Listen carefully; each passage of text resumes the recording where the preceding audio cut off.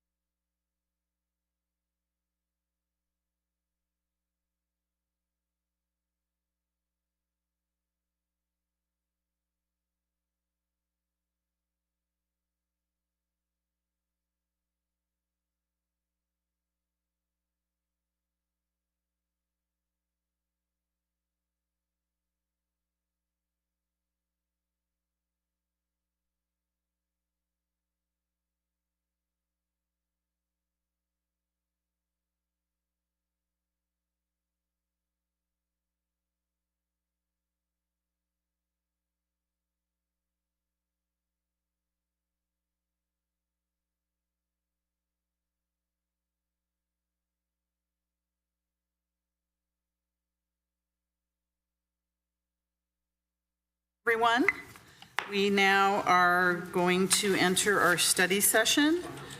So we're going to start with the study session review of the proposed fiscal year 22-23 and fiscal year 23-24 biennial capital improvement program budget and fiscal year 22-23 operating budget changes.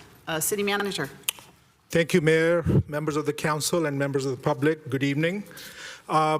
I'll just take 2 or 3 minutes just to give you an overview to start this presentation, and Ken Lee, our Director of Finance, will do the presentation. And I know you know it, that we are in a biennial budget program now. When I was here before, we used to do it annually. Since then, we've changed it. So last year, you approved the biennial operating budget, which was 21-22, and it'll go to 22-23. So this is sort of the midterm of that. And today we are starting the discussion on the capital program, the capital budget, which is called CIP, Capital Improvement Program. So 22-23, 23-24. So we'll focus on that. However, this is also an opportunity to do minor tweaks to the operating budget that you approved last year. Just minor tweaks if you want to make it. And as I mentioned, Ken Lee has a very nice, good presentation, and very educational it was for me. But before that, Mayor, if I could indulge you, coming in fresh into this budget cycle, I looked at it very carefully and wanted to clearly understand what was going on, and are there ways to manage the deficits. Of course, we are in COVID situation. That hasn't helped anyone. So just to share with you that perspective, we are coming out of COVID. However, we are not out of the woods yet, as you can tell. The revenues are improving. In general fund, for example, and I'm mixing the two budgets together. I'm talking about the overall budget. The revenue sources primarily are property tax, as you know, sales tax, and transit occupancy tax. Those three are the large ones that we get our revenues from. The first two, the property tax, is doing very well. The TOT, which is the transit occupancy tax, that of course hasn't picked up yet, and that's because people are still not traveling, and because we go into spikes and then it goes back. So we continue to watch that, and hopefully we'll come out of it sooner than later. So looking at the overall budget, I think we have to not only tighten the belt, but my plea to everyone, not just you as council, but staff, as well as the public, the residents. I think this is the whole team, and we have to look at the budget very holistically, and everyone has to play a little bit of role in all this, in coming out of this. So I'll use a cliche: government of the people, for the people, by the people. You are the government of the people. For the people is the residents, and by the people is us. So all three parties in this have to do their role. And I'm not pointing at anyone that you are not, but it's, again, presenting a very fresh perspective on that. So, for example, I'll start with staff. Staff in the last several years, as I learned, they really have stepped up. And people have, we are going through negotiations, and people have, agreed to no COLAs, et cetera, for the last 2 years. So staff is doing a lot from that perspective. Also, in every department, as I looked into it, there are vacancies, and you are very clearly aware of that, anywhere from 8% to 15 to 16%. So other people have stepped up to provide as many services as we can continue and at a good level, but we're not there yet. So we need to be very mindful of that there are a lot of vacancies, and it's all budget related. That's why I bring it up. So staff is stepping up, has stepped up, and we continue to do that. When we fill the positions, I'm going to very carefully look at it. It's like a managed hiring. Positions that generate some kind of revenue or provide critical services, those are the ones we are going to fill. Otherwise, we'll see if we can leave them vacant and realize some savings on that. On the resident side, my plea to residents is, you pay taxes, you expect services, but little bit of patience in the sense it'll be a little slow maybe, and maybe it'll take a little time, again, because of COVID and vacancies and everything, but we'll get back there. So just patience. And on the council side, I mean, you are a great, you've shown leadership in these times, and that's what we will continue to expect, again, as a team. Now, we need to continue to look at new sources of funds too. So what I mean by that is, for example, we should use our assets that we have for additional revenues. For example, we have a very nice convention center too.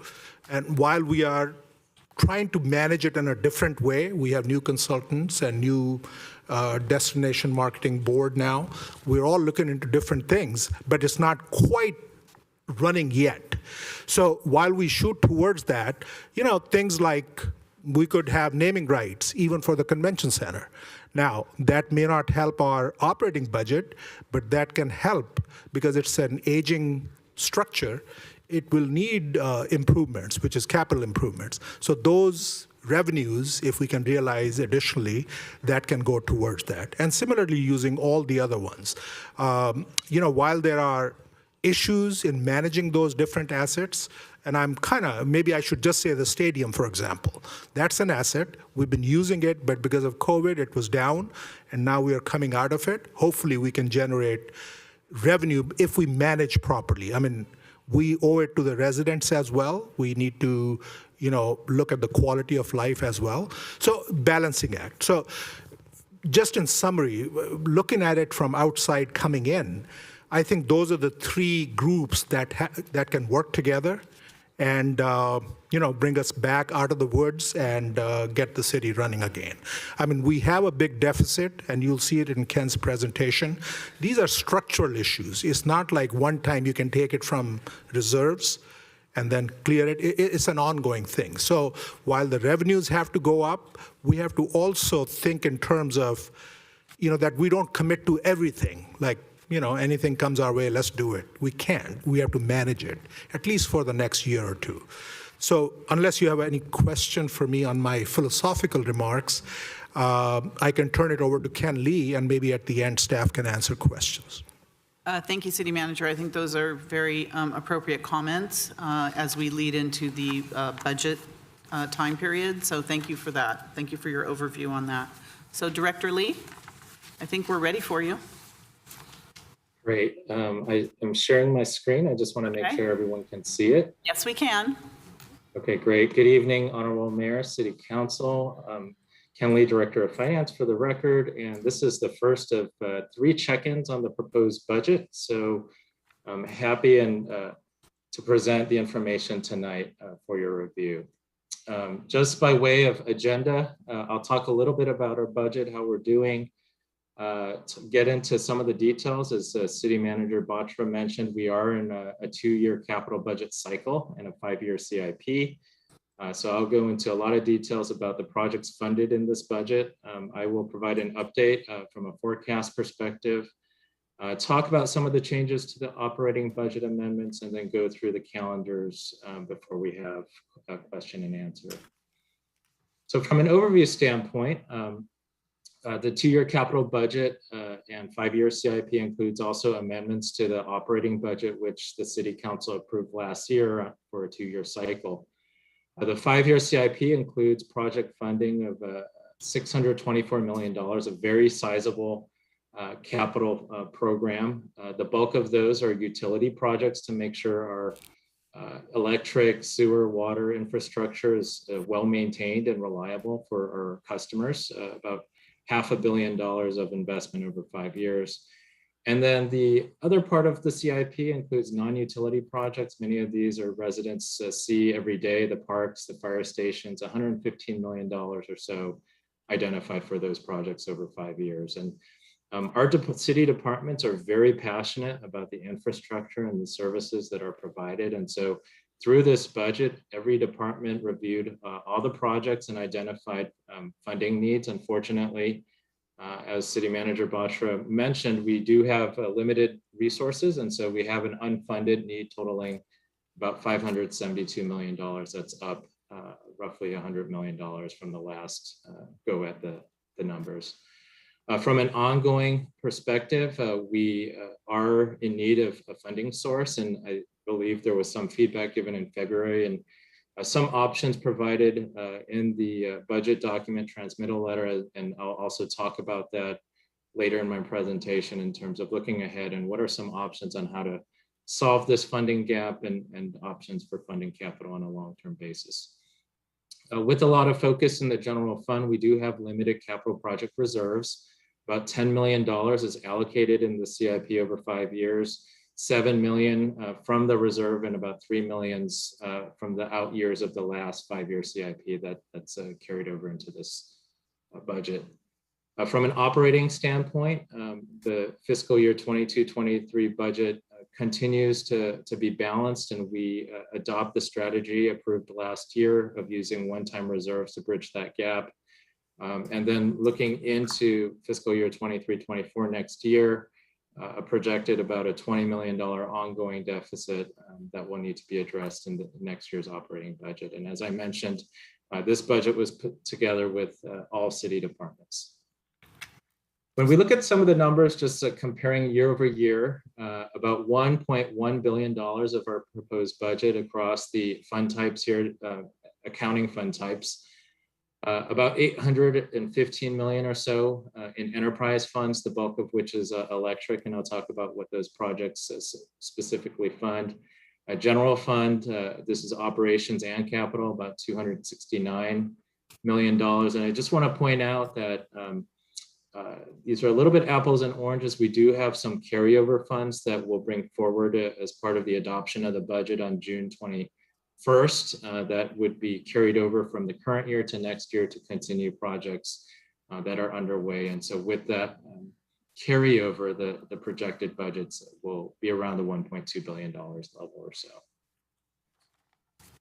Diving into the capital budget itself, 2 years ago, we reorganized the budget, and they're organized by theme area. So you can see here some of the theme areas with significant investment over the 2 and 5 year budget in our electric utility, about $278 million on a 2-year basis, about $400 million on a 5-year basis. Those two numbers make up the bulk of the budget, but you can see sizable investments across our sewer utility, our water infrastructure, as well as our transportation and parks infrastructure. So some of the numbers across the board here, over the 5 years, $624 million, 2-year budget of $382 million. Now taking that same budget over 5 years, $624 million or so, organized by council priority or strategic pillar. The large pillar here, deliver and enhance quality, high quality, efficient services and infrastructure, taking the bulk of the dollars as it's infrastructure related, but we do have some dollars around housing, transportation development, as well as sustainability. I want to include and highlight from a strategic pillar standpoint.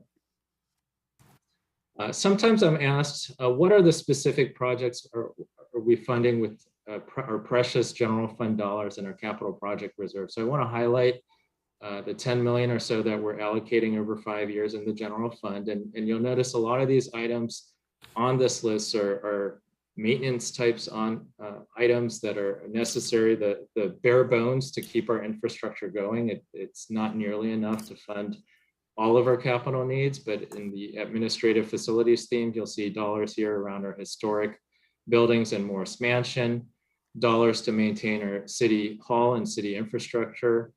Several different lines in the budget include fire department equipment and apparatus. And so those are very critical to keep our public safe with regards to equipment. The continuation of a multi-year project for standby generators here, Triton Museum, and then a project around our library to address some of the concrete sidewalk settling that's at that library. And I have a picture I'll show the public later on in a future slide. When we continue in the general fund over 5 years, some dollars allocated to the storm program to maintain our pumps and our controls, as well as improve our slide gates to ensure that stormwater, when those heavy storms happen, flow out according to our creeks and as they should. Dollars around are, again, defibrillators and PPE for fire department, as well as some dollars around our internal financial system and billing system. When we look at transportation, you'll see the items on this list: creek trail rehab projects, curb ramps, bridge maintenance, which a lot of those projects are identified by Caltrans, and we have no option. We have to do those. Some dollars to supplement CDBG funds around state safe route to schools, sidewalk repairs, street tree services, and traffic engineering. So all in all, you'll see that a lot of the dollars are front loaded for the first 2 years of the budget. With limited dollars, we'll need to find other funding sources in the future to continue these projects, as well as fund some of the unfunded needs in the general fund, but approximately $10 million of projects in the general fund. Now, some of the more interesting pictures around the project. So this is by theme, focused here, administrative facilities. So I mentioned the replacement of oxygen tank filling station, standby generator. So that top picture there, one of the very old generators in the city, to ensure reliable services, a project, multi-year project to replace out some of those generators, and then dollars around repairing our city and historic buildings. So the pictures down to the right here, ongoing project funded primarily through grants to the Harris-Lass facility. In the community facilities theme, there's about $1.4 million of projects here. 273,000 in library concrete replacement. It's hard to tell in this picture, but there is a 2 to 3 inch gap there between the doors and the concrete that has settled around the central library. So an urgent project to meet ADA needs. A park service center roof, that roof is leaking. And so I need to fix that roof. This funds about 75% of that project, and we'll need to identify some other funding sources to finish that. And then this is an initial seed money for discussion and outreach and planning around our Central Park Master Plan, specifically the Aquatic Center. $358,000 to start some of the outreach, about $2.1 million needed to finish out some of the design and concept and planning and outreach for that center, but acknowledgement of a need to start and some dollars to allocate it to begin that process. Switching over to the convention center, this is primarily a carryover of dollars provided by Spectra, and you can see here pictures. And if you've been out to the convention center, there's new paint, new carpet, renovated escalators and elevators, and so continuation of some of those projects, as well as digital signage and public space usage fixtures and equipment. In the electric utility, the bulk of the dollars here are allocated to ensure reliability of our substations, as well as enhanced capacity for future growth. And so large dollars here are previously reported through quarterly reports around the Scott and Kiefer receiving station, over $100 million between those two projects. Homestead, Esperanza, Grizzly repairs, as well as some of the transformer and line upgrades to ensure reliable and build for growth in SVP. There is a theme here focused, it's kind of a catch-all for some of the other projects. We do have dollars carried over, as well as supporting some of the staff to around the related Santa Clara development, Tasman East specific plan, Patrick Henry, as well as our public works staff over 5 years to deliver the capital projects in the budget. Shifting gears to parks and trails, there's funding from Related for the initial design and some amenities around the Community Park North Phase 1. That's not enough money for a full build out, but 5 million, 4.5, which is included in this budget. Westwood Oaks Parks Playground, that was identified as a high needed rehabilitation project based on play use. And so those dollars are in the budget, as well as some of the dollars in Quimby, as well as park impact fees. And just on a side note, we shifted our methodology here just to be a little bit more conservative. As those dollars come in, we'll budget those projects So just to match the funding dollars as well as the expectation out there. But we do have projects lined up for Quimby and mitigation once those dollars do come in, which they are expected over the next 2 years. In the sewer utility theme, the bulk of the activity here is supporting the Santa Clara, San Jose wastewater facility treatment plant that we share with San Jose. We do have some dollars around maintaining our sewer infrastructure, including our mains. And then we also have some modeling and assessment dollars in here to make sure that we have an inventory and condition of our sewer system. You see the picture there on the left of the employee sending videotape down the video cameras down the sewer. So very important projects to keep our utilities, sewer utility flowing. In the solid waste theme, the activity here surrounds our landfill and some of the monitoring around the landfill gas, as well as data collections for state and required reporting, as well as monitoring other wells that have been abandoned through the city. Primarily here, maintenance, but very important dollars allocated to these activities. In the storm area, modest investment here. These are primarily general fund dollars here, $1.5 million around our pumps, our gates, and to meet the requirements of our urban runoff permit. And so picture on the right here is a very new improvement related to the Laurelwood pump station and some of the gates at that newly rehabilitated storm infrastructure. And then last but not least, the technology and equipment needed to support our city and the services. So GIS, our PeopleSoft system, fire equipment, as well as our billing system dollars included in the budget. And then with an acknowledgement that there are some projects that were formerly brought forward to the council every 2 years, such as networking and computer replacement and some of the fire equipment that I talked about, we are shifting those to the operating budget and trying to fund those over the 10-year forecast period. So a little bit of a change in approach with some of these ongoing types of projects. In the transportation theme, a lot of the dollars flowed through to the city, either from grants or gas tax dollars from the state, as well as Measure B funding through VTA. And so it continues our annual street maintenance and rehab program. Separately on the council agenda, approval to with some of the maintenance activities for this summer, very exciting, and some pictures on the right to keep our streets paved. Other dollars in this theme include bridge maintenance, bike and pedestrian safety, some of the traffic signal enhancements, as well as uncontrolled crosswalk improvements, such as the beacons that we see around the city. So $61 million over 5 years for transportation and traffic infrastructure.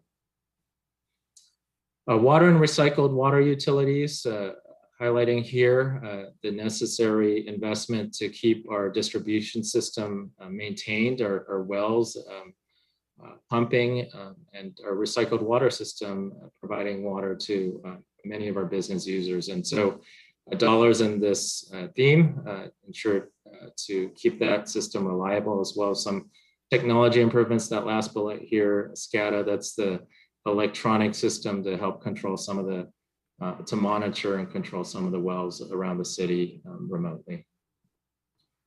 As I mentioned previously, our departments also performed an updated inventory of our capital needs, and over the next 5 years, about $572 million identified. This is not a new issue for us. This is something that we've tracked and brought forward to the City Council for discussion over the last 3 or 4 years. And it's also a theme up and down the state and through the national levels, capital infrastructure needs and the need for new dollars for that. So in our city, what does that mean? It includes fire stations or outdoor and parks and trails facilities or community facilities, dollars around our swim center, streets and roads, traffic, storm, our city hall and historical building infrastructure, At some point, we will need to identify new revenues or funding sources to fund this. But in the meantime, we'll allocate dollars to keep our buildings going and putting the Band-Aids on until more dollars can be identified. So a significant dollar need here, but part of a longer term work plan, hopefully to find dollars to fund these projects. Also wanted to acknowledge in the theme of unfunded projects, some city council priorities that were identified in the last priority setting session, as well as other initiatives. Now, this is not a complete list, but wanted to highlight some of the direction that and feedback we've heard through different check-ins with the city council. So the items on this list: Vision Zero, transportation, downtown, El Camino.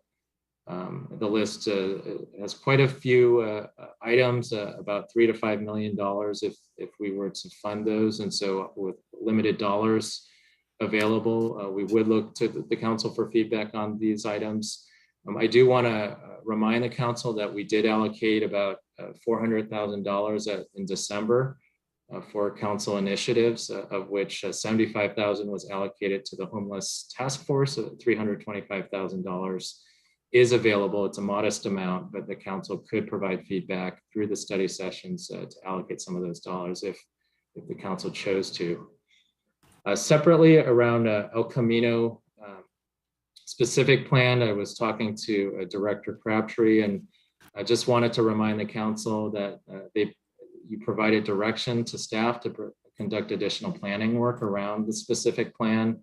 At that time, there was an estimate of about $1 million to fund that work, but the budget amendment did not pass. And so some options around El Camino for the council to consider would be to fund it from the land sale reserve. Now, keep in mind that those dollars are limited and could be used for other priorities or budget balancing in the future. But that is one option that the council could choose to do. Some other options include strategically reducing the density in the draft's strategic plan that would be consistent with the EIR, or moving forward with rezoning and roadways only, or taking no action. So just wanted to be transparent around some of the direction and funding options here. And I'm sure if the council had further questions around this, Director Crabtree would be able to respond to some of those. And then I know I talked a long time about unfunded needs. And so some of the potential funding strategy I talked about, we did look at our neighboring cities and some of the options that were approved by those cities to fund capital needs. And so those included GEO bond measures. So very recently, I know San Jose had a very large transportation and housing measure. We've seen measures at the county level, at school district levels. And so that's a common one that cities and jurisdictions use to help fund capital needs. And we've been before the council and pulled that 2 times at least, with slightly below the threshold needing to be successful. Parcel taxes are also a popular item, but would require a 2/3 vote. Some other cities have dedicated funding, such as a higher transfer tax or documentary transfer tax, or other type of fee or tax measures. For example, a storm system fee. Some cities have passed a dedicated storm fee. So those are revenue options that we could consider through the ballot to allocate to capital projects. Most actions would require either a 50+1 or 2/3 voter approval. And with the work plan ahead of us for November 22, the earliest we could look at some of these capital dollars would be to the 2024 ballot. But we would need to initiate and continue significant education and engagement to increase some of the support for a measure. Shifting gears a little bit here, the economic forecast, as City Manager Batra alluded to, we are on an upward trend with regards to some of our revenues from the COVID impact nationally. I like to just highlight that, we have recovered from a GDP level, and that's important because that's a metric used to indicate the national growth of the economy. And then when we look at unemployment, which is also a popular metric, both nationally and locally, we see that the increase in loss of jobs has recovered very recently. I think the latest information was just above 2%. And so I do want to know that sometimes is skewed because some of the workforce has abandoned that search. And so, but from an economic recovery standpoint, some of those numbers are strong. The revenue source here around hotels and the TOT, we continue to recover, but nowhere near the levels we were pre-COVID. I think last year we were down about 88%. This year we're forecasted to be down only 61%, but at least percentage-wise, almost a 200 to 300% rebound, but still significantly below levels before the pandemic. And this slide here is one that I've showed and highlighted, that the $19.6 million shortfall that we faced starting in 23-24. This is the amount that would need to be solved with either new revenues or expenditure reductions, and that will planning for that will start later this calendar year, and some of that broader work plan is already underway. With regards to the general fund and budget balancing, I mentioned earlier that the operating budget was approved last June, and this continues that strategy of using one-time dollars to fund the gap in 22-23. And then we'll bring forward options around revenues, use of reserves, as well as expenditure reductions as we work through the operating budget starting later this year. On the topic of fiscal sustainability, I mentioned some of the items underway include revenues for the November 22 ballot, including our business tax. We've had very good engagement, community sessions with our businesses, with our residents, with our community stakeholders, and we'll bring forward separately some of the results of that outreach and recommendations. And then later on, as we continue to work through the budget, there may be a need to defer or reduce services. However, we're looking everywhere we can, turning every rock that we can to try and find ways to manage through the budget situation and position the city moving forward for long-term fiscal sustainability. So turning to our operating budget, I mentioned this is kind of a mid-year check-in for the two-year operating budget. The amendments necessary surround our revenue estimates. So we are doing some tweaking in the general fund and other funds, making adjustments to account for labor and non-personnel costs, update our resources and production costs in our utilities, update our positions to reflect actions that were previously brought to the council for approval. These included a significant number of positions in our electric utility, as well as the restoration of positions in the police department as part of the $1.7 million restoration in July of last year as part of the last budget. And those are further described in the appendices section of the document.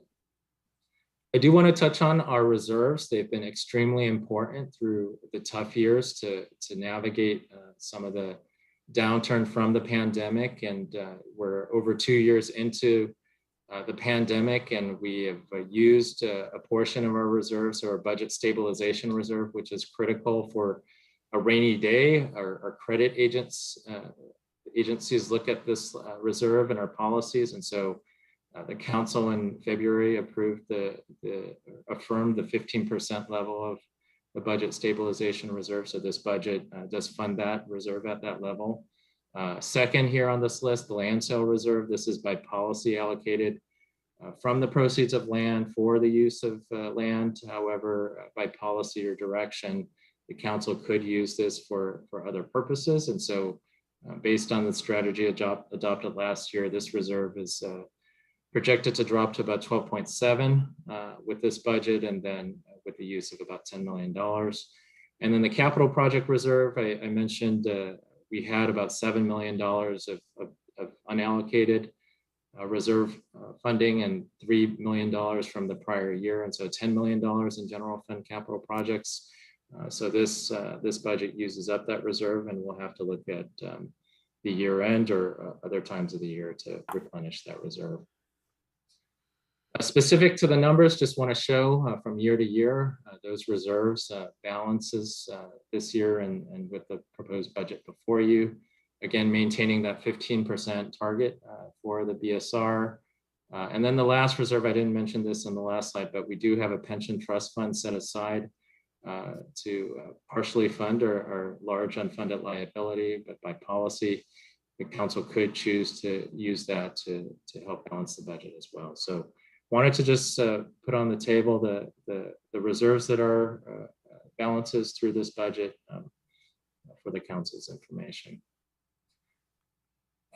Almost at the end here, I want to highlight some changes we always bring forward as a best practice for the finance department, budget and fiscal policies for the council's review and then adoption in June. This aligns some of the actions the council previously took around setting up a new fund around our building services. It amends the utility fund reserves, taking a very close look at some of the requirements around projects and infrastructure, as well as rainy day funds. So in the electric utility specifically, maintaining significant reserves, as well as some of our utilities. Now they're not all fully funded to these levels, but it's important to have a policy around reserves and work with our departments to fund those reserves over a select time period.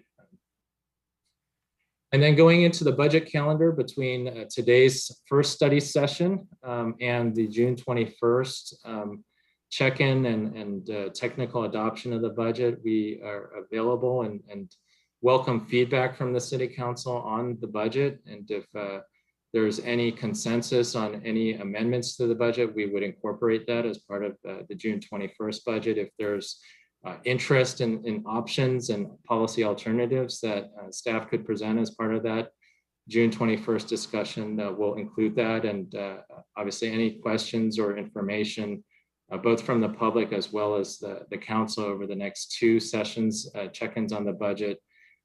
Staff is here to answer those questions, and we'll be available to talk through some of those items over the next two budget study sessions. So this is the first out of two study sessions before the technical adoption of the budget, June 21st.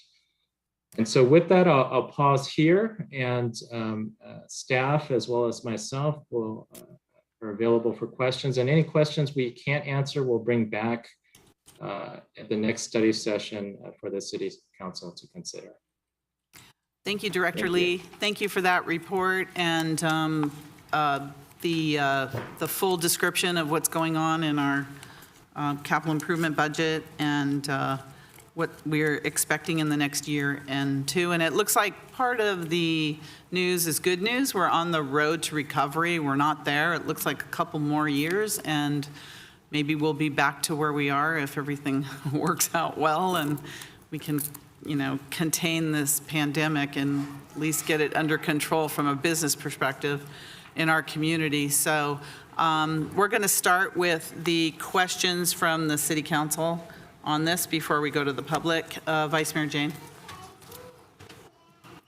Thank you, Director Lee, for your presentation. I see that the budget stabilization reserve is $40.4 million. And, that's dropped from our target of 25% to 15%. I guess we're looking at a deficit of 19 million this year, which means, and the stock market is down, there are rumors of recession, and so if we sort of held it, if the economy didn't really recover, would you say that we have basically 2 years left if we drew down the entire BSR to operate as we have been operating with the sort of the current levels? And I have some other questions. Why don't you ask them all? Okay. Then from my perspective, I see that the BSR is kind of more, in my mind, for operating deficits And then the land sale reserve is conceivably more for like one-time expenses. So if you go back to slide 25, where we had some council initiatives, I know you said that we had set aside 400,000 for council initiatives, and we've only spent 75,000 of it. So we basically have 325,000 without dipping into any of our reserves to fund some council initiatives.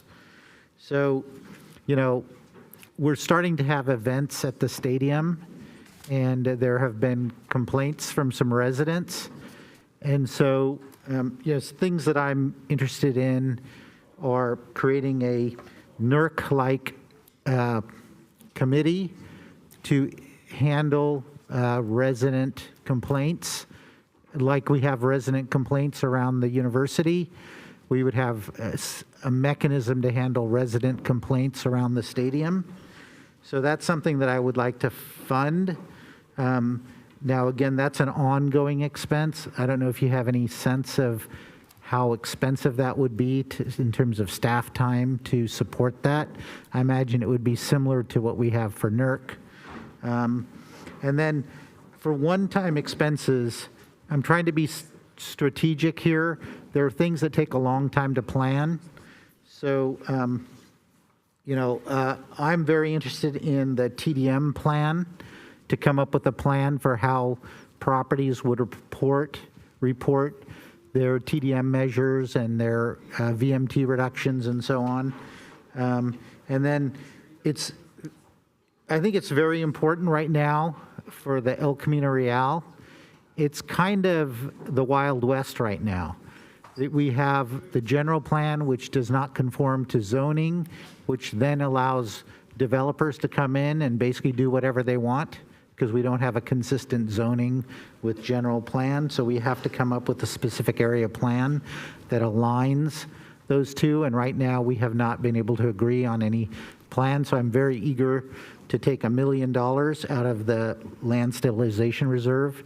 It is a property-related development. I mean, if you look at El Camino, the whole plan is 250 acres. And if you look at the related project, 240 acres is about $7 billion. So conceivably, we could have $7 billion worth of construction on El Camino, for which $1 million to plan it doesn't seem like much to me. And then finally, we have the homeless task force, which we funded just to do and operate the task force with consultants. But we had never put any money aside to actually implement measures that would be recommended by that task force. So I'd be very eager to somehow fund any measures that they have. I know that we have portable showers, but those are going to run out at the beginning of 2023. So how do we extend that? So those are my questions about how we can use some of these one-time land stabilization reserves to do one-time planning expenditures. That's what I had. Thank you. Councilmember Watanabe. Thank you, Mayor.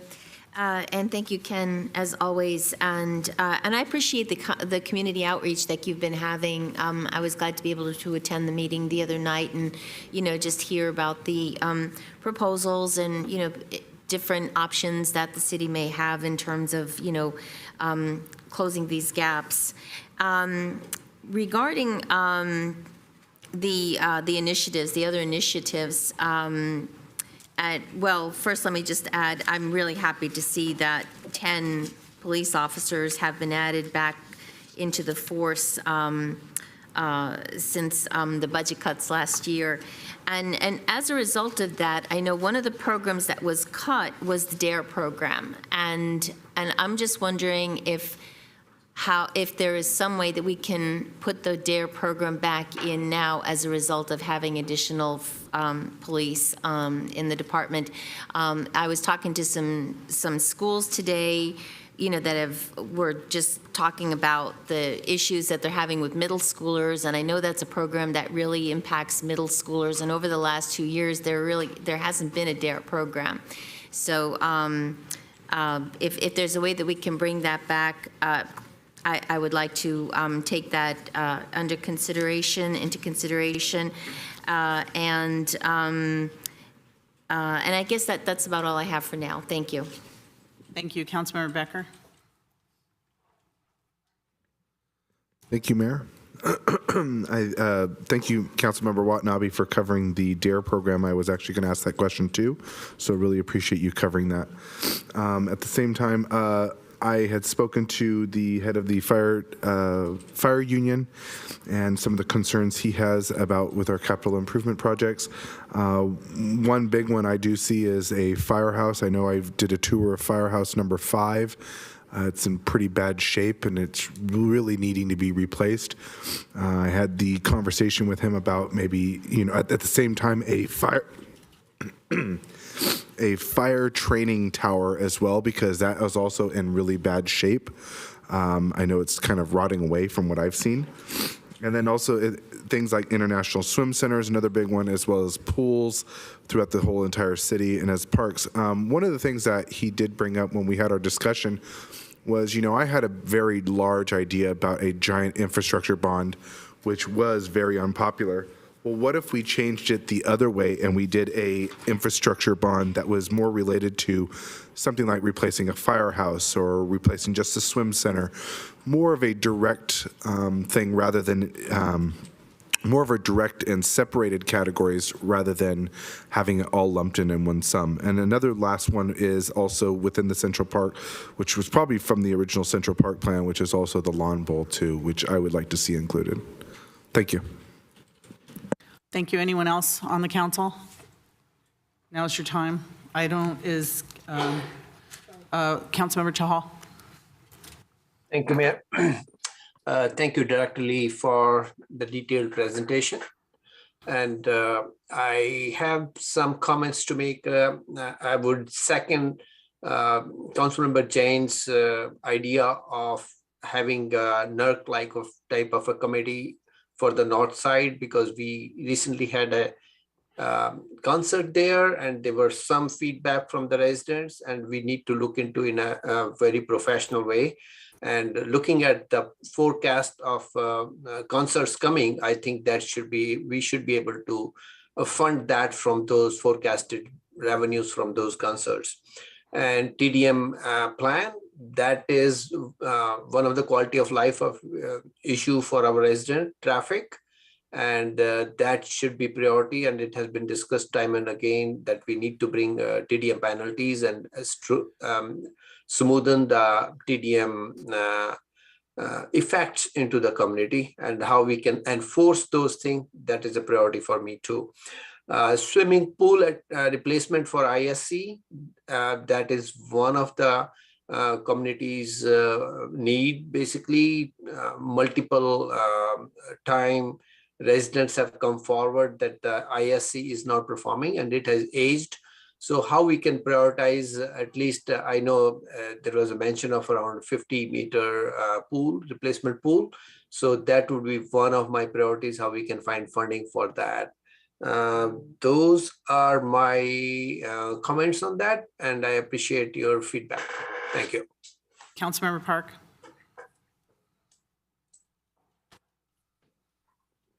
Thank you. I also agree with, for example, the NERC, because we need to have stadium events. We need to look at how we generate funds. We need to look at what the DARE program, other programs that are there. I look at youth activities, and I'm looking at maybe we have a specific focus on youth activities, like a youth activities commission with city support. Partnering with vertical leaders. Instead of having the city run everything by itself, we partner with leaders in the specific fields. I remember when we were here last year talking about the junior theater program and the ballet. We needed funding, so we gave funding. But if we could look at these partners as partners, and we could throw city support to get sponsorships, I see a lot of places, even in the priorities, that I think could get some benefit from the synergies of a combined program. Things like the lawn bowling facility International Swim Center and the Santa Clara Swim Club, again, we have programs that use our facilities that we could partner with. The Roberta Jones Junior Theater, the Santa Clara Ballet, the Peninsula Gymnastics. Again, I think that rather than have these essentially city programs, if I look on the websites, they are sponsored or partnered with the city. If we could actually have continued support, so that we don't have a condition where the International Swim Center is in such disrepair that I'm afraid to send people there. And again, we have other programs. We've got other programs that probably could benefit from this, and I would like to see how we have funding. Again, if we don't get additional funding, then the obvious thing that we need to do is control our spending. And at some point, I would like to look at how we can maintain and preserve our level of service without necessarily increasing the level of service or without any new programs. I'd like to know what we can do to do that, because it's expensive just to maintain and preserve. Thank you. Councilmember Hardy. Thank you. It's a specific question, Ken. Knowing that our International Swim Center is on life support, I was surprised to see a survey come out to the residents and to read in the Parks and Rec that they were looking at redoing the entrance to Central Park. And I looked in the CIP and didn't see if that was a funded situation. So I would ask if that were. Thank you. Thank you. So my comments are, if we're looking at making any amendments to the operating budget, I want to see how we can add back programs that the council cut last year, which was the DARE program, which is the drug, alcohol, stress, bullying program that we partnered with the school district on to give to all the fifth graders in the school district. That is such a valuable and preventative program for our city, and we were the only city that had it left, and this council cut it last year. So I want to make sure that we can try to bring that back. Also, our school site patrols from our police department and our park patrols, I know those were also cut last year, and all of those, which are really, community-based services that we provide. And I don't know if members of this council know, but prior to the pandemic, we were ready to go out with an infrastructure bond that talked about fire department sites, a new swim center, redoing of Central Park, different park acquisitions and park improvements in the city. We were ready to go with that, and then the pandemic hit. We pulled for it afterwards, and it's not high enough yet. The economy hasn't improved enough yet for us to go back and do that. But in the meantime, we need a few more Band-Aids on our swim center and some of the activities at Central Park while we wait to probably 2024 go back with a new infrastructure bond. Hopefully the economy will improve. We want to build a Central Park North. Again, get a new community center, expand the community center we have at Central Park, a new swim center, not a Taj Mahal, but a new swim center for our swimmers here in the city, young and old, and do that. So those are the things I'm interested in, at least right now, in terms of the operations budget. So City Manager, I know you've heard what we want, and I hope you can incorporate those. I don't know if there's any specific questions that have to be answered right now. Some of the things that people talked about are things that should be in our goal-setting sessions as well. So I know those are a few things that we talked about, but I just want to make sure you got all our input, and then we have members of the public that would like to speak on that as well. City Manager, is there anything you want to say before we go to the public? No, Mayor, I was going to suggest you can take public comments, and then we're taking notes, and best would be to bring it back at the next session. Very good. I know we have a 7th. Full house tonight, and we got a lot of issues tonight, so I want to make sure we get to the actual meeting. So we have Omar. I don't know, is Omar here in person or online? Mayor, Omar is online. Okay, Omar, when you're ready. No, I just wanted to point out, I heard all the council members speak, and I was actually just thinking about maybe them coming up with a resolution to prioritize spending by restructuring the entire budget. I know it seems like a lot, but with the issues that have been talked about, it might be a good idea to think about that. Thank you, Omar. Lee, go ahead, Lee. Okay, hi. I guess I'm confused. I thought we had a $19.6 million deficit, and yet all I hear from the council is, oh, can we draw down this? Can we draw down that? I'm confused. I thought you were supposed to be trying to fix the deficit. Thank you. Thank you. Do we have any additional speakers online? Assistant City Clerk? We just had another hand go up. Marissa. Carlini. Marissa, go ahead, Marissa. Good evening. I'm Marissa Carlini, and I live off of Cabrillo here in Santa Clara. And my question is, has anything come up, resolution or something, with the Cabrillo and San Tomas intersection, where there is nearly an accident every day at that intersection? And it concerns me as to the speed that comes down Cabrillo.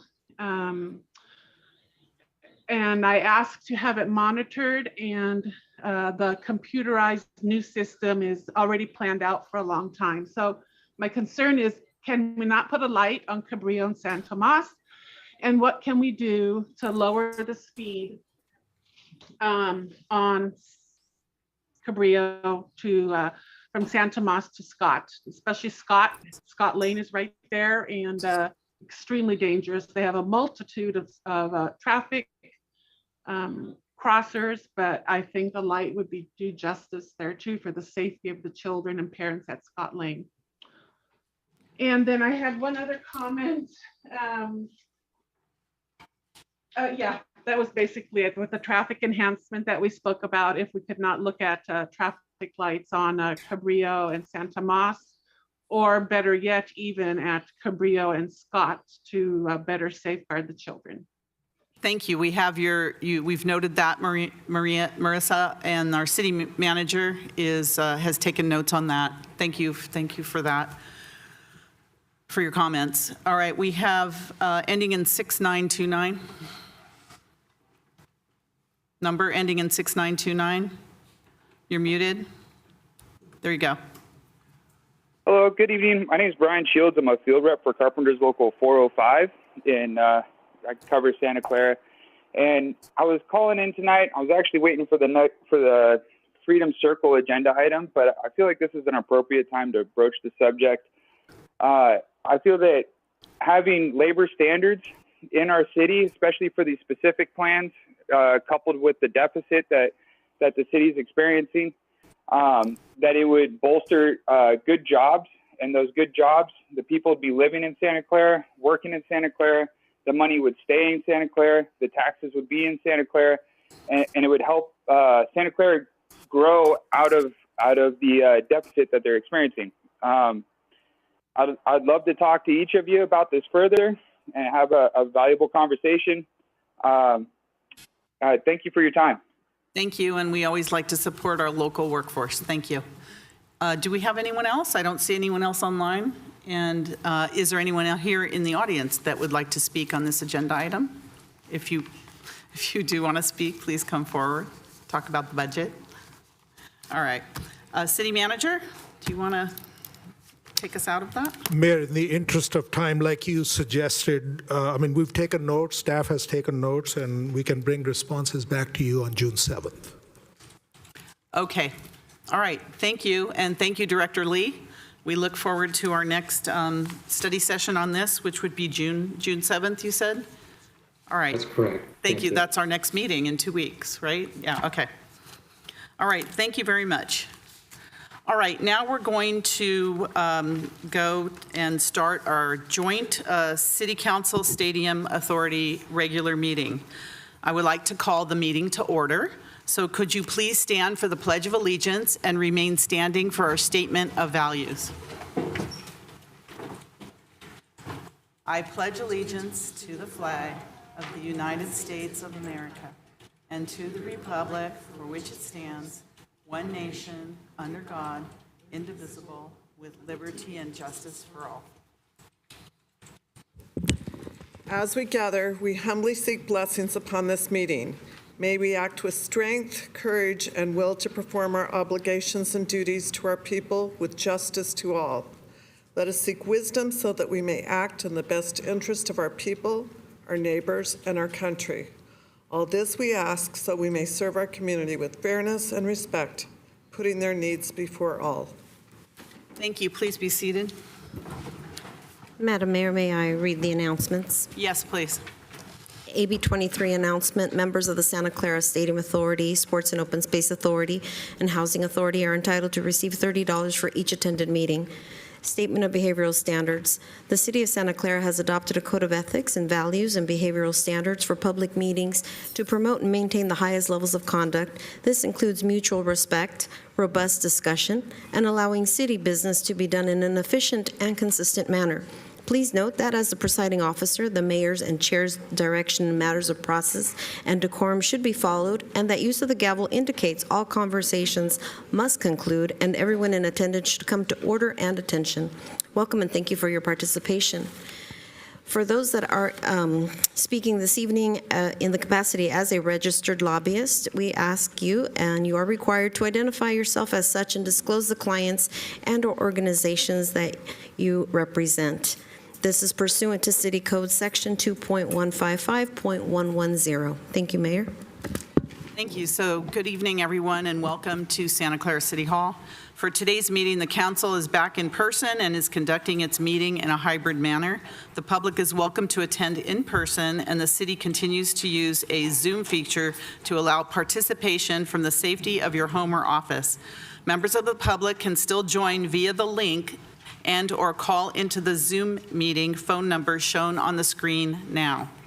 If you would like to speak on an agenda item or during public presentations, please raise your hand on the Zoom application or press *9 on your phone. Please only raise your hand while the item you're seeking to speak on is being presented.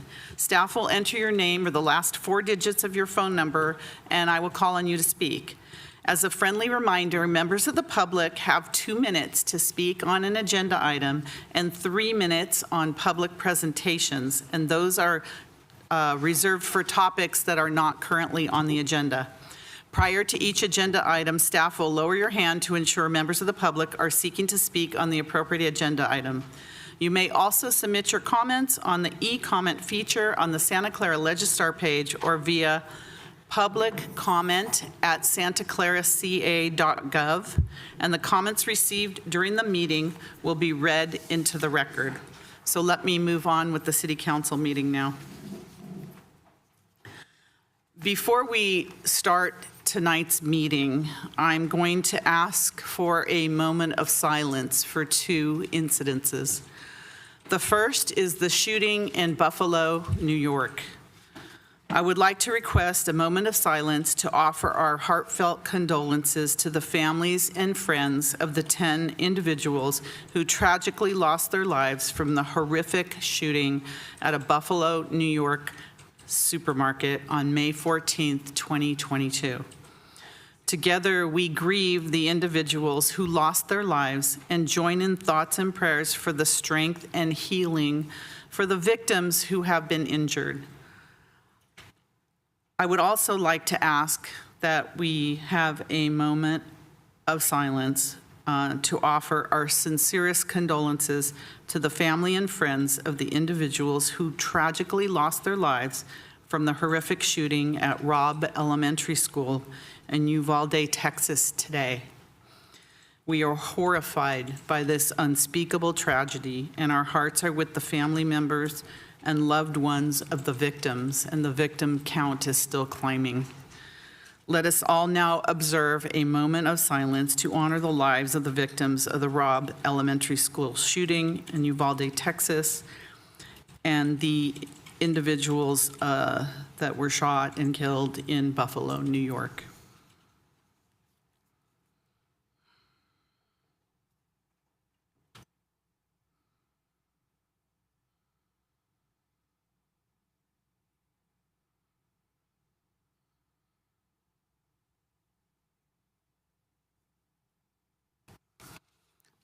Thank you all for that. It's really hard to start a meeting under those horrible circumstances. All right. All right, next we have reports of action taken in closed session. City Attorney? Mayor, we have nothing to report out of the closed sessions. Thank you very much. Next, continuances, exceptions, and reconsiderations. I know we're going to move some things around, but I'm going to start with the city manager.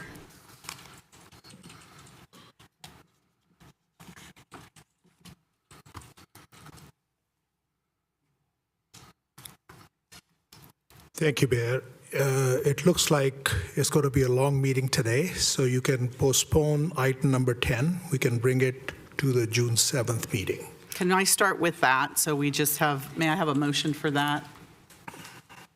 For Motion to item number continue. 10 to come back to our next meeting. Motion to continue item number 10. Is there a second? Yeah, I'll second it. Motion and a second to continue item number 10. All right.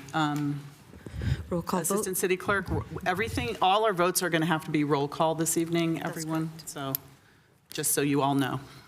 Councilmember Watanabe. Yes. Councilmember Shahal. Yes. Councilmember Hardy. Yes. Councilmember Park. Yes. Vice Mayor Jane. Yes. Councilmember Becker. Yes. Mayor Gilmore. Yes. And that passes unanimously. Thank you. City Manager? Mayor, we have some items under consent, if you want me to talk about that now. So you're going to or- tell us the items that need to be Need heard to be this heard this today. evening. Yeah. Okay, go ahead.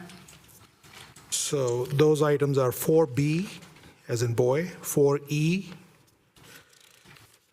4H, 4K, 4L.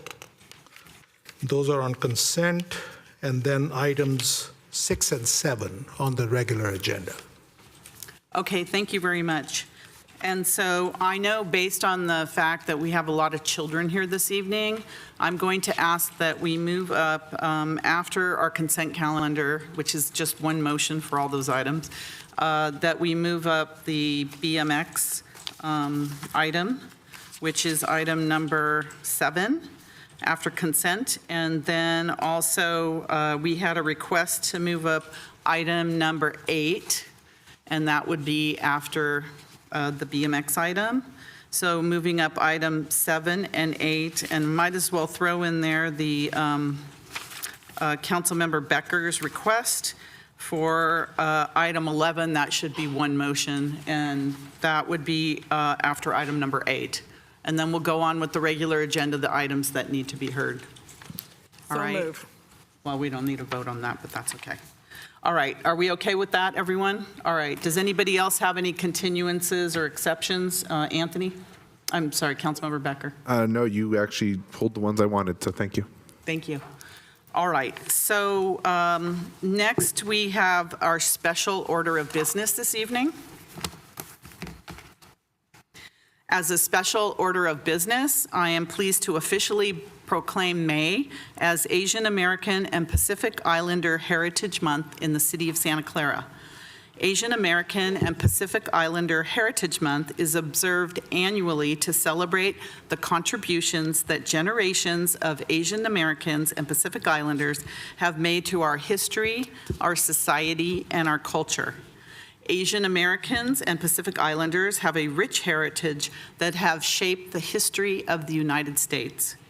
Asian Americans and Pacific Islanders have endured hardships throughout history, including exclusionary laws surrounding housing, marriage, immigration, and naturalization. On March 23, 2021, the City of Santa Clara Council adopted Resolution 21-8953, affirming the city's commitment to condemn violence and hate crimes against Asian Americans and Pacific Islanders. We recognize and honor all the contributions made by our Asian American and Pacific Islander residents, employees, and community throughout Santa Clara. This evening, we're honored to have our guest from Mission College accept the proclamation to recognize Asian American and Pacific Islander Heritage Month in Santa Clara. It gives me great pleasure to introduce introduce Kenneth Sonko, Director of Student Equity and Success. Mr. Sonko oversees the Asian American, Native American, Pacific Islander Institution, which works to strengthen and promote student success at the college. So is Mr. Sonko here? There he is. Wonderful. Please come forward. We'd like to hear a few words from you, Mr. Sonko. Thank you so much for joining us this evening. Thank you, Mayor. Mayor Gilmore and members of the City Council, on behalf of Fiscal College, we thank you for providing us with this proclamation. And just a little bit about Mission College. We are a minority-serving institution. We are proud to be an ANAPISI, which is an Asian American, Native American, Pacific Islander serving institution. So we receive federal grants to actually provide support for AAPI students to ensure that they continue their education at Mission College and obtain their degrees, whether it's a certificate, transfer degree, or going on to other endeavors. I just want to note that, this month for Asian American Pacific Islander Heritage Month, we actually did some events, including an event that's called Shattering the Model Minority Myth.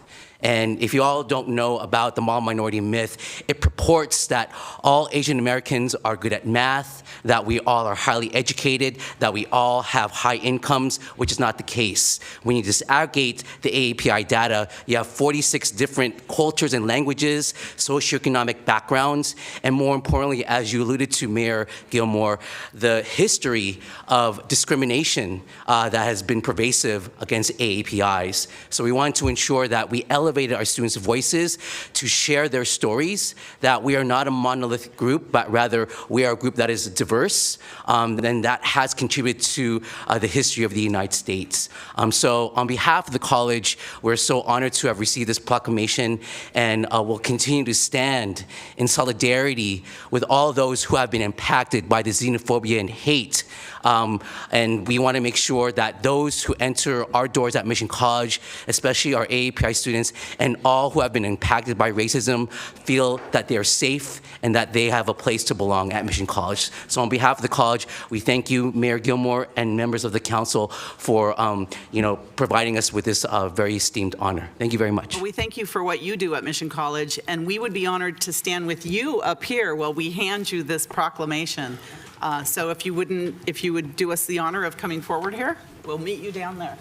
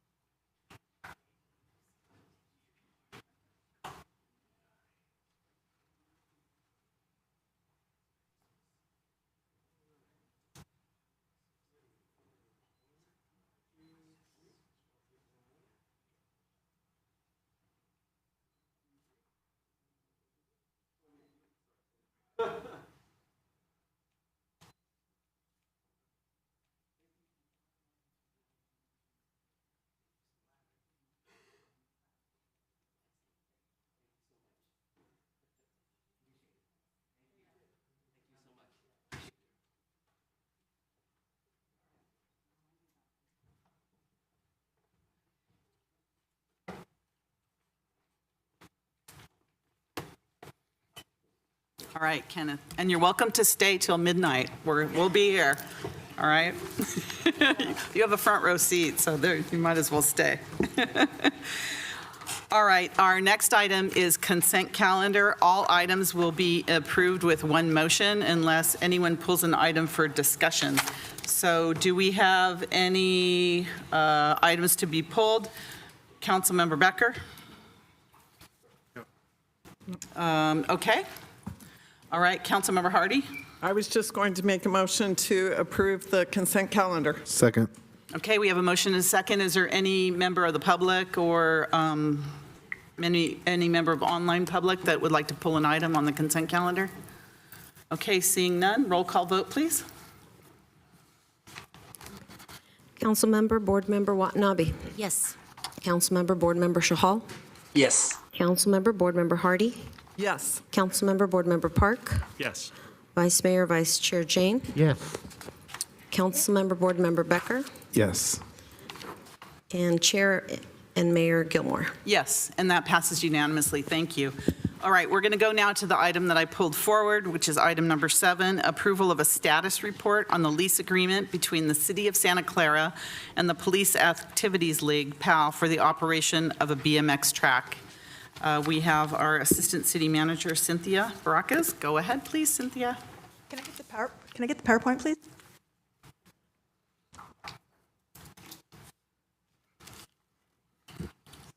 Great. Next slide, please. On April 19th, the City Council directed staff to return tonight, May 24th, 2022, with a status report on 5 items. The status is insurance, access to PayPal accounts for BMX, completion of a fiscal audit, USA BMX willingness to work with PAL, and the feasibility of Parks and Recreation Department assuming responsibility for the BMX park.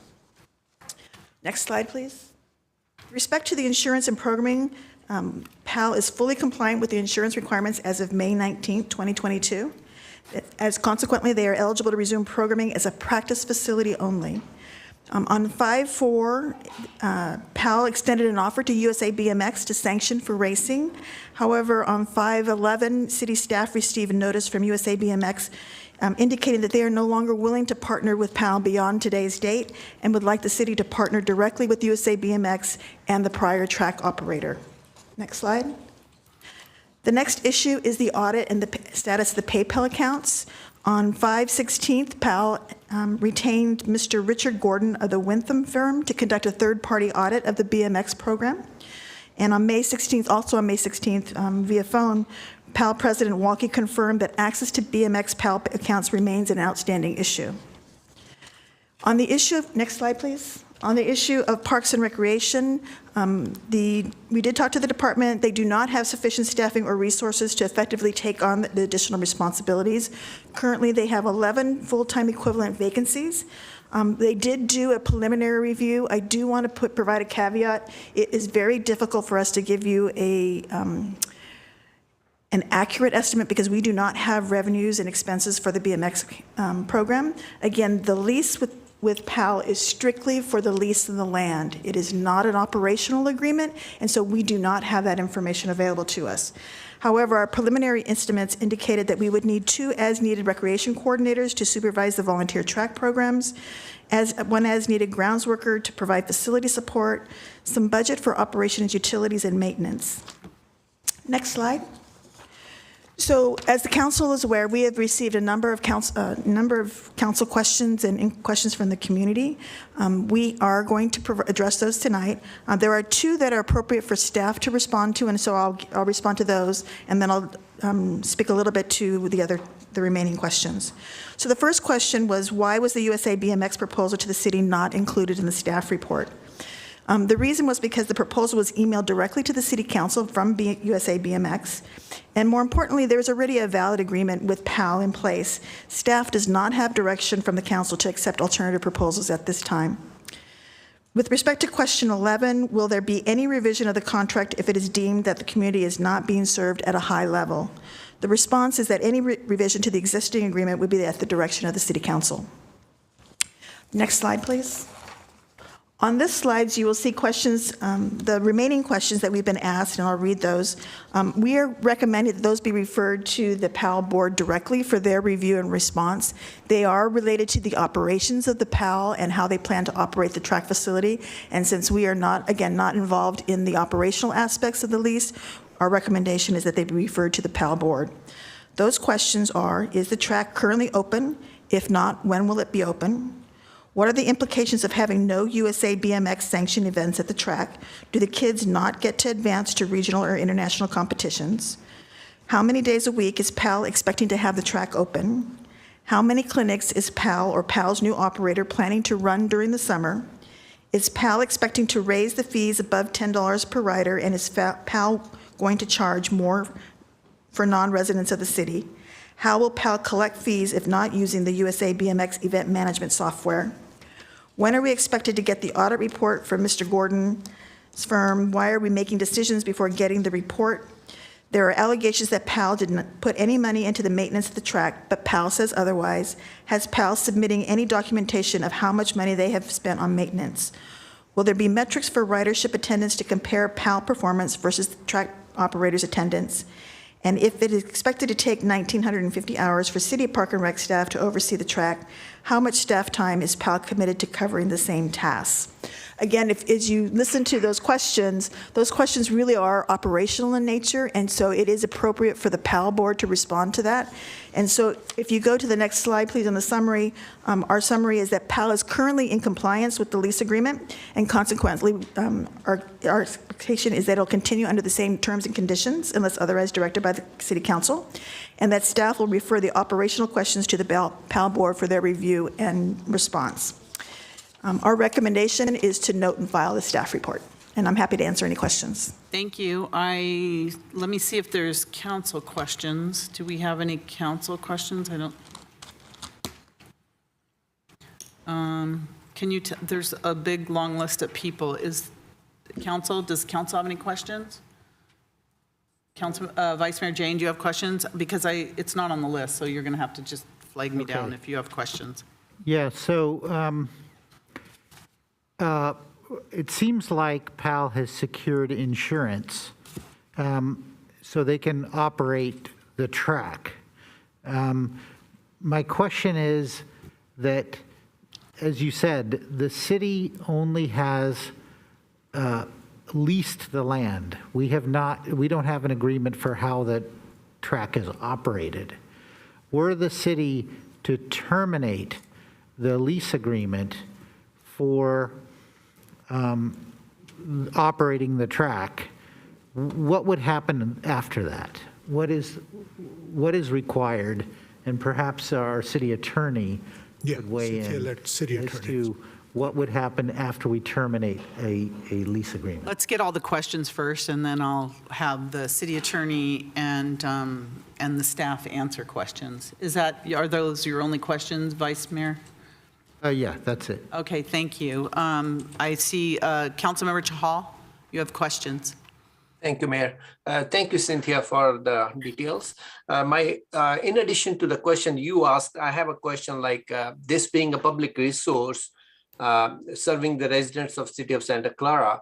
I would request PAL another question that what is happening to the audit, and when will we all, as well as the residents, be aware of what are the results of the audit?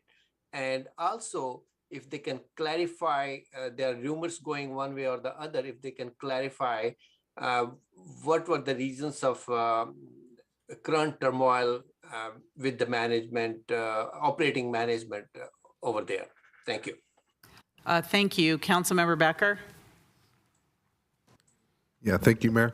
I'm in agreement with what Councilmember Chahal just said, which is I would like to hear from PAL about the audit results and when they can be done and when they will be available, especially considering that, when you usually have an audit, you kind of wait until the audit is finished before you make moves. So I kind of want to hear from PAL to see what they have to say on that, as well as I kind of second what Councilmember Jane was saying too.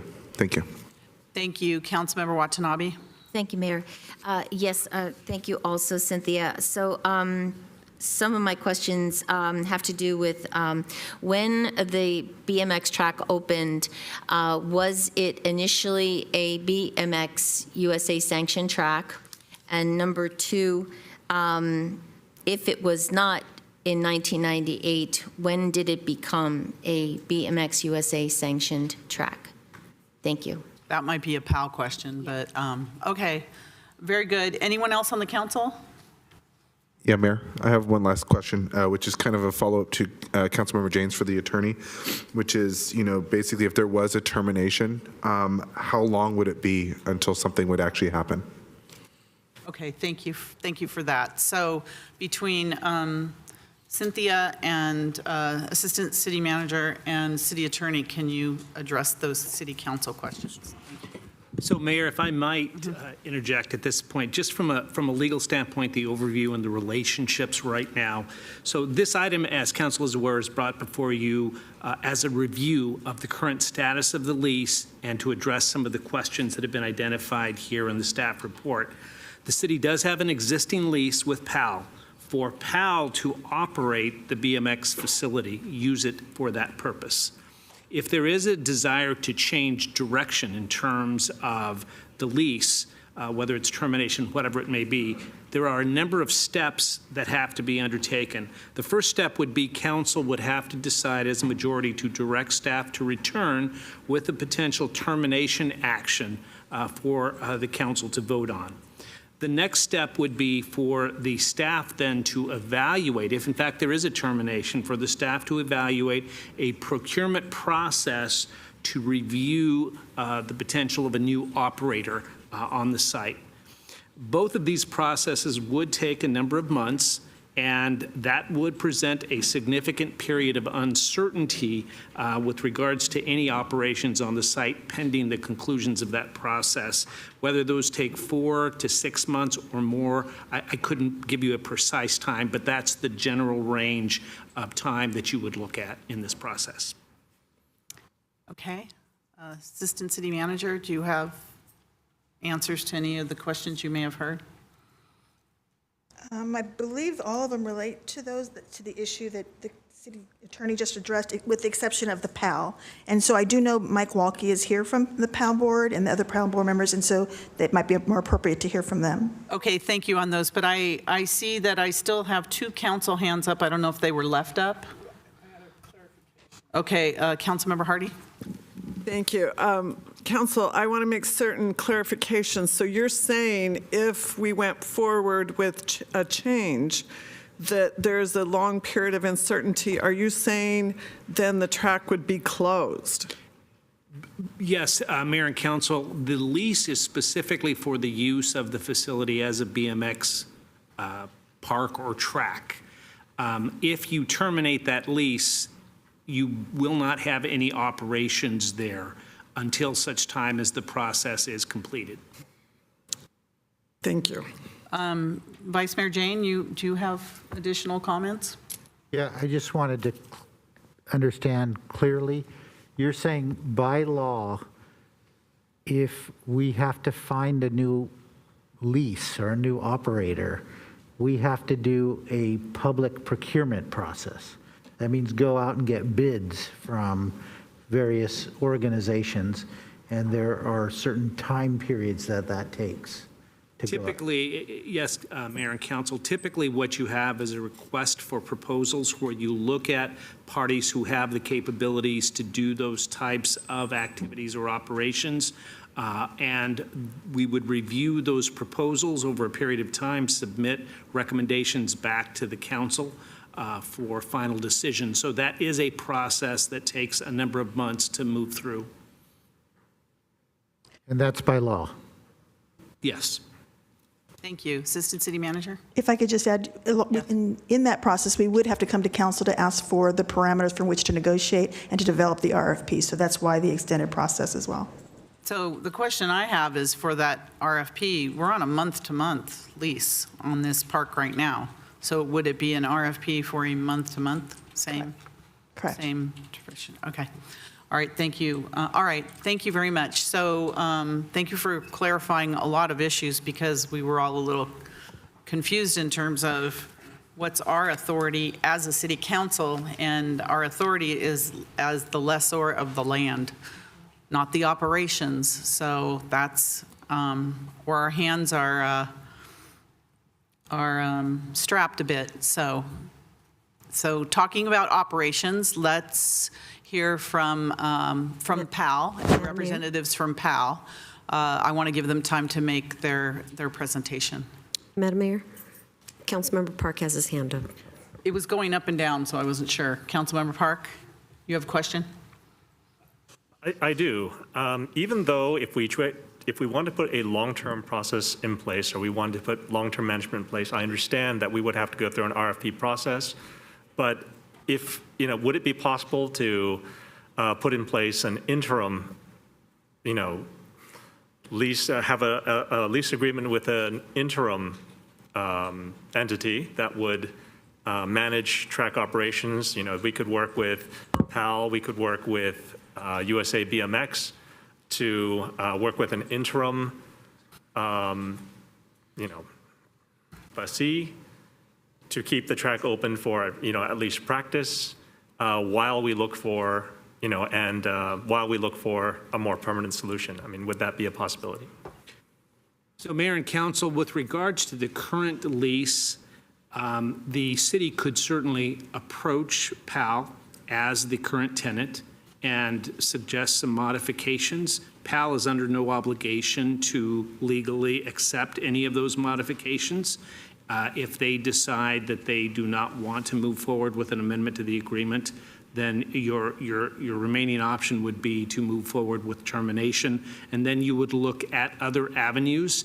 If there would be the ability to have a temporary operator come in that would meet whether it's the current or other types of operations that have met the public need, there is the potential to look at that. My concern is typically you look at having competitive processes to ensure that public resources are being used in a manner that maximizes, whether it's revenue terms that you're looking at for the operation, those types of things. So my recommendation would be that in that scenario, you would go out to a competitive process. If you couldn't get an amended agreement on a short-term basis with your existing tenant. Okay, thank you. All right, so let's hear from PAL. Thank you, Assistant City Manager.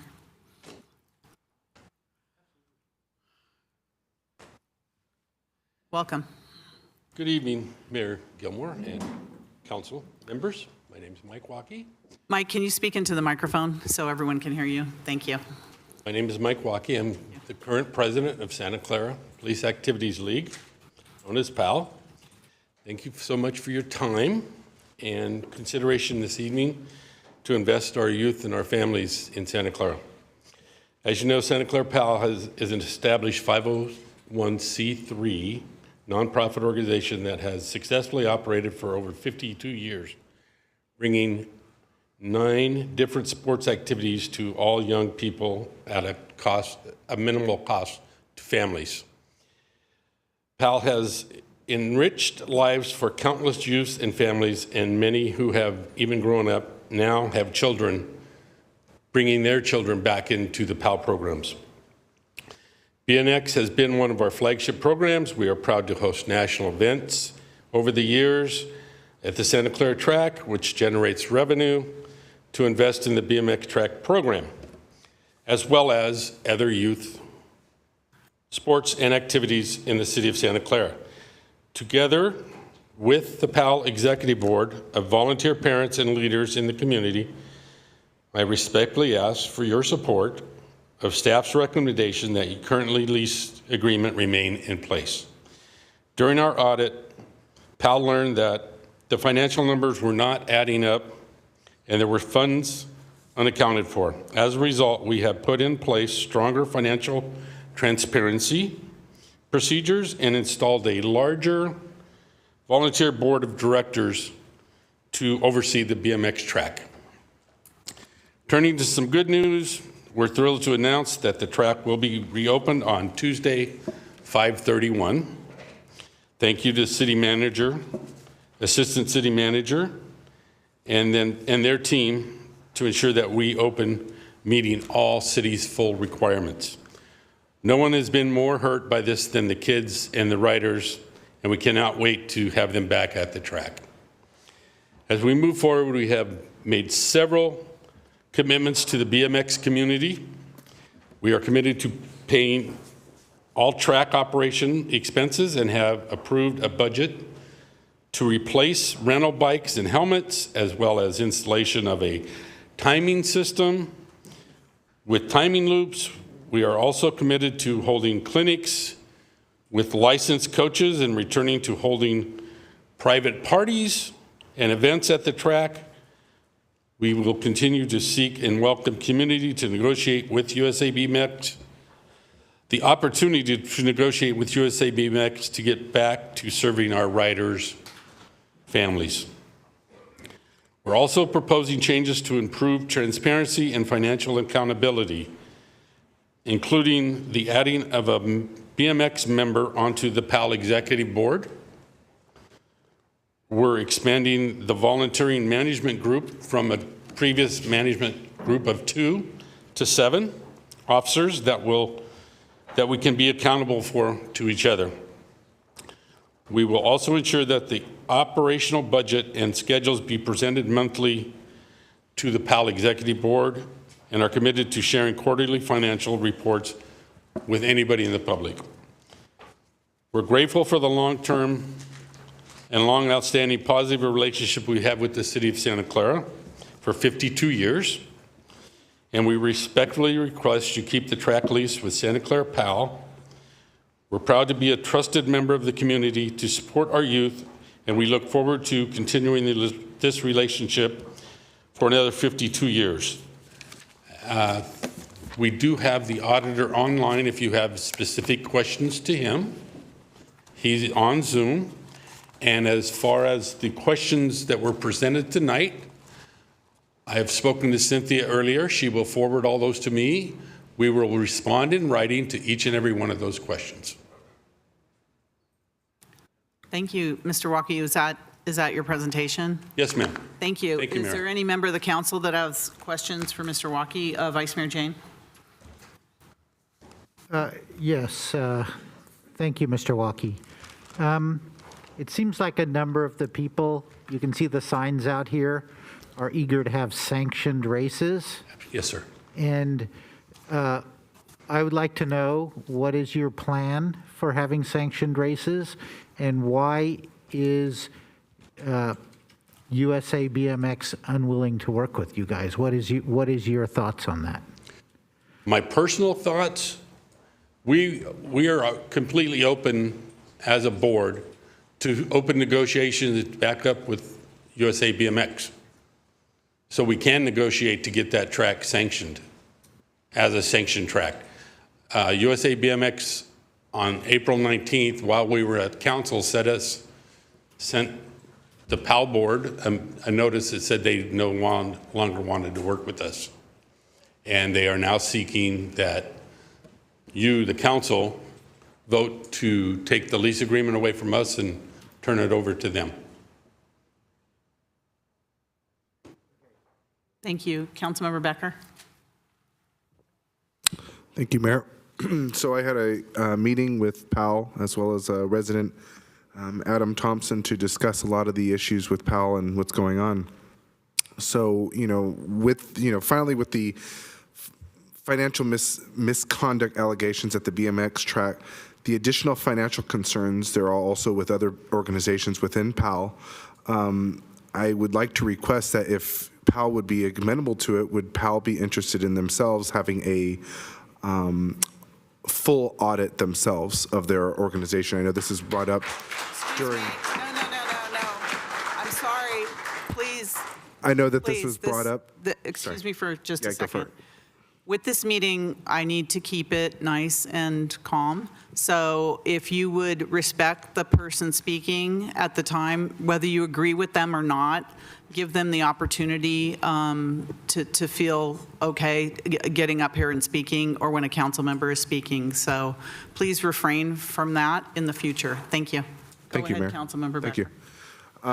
So, I would like to request that, if we're doing an audit for, what was the misdeeds that were supposedly happening without any evidence so far yet, there's a term in this country, you're innocent until you're proven guilty.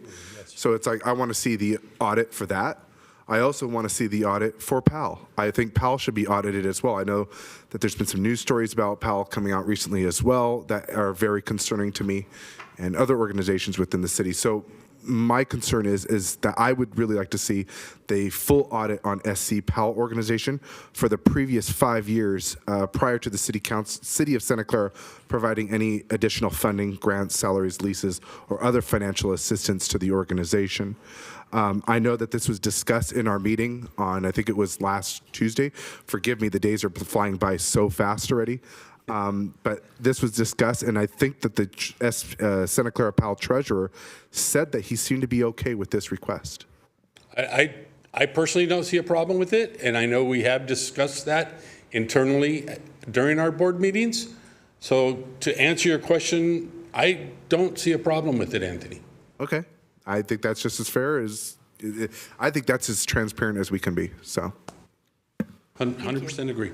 Councilmember Watanabe. Thank you, Mayor. So, Mike, you mentioned about the track opening up next Tuesday. Who is going to be operating it, and are they US BMX trained? The new management team we're bringing in are not USA BMX trained. The operator that's going to operate the track is the individual who actually built the track and started out with ABA bicycle, which is now USA BMX. He did that. He operated our track for over 10 years. We are talking to other previous track operators so that we don't have a one-point failure. So if he wants to go to the lake for the weekend, he can. Somebody else can step in and operate the track for him on that weekend. As far as how often we're going to operate the track, we're still working with the new management group, but we're hoping to operate that track at least 3 days a week, just like it was before. I was going to say, I thought it was just operated 3 days a week before. I don't know if you can answer the question that I asked previously about whether when the lease was first created in 1998, was the BMX track, was it sanctioned for racing? And if not, when did it become a sanctioned track for racing? I don't know the exact dates. I don't believe it was sanctioned in 1998 when it was first. Okay, it was? Thank you.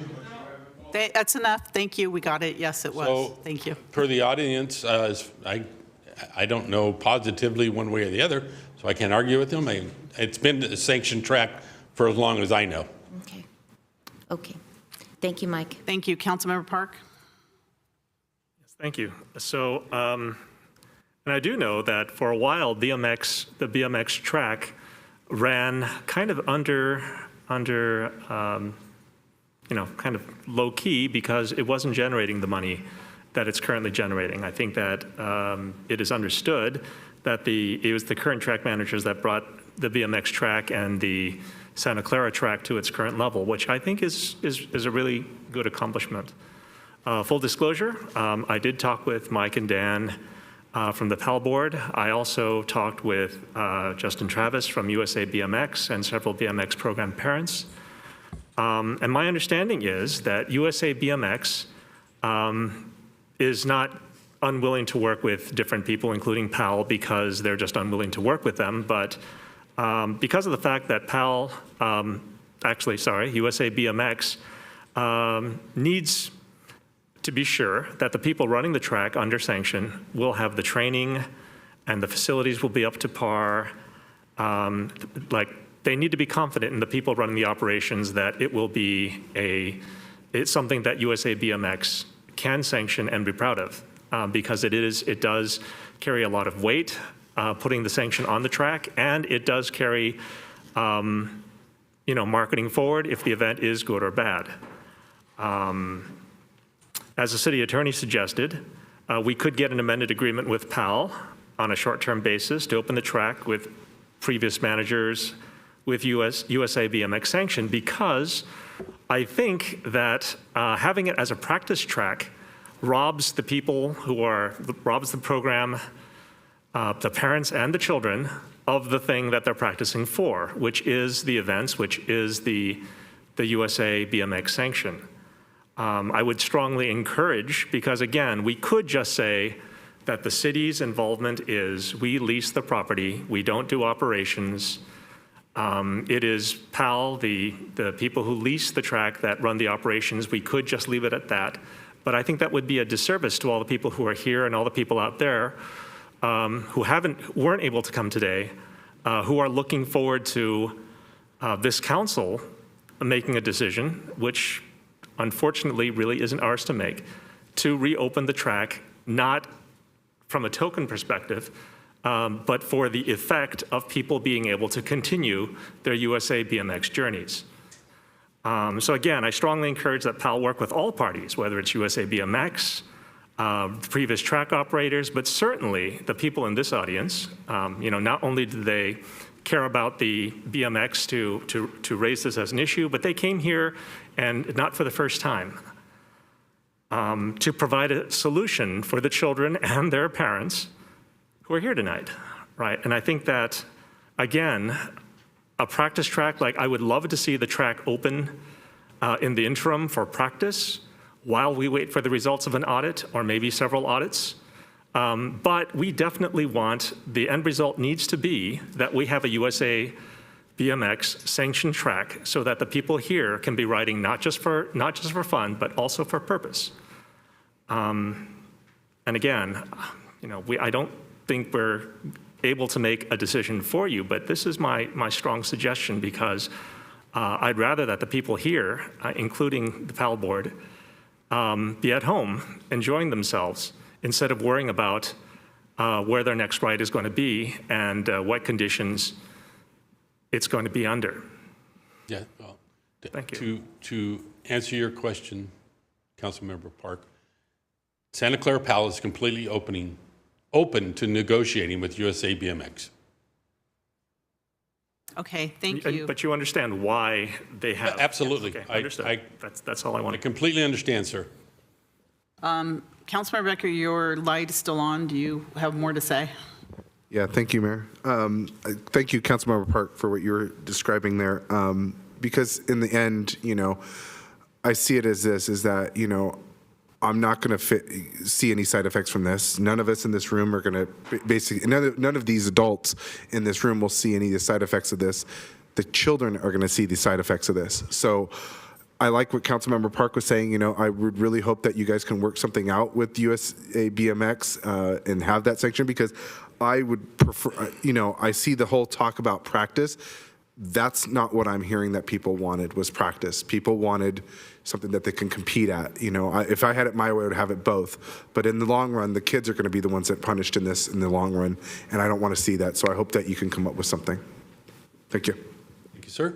Thank you. Any, Councilmember Watanabe? Thank you, Mayor. And then we're going to go to the public. Yeah, So that's it, guys. We need to go to the public. I was going to hold off on this, but then Councilmember Becker made a comment, and so I felt it was appropriate to add this in.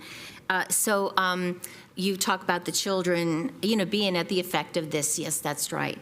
But the adults are at the effect of this too, and this is an area that frankly has not been talked about, where PAL has another significant impact in the community. I mean, we talk about the sports, but for the last 6 years since I've been on this council, I have participated in the Shop with a Cop program.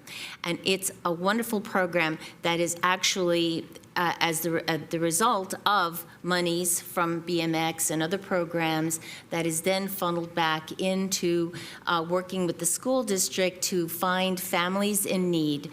And those children receive gift cards at Christmas time and go shopping with a cop, council members, school board trustees, teachers. I think one year there were about 40 children. Yes. And we spend the day shopping with the children, and some of them have lists, some of them have no idea. But the point is that this is a program that benefits those families that would otherwise not have a Christmas. PAL also puts money into providing Christmas dinners. Yes. And we have driven around Santa Clara to places like in Mission Town, a former Western motel on El Camino, delivering hot meals and presents to families, again, that are underserved. Yes. So PAL goes way beyond just the sporting. And that's a very important component, because it's the Police Activities League. However, there is another very important aspect to this program that would be severely impacted if there was to be any kind of a change to the way this track is currently operated. Thank you. Thank you, Mr. Waukee. Did you want your auditor? Are there any questions for the accountant, because he is available on Zoom? I'm not an auditor or accountant, so. The question was the time frame as to when he may be finished, Richard, assuming if he you has could all take- the information he needs to complete the audit. We do not have all the information we need as of yet. We still do not have access to the PayPal accounts. I would encourage access to the PayPal account so we can get to the bottom of everything and move on, because that's the way they'll be able to complete the audit and we can move forward one way or another. So, Okay. all right. Well, Thank you we very look much. forward to receiving the PayPal accounts. Okay, thank you. Thank you all. All right, so now we're going to hear from the public. I just want to say that every person has a right to address this body under public comment. I would like you to direct your comments to the mayor and council up here, to the presiding body, not to the staff or not to any members of the audience. And every person's comments is always respected, even if that opinion differs from those of others. So let's make sure we respect the speaker and that they feel comfortable coming up to speak this evening. Thank you. So we're going to start with Cody online, or is that the auditor? No. Okay. So I'm sorry. Cody, followed by Travis, and we're going to have some online and some here in the audience. So, Cody? Madam Mayor? Yes. We have two that are ceding their time to Cody. I have two cards here from Stephen DeLustro and Luca DeLustro for Cody. Okay, so Cody has 6 minutes. Okay, that's fine, and I encourage that so that we can, hear the information and maybe. Cody's hand is not up yet, so. Oh, okay. Is Cody, do you see Cody? I don't see him. Or her, Cody. All right, let's go to the next person, and then we'll make sure we get back to Cody. So, Assistant City Clerk, you tell me when Cody's ready. Let's start with Travis, followed by Jess. Is Travis online? Travis Johnson.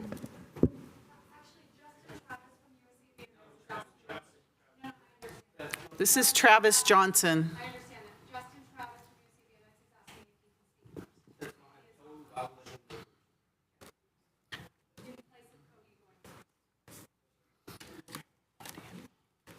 Okay, Justin Travis, go ahead, please.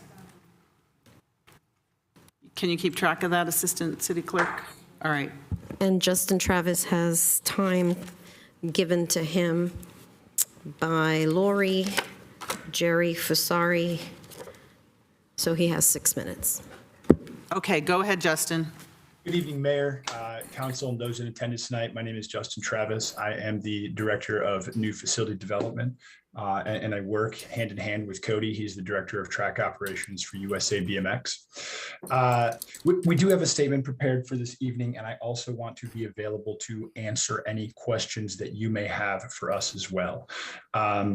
For starters, we are the only sanctioning body for BMX racing in the United States. So if a sanctioned race is what you want, then being that we're the only ones that offer it, it does make sort of a unique situation regarding, how that can come about.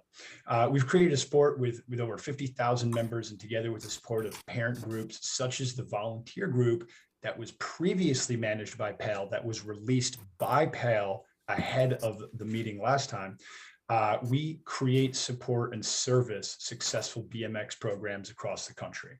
Obviously, as spoken before, the program in Santa Clara is unique as it is one of the largest in the country for yearly throughput, servicing over 21,000 participants and families. And this creates a unique scenario that leaves the sanction uncomfortable and unwilling to provide sanctioning to the Police Activities League. They were unwilling previously in giving us clarity in who would ultimately be servicing the members, and the decision did not come without major thought. And in the end, we have a responsibility to do our best to remain neutral and protect and provide for our membership, our municipal partners, that's you, the City of Santa Clara, and the volunteers that actually created the programs. Due to PAL's actions over the last few months, we do find it currently impossible to sanction PAL and provide insurance for events occurring at the facility. It does appear that left out of the report was that USA BMX on April 15th made an offer to PAL that would allow them to not only receive funds from the track, but immediately be reopened. This offer was ignored, and we reiterated that offer to our letters to the city council and to the city administrator this month. So I do want to go on record saying that the track has had the ability to be open until this meeting when we could find a longer term solution. So those types of situations are the situations that continue to make it difficult for us to work with PAL. Because we're the governing body for BMX at a national level, we feel the best case scenario would be to manage the lease directly. That will allow us internally to sanction and manage all aspects of operation. Additional programming such as was provided in the presentation that we had emailed in previously that's not being included, that is guided and flagshipped by our direct involvement. With USA BMX holding the lease, we can also engage additional citizens with the programs that make your community BMX track rich with features that depend on direct land lease rather than just the sanction agreement with a local promoter. The city manager reports the council highlights the almost 2,000 hours to supervise the volunteer track operations and manage the agreement. With USA BMX obtaining the lease, this would be our job, and it wouldn't necessarily employ any recreation coordinators. The current volunteer group is the volunteer group that took care of the track and did everything on it. So none of the expenses that were written into that report is anything that the city would have to incur. USA BMX is happy to see the council has a pillar to enhance community sports and recreation and arts, as was written in the report. However, if you're backing up to a practice-only track, that's not enhancing the sports. It's taking a step backwards. As the national sanctioning body for the sport, we urge you to explore all options that would allow us to now work realistically with a group that we trust. And we ask that you look to our documentation that was provided to the city council and the city manager to help guide you in the decision of how to move forward with BMX in Santa Clara. We want this program. We want our parents group back. We want your city to have these races. But given what's happened, you have to understand how difficult that is and how much that trust has been broken. I know that I have a minute and a half left. I don't have too much more to say unless you guys have any questions. We are more than happy to answer those questions for you. Thank you. Travis is next. Travis.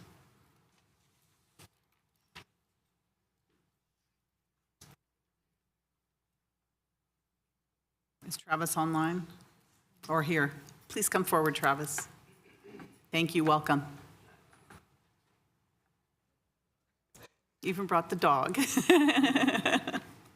Go ahead when you're ready. I don't normally speak publicly. This is not. You'll be fine. I'm going to start off. There's honestly not enough time to explain the impact Nick and his crew have made on this track. There's not enough time to explain the impact this track has made on my family. The work that Nick has done has even encouraged other tracks in California to step up their game, including sharing mechanics on getting the work done, how to do it.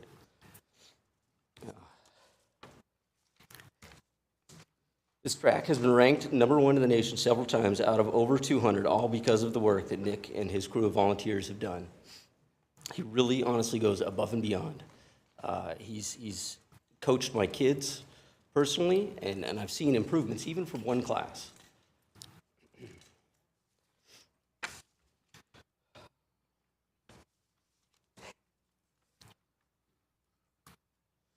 I learned recently that Powell was able to contact Facebook and gain access to a page that Nick had started and maintained. And he has since, previously, before losing that, or before them gaining access, he has removed the Powell name to it. So I don't understand how they were able to gain access to that page when he has started it and managed it completely. They've also found a way to get him put in Facebook jail. So he has not been able to make any public comments on anything gone on in the last, I think, 2 weeks now. Speak There's been no audits in the past 5 years, at the very least, of PAL at the track, and now they want to do one now. It just seems kind of late in the game to me. It seems like it's something that should have been done already. Every year, I mean, I don't see why they don't already just have audits on the books to get done. So the only things that I have seen for the mismanagements of funds, the accusations of mismanagements of funds, the only things I have heard are his private coaching and summer camps, which I've heard that Nick had verbal authorization from previous PAL presidents. Other PAL sports coaches, I've also been told, are allowed to do private lessons and keep those monies, whereas Nick has put that money back into the track. Maybe not all of it. I can't speak to that, but he has put part of that money into rebuilding the track and making it better.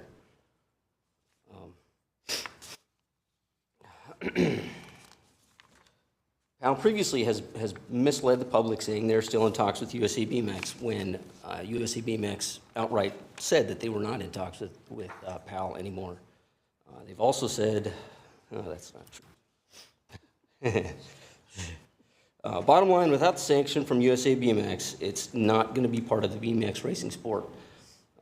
It would basically be a bike park.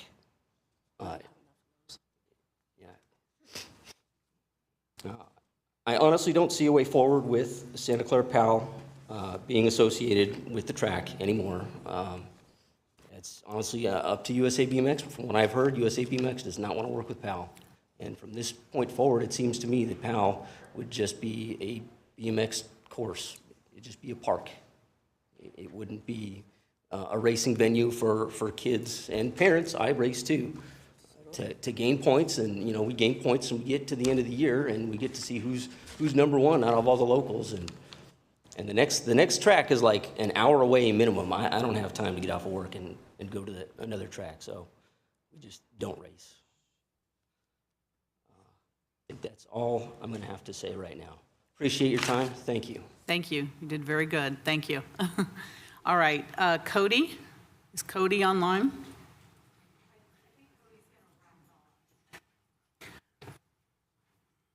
All right. Jess, followed by Chase.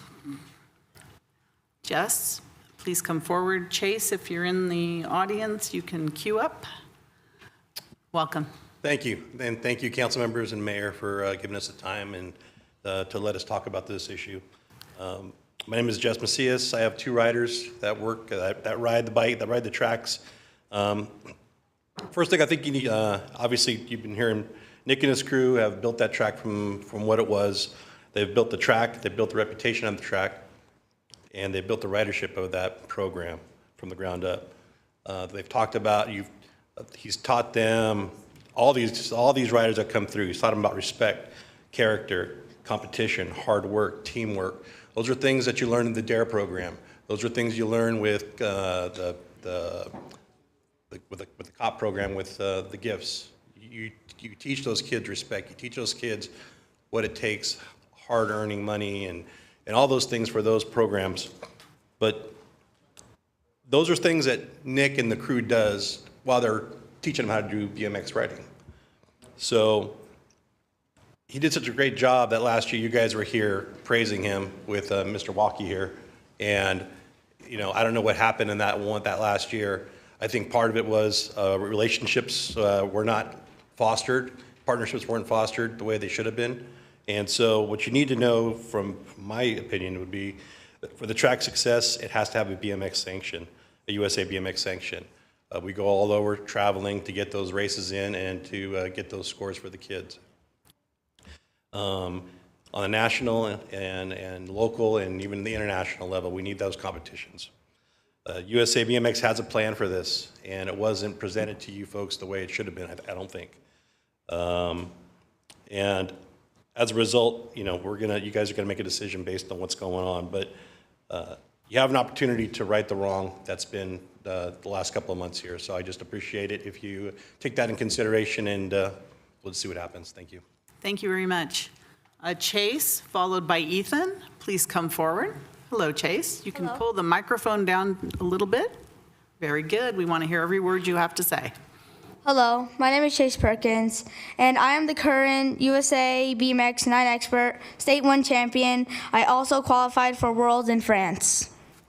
Very nice. Here's my State 1 plate. Wow. I got from USA BMX. Impressive. I need this track open under USA BMX sanction in order to get myself ready for World and try to make State 1 again. A practice-only track does nothing for me as an athlete. I need to race and compete. Please move the land lease to USA BMX so it can be sanctioned and I can compete. I beg you to do this. I hope you do the right thing so I don't have to cry myself to sleep tonight. Oh my gosh. Thank you. Very good. I'll allow the clapping for that. That is pretty incredible. Okay, Ethan, welcome. Thank you. You want to pull that right down to your mouth there a little bit? Very good. Thank you. Hi, my name is Ethan McDonald. I am 9 years old, intermediate rider. I hope our sanctioned track stays open. I miss Nick, the crew, and racing with my friends. I really don't like driving an hour to other tracks. I hope to attend Coach Nick's summer camps. Please open our sanctioned track so I can earn more points. Thank you very much. All right. We have Alex followed by Mia. Alex followed by Mia. To who? Who? I don't see, City Clerk, do you see the name? Okay. All right. So then we have Mia, followed by Jeffrey. Hello, Mia. Hello. Hello. My name is Mia. I miss racing in my track, and I've been sad since they closed the track because I miss racing. I hope you open my tracks because I really want to race and I want to get better at the track. Please keep the volunteers. They have cheering me on and be ready for nationals. They have helped me a lot to be ready for nationals and to have fun in the track. Thank you. Thank you, Mia. Very good. All right. Did I call for Alex? Wait, who? Wait, Jeffrey? You said Jeffrey. I did say Jeffrey. Oh my gosh, I'm losing my mind. Okay, where is Alex? Do we?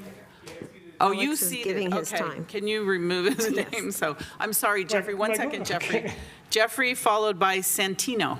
All right, go ahead, Jeffrey. I'm sorry to Sure, interrupt. thank you. Thank you, Mayor Gilmore, City Council. Well, there's no way I can be as persuasive as the kids who have come here tonight, but maybe I can give you some perspective. Since my first BMX race almost 40 years ago, I've loved the sport. I've made lifelong connections, shared the excitement of sports competition, and I've been able to meet and talk to people from all around the world who also have a love of BMX racing, and so is my 12-year-old son. You may not be close to BMX. Maybe your kids play soccer or baseball, but imagine if there was only one place to go in the Bay Area for the sport your kids play, and that's what the Santa Clara BMX track represents for the families that come to race. Now imagine that the athletic league that's the administration of the track doesn't seem to value it except for the revenue it brings, revenue that they can funnel to other programs. The athletic league holds an essential role, yet barely participates at the track. Longtime racers like me don't know any of them and have never seen them. The BMX community in Santa Clara track did meet the people from the athletic league recently at a community meeting that I would describe as the saddest day in the dozen years I've gone to the track, when representatives from the athletic league came to make vague accusations of the track volunteers and tell the BMX families that this track that has recently been #1 in the country had to make major changes. All I heard was boos. And it was obvious at the event was the completely broken trust between the athletic league and the BMX community. Ideas that have been shared by the Athletic League just make no sense. The track participates in regional, state, and national race series. Racers have come from around the world to race in Santa Clara. Suggesting that the track drop the sanctioning and become a practice track are equivalent to saying, let's have Levi Stadium do the same, thinking that other NFL teams would come from far and wide to come practice with the 49ers. It's just not going to happen.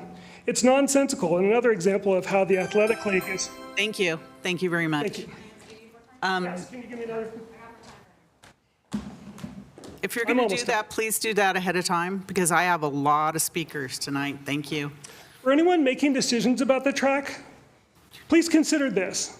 In the future, you may see motorcycle motocross on the big screens, maybe at a bar or a restaurant. And when you do, you'll think about the track in Santa Clara that let the kids from the community race motocross on their bicycles.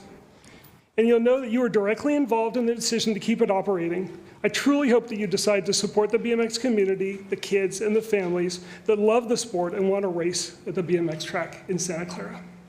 Thank you. Santino, followed by Rosie. Hello. Yeah, pull it all the way down.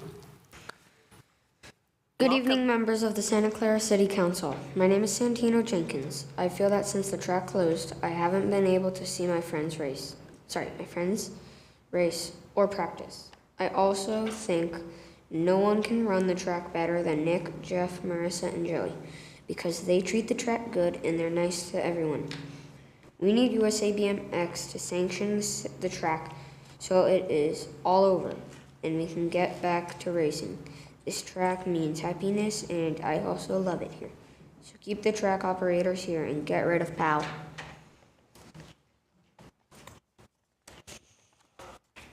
Thank you. Thank you. All right. Rosie, followed by Sharon. Go ahead, Rosie. Oh, yeah, okay. Hi, my name is Rosie Jupp, and I'm a girl expert racer. I wish to speak about the importance of the sanction. I've been racing for 3 years at the Santa Clara track, and Santa Clara track has become my home from home in this time. As a girl, it's been difficult to find a place in the sport, but I've always felt supported in the program at Santa Clara. Losing the USA BMX sanction would be a disaster for me and many others. The way the sport works means that I need a race at a USA BMX track to get the points that I need to improve my local and national ranking and continue to be a competitive racer. Racing at the Santa Clara track is where I have developed my confidence, not only as a rider, but as a young person. And I can't bear to lose the thought of losing that. Thank you. Thank you, Rosie. Thank you very much. Sharon, followed by Teresa. Sharon, was that Sharon who was speaking?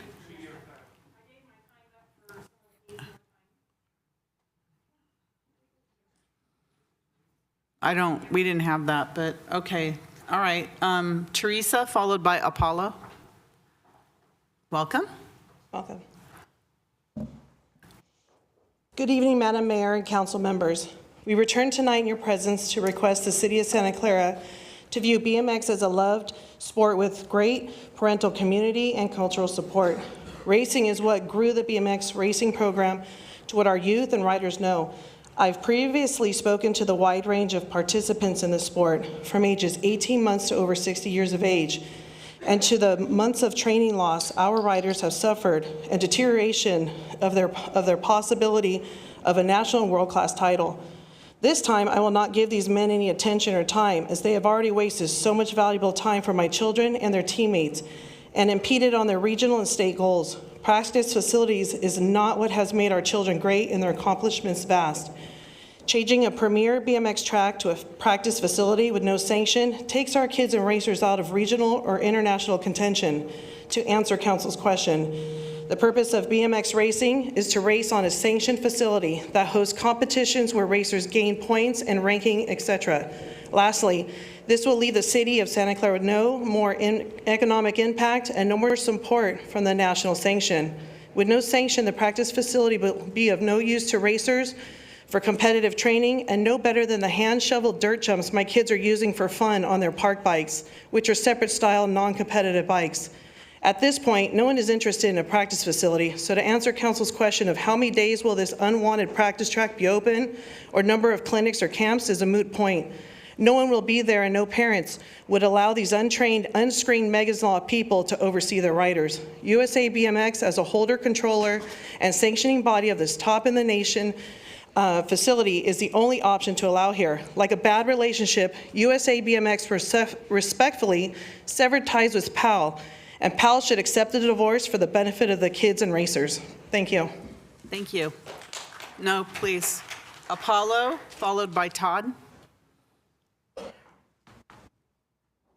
Is Apollo here? Or Todd? All right. Farah? Is Farah here? Do we have Farah? Followed, okay, how about Shaprice? Shaprice? Followed by Jeff. Welcome.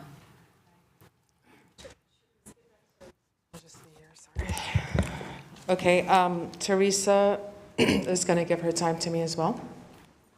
It's Teresa who? Who? Esquivel. Do you have that, Assistant City Clerk? We don't have that, so is she here? She's online. Assistant City Clerk? I see a Bobby Esquivel. You said Teresa? Okay. Yes, she's Very there. good, thank you. Go ahead.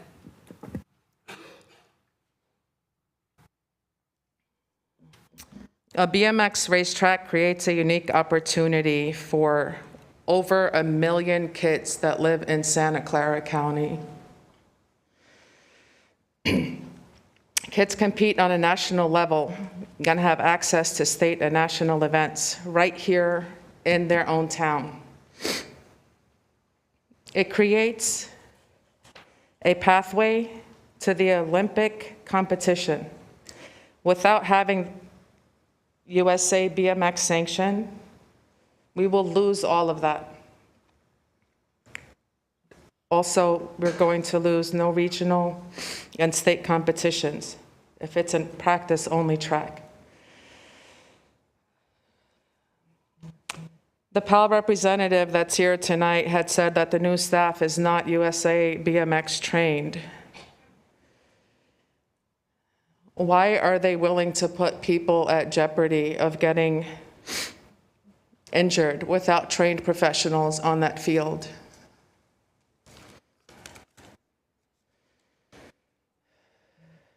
I volunteer in the Santa Clara School District, and I see the damage that PAL has created to all of my BMX families.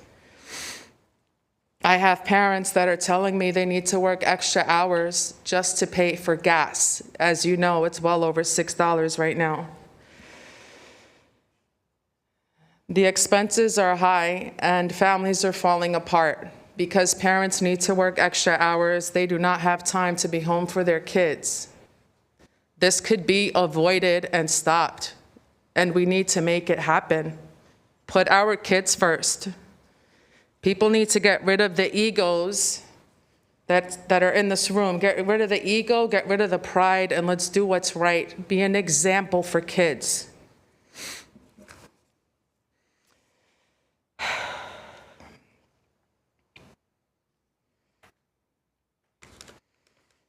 I think I'm going to end there. I really hope that you all take that into consideration and why we are all here today. And I wanted to ask you, I'm sure it sounds like a silly question, but if you Google the word sport, it involves competition. If you take away our sanction and you don't let us race, you're not letting us have that sport that our children love. So please consider that. You have many people that are willing to step up and volunteer and do what we have to do to get it up and running. Listen to us. Listen to the people that want to be there, that love it, that are willing to work, and we're not even asking to get paid. And if you have questions, please ask the people that know. Thank you. Have a good evening. Thank you. No, please, no. Jeff, followed by Sebastian. Good evening. Hi, good evening. You've been handed and read a very PAL biased city report. You've been courted by PAL's PR firm. We hope that you've also been able to read the offer from USA BMX. I urge you not to listen to these PAL lies and consider the USA BMX offer, as it keeps the sanction and allows the track, the city, and the BMX community to flourish. Continuing with PAL is a virtual death sentence. Their proof of mismanagement and inability to understand the basics of this sport show a major shortfall on their part. Their inability to even answer the basic questions this evening is a perfect example. Their desire to score a win is a loss for everybody. The USA BMX offer allows for an influx of revenue directly to the city, indirectly through the economic impact of sanctioned events. These funds which are badly needed, as stated in your own city manager's report, will allow funds to be used at the city's discretion, be it added to the general fund or Parks and Recs, or whatever the city feels it needs. It also provides facility maintenance and management through USA BMX at no cost to the city. Simply turning the lease over to USA BMX eliminates the need for hiring or allocating city employees. USA BMX has also offered many lucrative opportunities to the city that the residents will surely benefit from.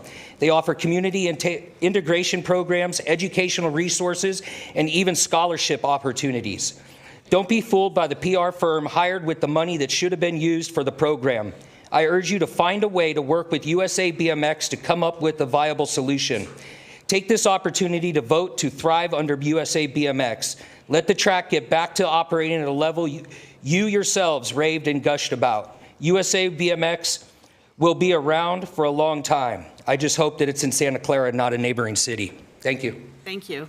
Sebastian, followed by Tammy. Hi, I'm Sebastian, and I'm here to talk about why the track should open.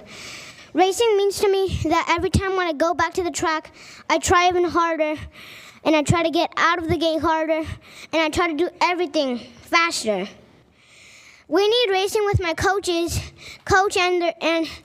his team, because they asked me if I was okay when the gate was on my foot. They're the ones who helped me, but Paul, they only said the ambulance is coming.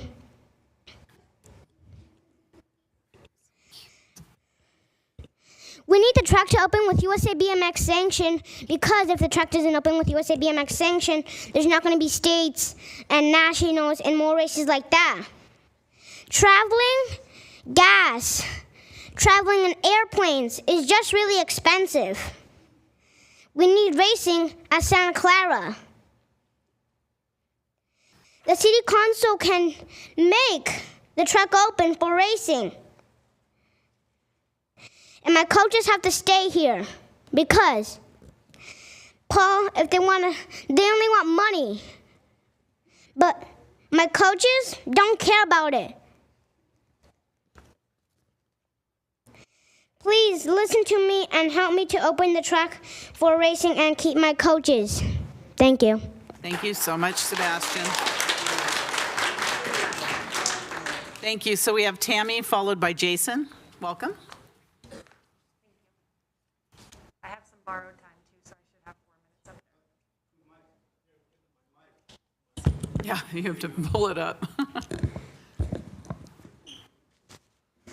Good evening. My name is Tammy McDonald, and my family has been a part of the Santa Clara PAL BMX community for the past 2 years.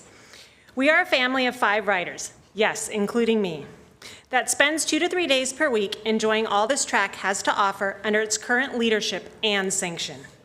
The question isn't what BMX can do for the city of Santa Clara. We all know how successful and profitable this sport is for your community. The real question is, what does PAL do for BMX? PAL has had 60 days to come up with a financially responsible and feasible management agreement. Let's take a look at the month of March 2022. PAL brought in $8,215. Then, a week before the event, charged USA BMX an additional $10,000 to hold the event at their facility. This brings their total for the month of March to $8,215. Meanwhile, USA BMX lost $8,000 out of their own pocket when it was all said and done. But remember, it's not about the money.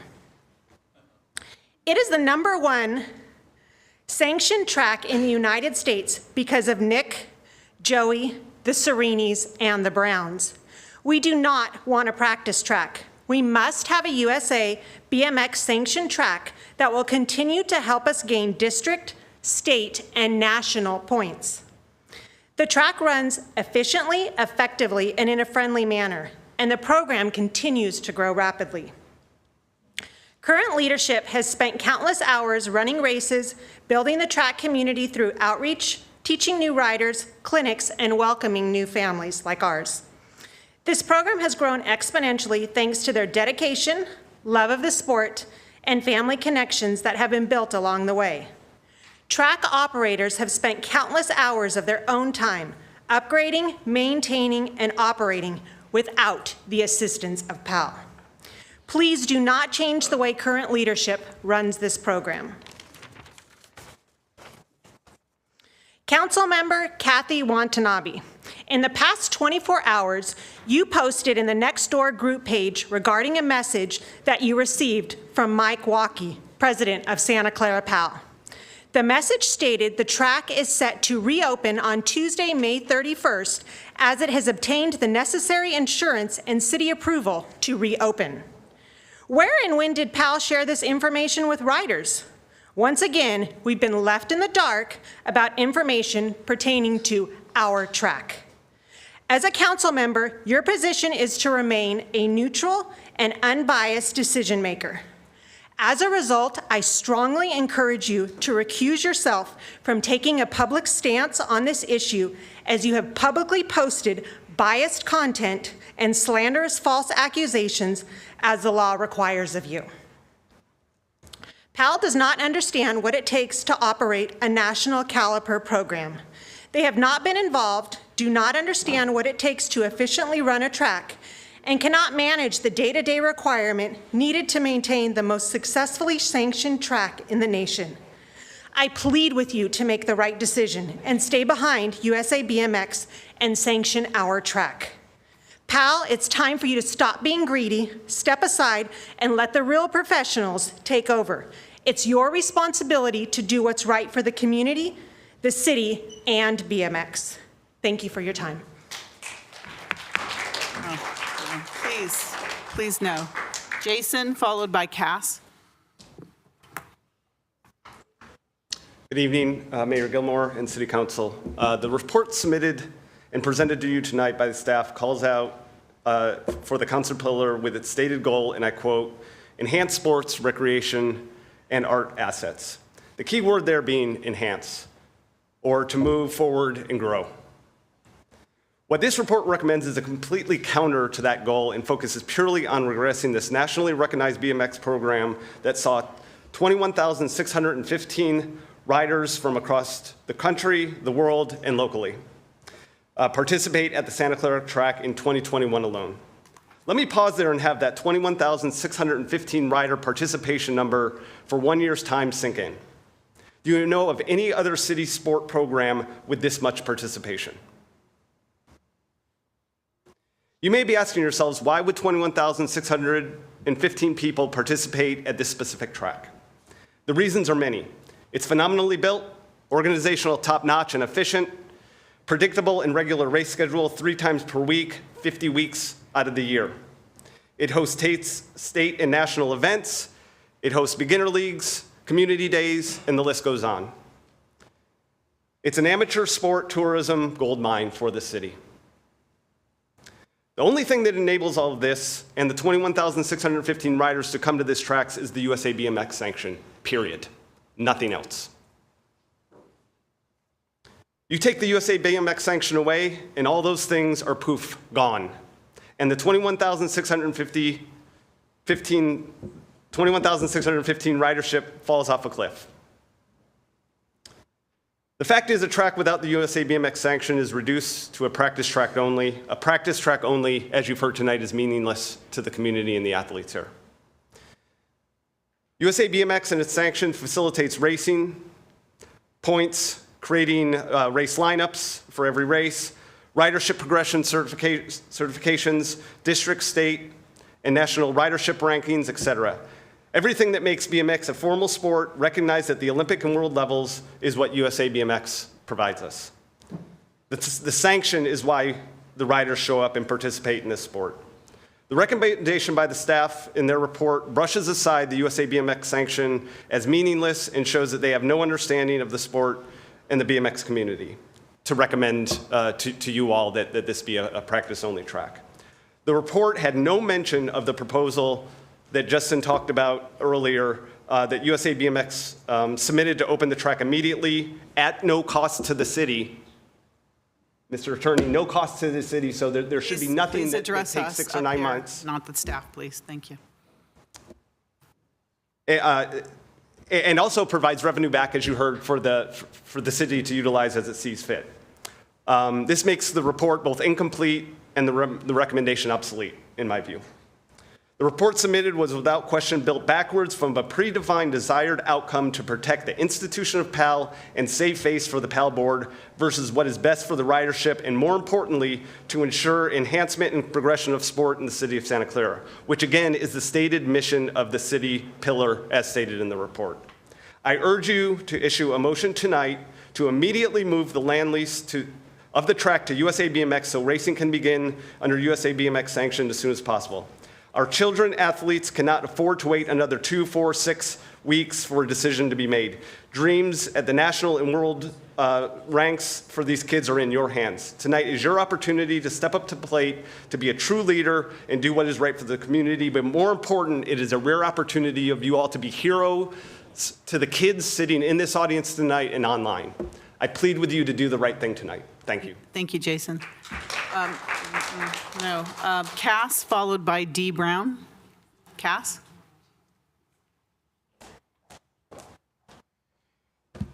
Cass will have 6 minutes. I should have 10. The 3 that were handed in plus those. Thank you. Good evening, Madam Mayor and City Council members. I'd like to thank you for hearing us tonight and making a decision that is community-oriented, fiscally impactful, and best for the ridership. Over the past 30 days, much has occurred surrounding the BMX track. There are also a few things that have not occurred, including BMX racing. The week after the National, back in March, USA BMX approached PAL with a second interim agreement that would open the track up immediately, allow USA BMX to manage the track, much as they did leading up to the National, and would pay PAL $2 a rider. This was down from the $5 PAL received during the initial interim agreement, which has proven to be an unsustainable business model, as you've already heard. PAL ignored this offer on the grounds that $2 per rider was not enough. They would not be paying any bills, the deal would cost them nothing, and would open the track immediately, and they ignored it. I want to be sure that you understand that fact. PAL had an opportunity to let a third-party organization manage the track that had already been doing so that the community could continue riding, prepping for the Worlds, and racing, and they chose to ignore it because the pot of gold was not enough. I ask you to consider tonight, where do their interests lie? With the community and the racing program, or somewhere else? If PAL actually was prioritizing the community, they would have accepted that temporary offer while we worked out the rest of these details. There is only one sanctioning body for BMX in the United States, USA BMX. All aspects of the competitive racing structure, from the entry-level novice to the world championships, occur through them.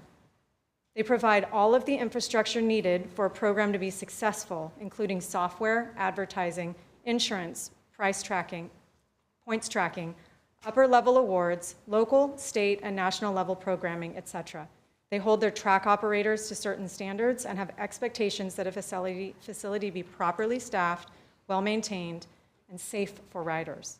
At present, PAL is unsanctioned, and as you have heard from USA BMX, they are not offering a sanctioning agreement at this time. What this means is in the absence of sanctioning, any BMX activities on site are recreational in nature, do not help our children progress, and are practice only. There are already several facilities in the area that provide this. The Assistant City Manager's recent report left much to be desired in the way of research, accurate depictions of the scenarios, and was contradictory in nature from the start. She identifies the council pillar of enhancing community sports, recreation, arts assets. To enhance something means to intensify, increase, or further improve the quality, value, or extent of said item. Santa Clara BMX is a top national BMX track. Turning it into a practice facility by way of leaving the lease with PAL goes against that very pillar. Removing all programming and opportunity for the riders is not enhancing community sports in any way. In fact, it is doing the opposite. Further, the Assistant City Manager states that turning over the lease to Parks and Rec will require in excess of 2,950 hours of staff time. As Justin mentioned before, USA BMX works with the Parks and Recreation departments in several other municipalities and relieves them of the necessary hours and staff time through their management. It's a poor representation of what is being asked here and an inflated number. She then goes on to vaguely cover the needs for a third party to take over the facility and completely ignores that it is not just any third party we're talking about here, but we're talking about USA BMX, a well-trained and the leading and only third party that is capable of creating a sanctioned program. They have already run operations at this track, and while there is certainly staff time required to organize all of this, it is not anywhere near as complicated or involved to coordinate with them as we are led to believe in this report. This is the most direct path to opening the track and has the least impact on staff time. With regards to PAL being in compliance, they have only just now become compliant when they realized they were in jeopardy of losing the lease. Notice I do not say in jeopardy of losing the program, but of losing the lease. They have made it abundantly clear that the programming is not a priority for them, and winning the lease is more important, which is counter to their very mission statement. Further, the assessment again states that PAL must make a BMX track available to enhance youth sports in the city. Only a program moving backwards is not enhancing anything. I ask each of you what your goal is for the Santa Clara BMX program. Is your goal to bring back racing ASAP, to reinstate the top-ranking program that continues to grow every year, to bring in weekly sports tourism funding, as well as nearly $3 million in sports tourism funding during a national, and to increase and enhance Santa Clara's recreation program? If that is your goal, like it is our goal, it is imperative that there be a sanctioning agreement. Please take a look around this room. This is BMX in Santa Clara. These are the people that care. There's dozens more online and dozens more that couldn't make it. I'd like to take a notice of what's not present in this room. This is passion here, and this is what matters. I have a couple of questions that I will address to the council. I don't know if you can answer them, but I'd like to bring them up. Something the city manager mentioned was the month-to-month lease, and that it can take a long time to transfer this to somebody else.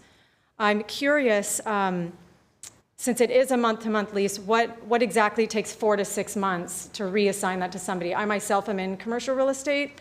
That has not been my experience when dealing with month-to-month leases or reassigning leases. So I would love to know more about what that process entails and why it is so long. Also, with regards to issuing an RFP, it has been my experience when working in different municipalities that there's a threshold by which an RFP is not always needed, a financial threshold. If the person being hired is underneath a certain dollar amount, you don't have to issue an RFP. And I'd be interested to know if that also applies in the city of Santa Clara. If that's true, then there may be a situation where an RFP does not need to be proposed to take on USA BMX. And finally, as far as creating a competitive process, if our goal is to create a sanctioned track, there isn't a competitive process for that because there is only one sanctioning body existing in the United States. So again, if our goal here is to create a sanctioned track, that statement doesn't exactly make sense in this particular instance. That's all I have. Thank you. And I'll have our city attorney answer that after the public presentation, those two questions about the procurement and everything else. All right, D. Brown, followed by Noah. Welcome. Hi, my name is Deegan Brown. I'm a local 15-year-old expert racer, and Santa Clara has been my home track since I was 5 years old. I am nationally ranked number 15 on one bike and number 7 on the other for my age group.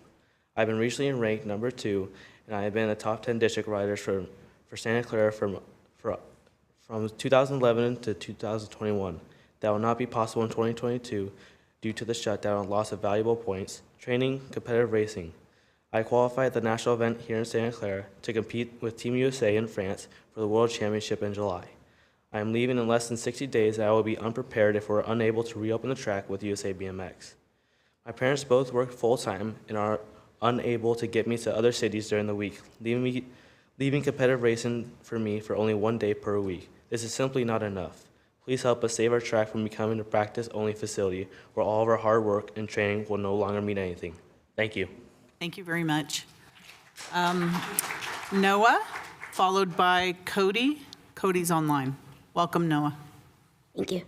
Good evening, everyone. I am Noah Paul, an 8-year-old racer at Santa Clara BMX.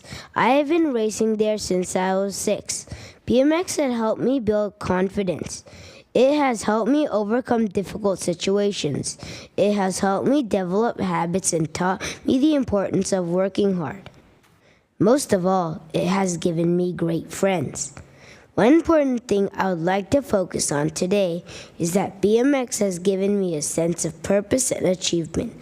I believe that in order to further propose, I would need structure.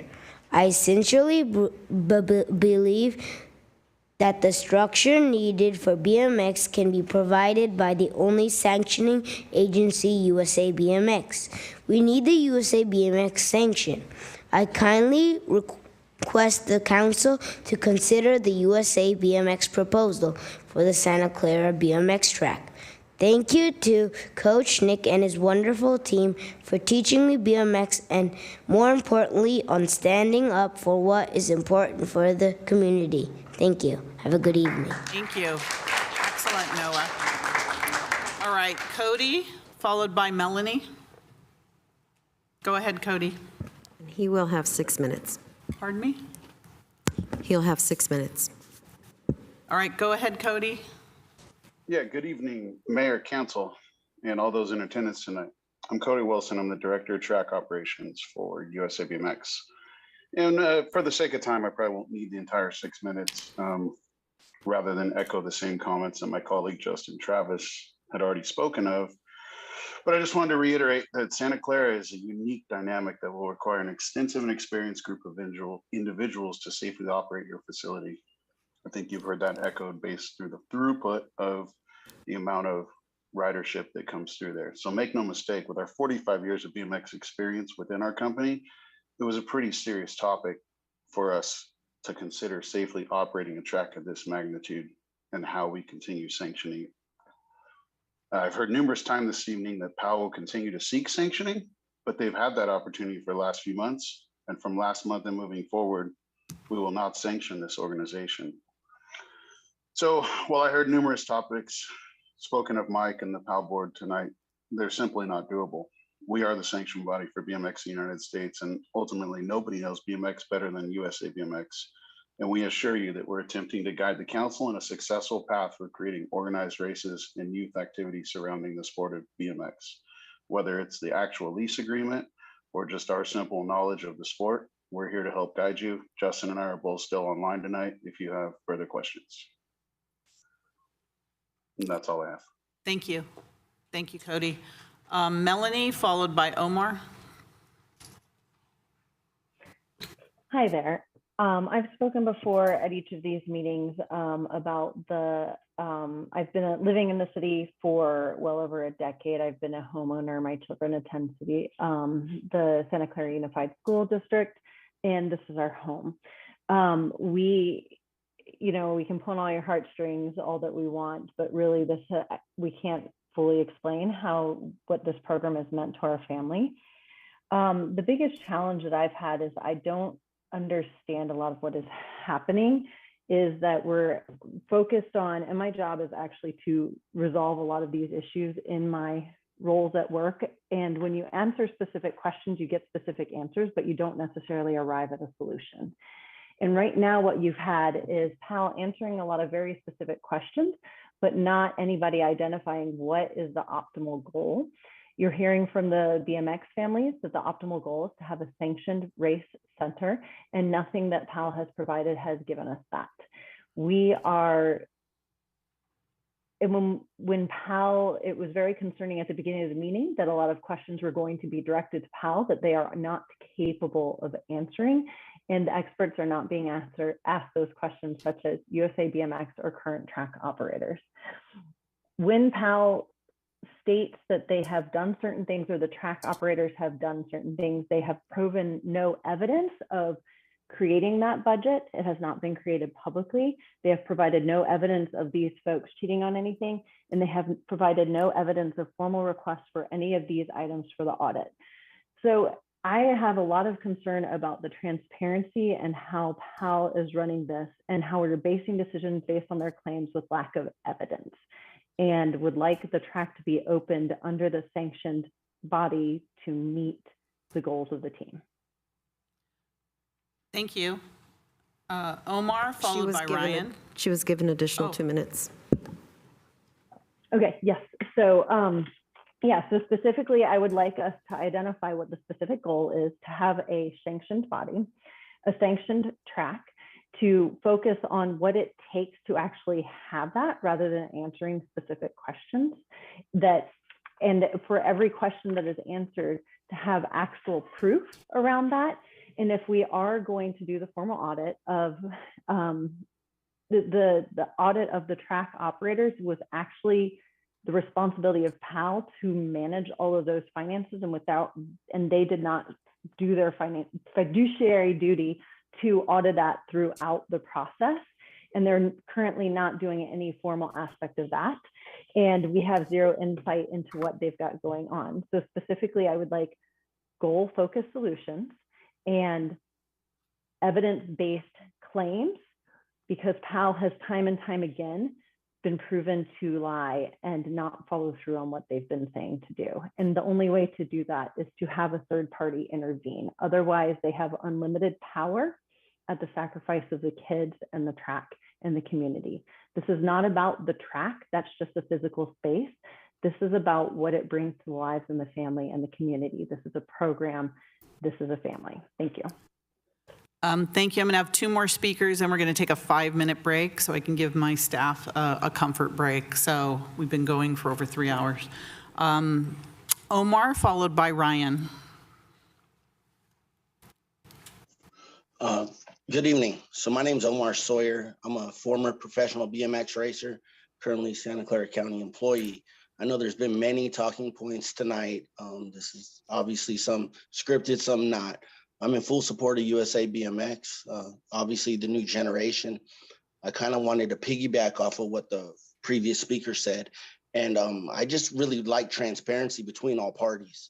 If there's some type of mediation that can happen between USA BMX and PAL, that'd be wonderful. To be honest, after listening to everything, I don't even think that's possible. I started off BMX racing in like 1992 when it was at the former Agnew's Development Center, before, the new facility that I actually helped build with, a shovel. We had obviously tractors and things like that. So I don't want to put it all on like Nick and his crew. They do a wonderful job, but I don't want to make this about them. I'd rather it be about, obviously the kids, the new generation, that they're qualifying for worlds, things like that. And they don't have an opportunity to ride in their backyard. They got to travel an hour, 2 hours, and obviously with gas prices and things like that, it just kind of makes it difficult. So I just look at, the people in charge to go ahead and step up and, make everything transparent. But again, I'm in support of USA BMX, and that's all I have to say. Thank you, Omar. Ryan, go ahead, Ryan. And he will have 4 minutes. Hi, it's a she, actually, sorry. Hi, Ryan. That's right. Hello, Council, good evening. My name is Ryan Poley. I'm a 42-year-old woman from Elk Grove, California.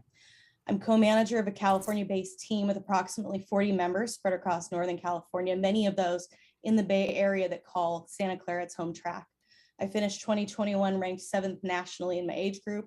I'm co-owner of a bike shop in Elk Grove and have owned my own design and marketing business for the past 2 decades.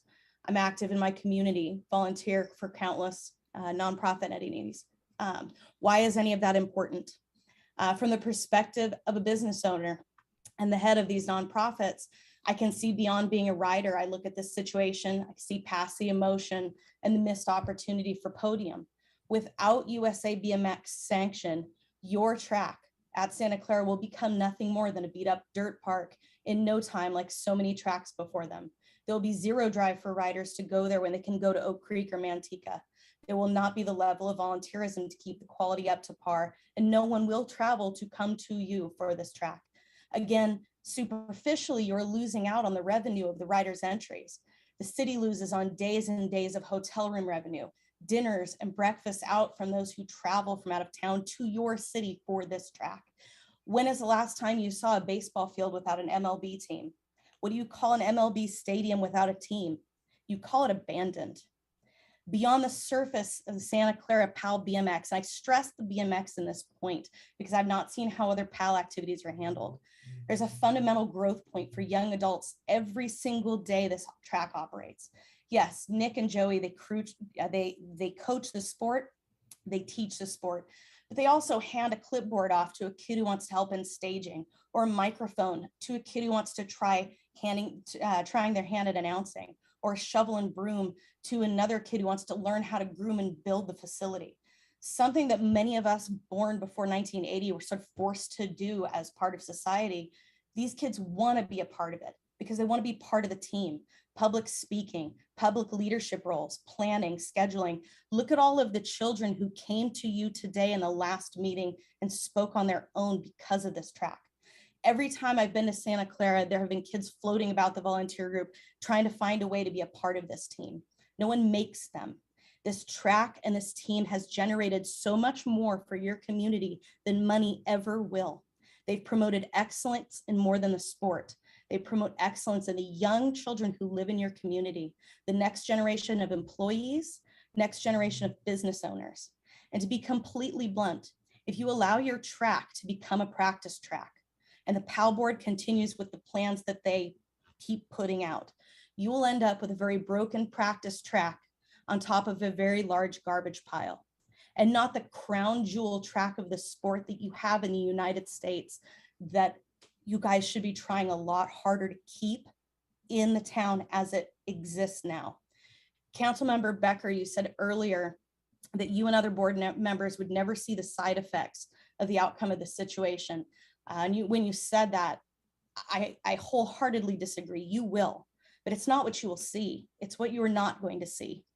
Fewer kids will have been opened up to this opportunity in your backyard to become the next generation of upstanding adults in the community who work their damnedest to make Santa Clara the place they're proud to call home. And that's all I've got. Thank you. We're going to take a 5-minute break now for our staff here, and we'll be right back. Thank you.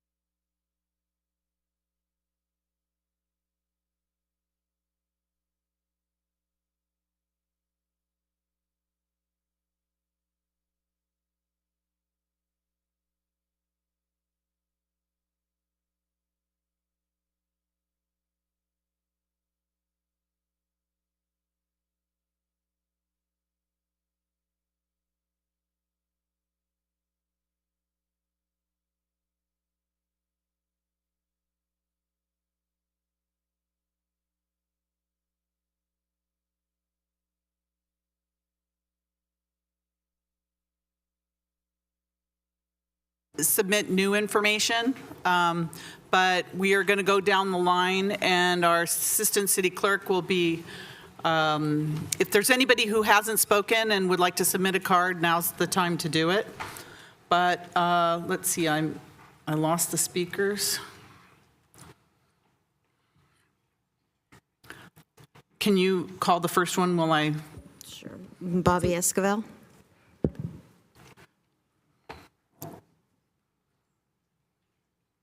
Hi, can you hear me? Oh, yes, go ahead, please. Oh, great. Hi, Bobby. Thanks. Hi, City Council. Yes. Hi, how's it going? Thanks for staying so late. I've been around the Santa Clara Powell BMX track since I was 14. I have 2 young children, ages 6 and 8. We moved up to Petaluma a couple years ago, but we still come down there regularly. That's still considered our home track. I've been there racing, I've seen probably, including, Nick and his group, 3 track operators. The amount of work that those guys have done and, making that track safe and rideable for the riders is incredible. There's times where you go around and turn, sink in a squirrel hole or something and, it's just unsafe. But, now having paved turns, like I said, the amount of work that they've done is incredible. As a rider who now lives out of the area, I would highly suggest and recommend that the city, go with the USA BMX sanction, because there's no point for me and my family to drive out and support the city of Santa Clara without having a track. There's no better practice than having a race. You might have a track just to practice, but you're not going to get the same quality of practice as if you're racing weekly. So I just strongly recommend and hope that you guys go with the USA sanction and reinstate, Nick and his crew if possible. And that's about it. Thank you. Thank you, Bobby. Tammy, followed by Cam. Tammy? Yes, hi. This Hi. is Tammy Diakos, and I am a 50-year-old female rider for Santa Clara PAL. Most of the ladies at the track have given me a nickname of Taminator because I have gone through 2 full knee replacements and I'm still racing. But as I sit around and I listen to everybody speak and the accusations that are being made against the track, it makes me very sad because I'm still sitting here. And as I'm sitting here, my legs, my knees, my ankles are getting stiff to where I could barely walk. This track was my savior for me to get out there and ride and see my friends. Sorry. And not only that, but the kids would come up to me, they would run and jump into my arms and say hi. And that is also my saving grace because I work hard every day. And to be able to have that outlet when I'm having a bad day and go out there to smile and ride and get energy and not sit on a couch like most adults will do, this is my exercise. And Nick and Marissa and Kim, everybody at the track, they support me and they're a huge support for our community. And the kids are missing out completely. And so are the adults. We've got to get this track back open so that we can go out and race, not practice. Practice is only so good. You have to race in order to be able to be good and strong. And we need to get our points. We don't get our points. I'm ranked nationally 17th and district, I'm ranked 6th. And being one of the oldest ladies out there, I'm still riding because I love this sport and my passion for the sport and the people that support me, the track operators at Santa Clara PAL, the Joey Bixlers that make comments when you're going around the track, seeing the kids, crying when they come off the track because they've won and they've moved up in a group. They're not intermediate anymore, they're expert. Thank you. Thank you very much. Thank you very much, Tammy. Cam, followed by Chevelle. Cam?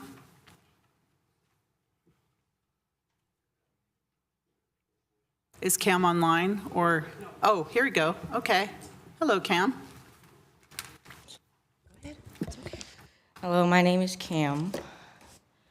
I like how Nick did help do the track and how he set it up. And we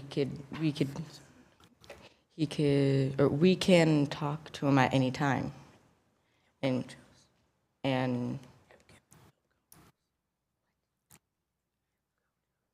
and he'll coach us too.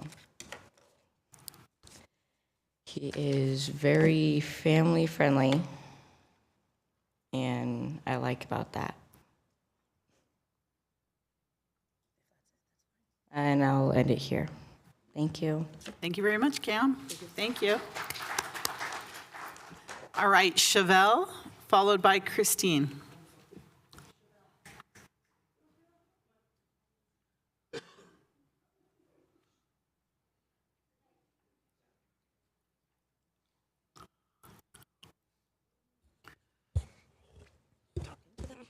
I'm taking that out. I'm Chevelle.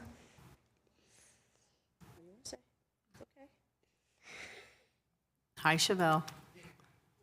I know it's scary. Do you have anything to say about your track and your friends? It's okay. Do you like to ride? You do, huh? Do you like the track? Yes. You do. Do you have friends there? Do you miss all your friends? Yeah. Yeah. Oh. Okay, what else? I just want the track to open. Okay. What else? Do you miss BMX racing? Yes? Yes. Okay. Is that all? Yeah. Okay. Thank you, Chevelle. Thank you for listening to me.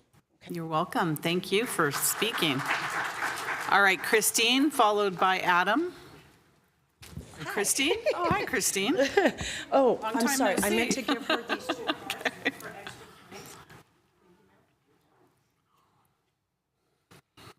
Okay, I do want to start off just saying thank you for, taking all of us in for this. This is a huge family of ours, and we, without the BMX, it's kind of a struggle. We went through the pandemic with our kids being at home all the day and not being able to race, and now we're stuck not racing again.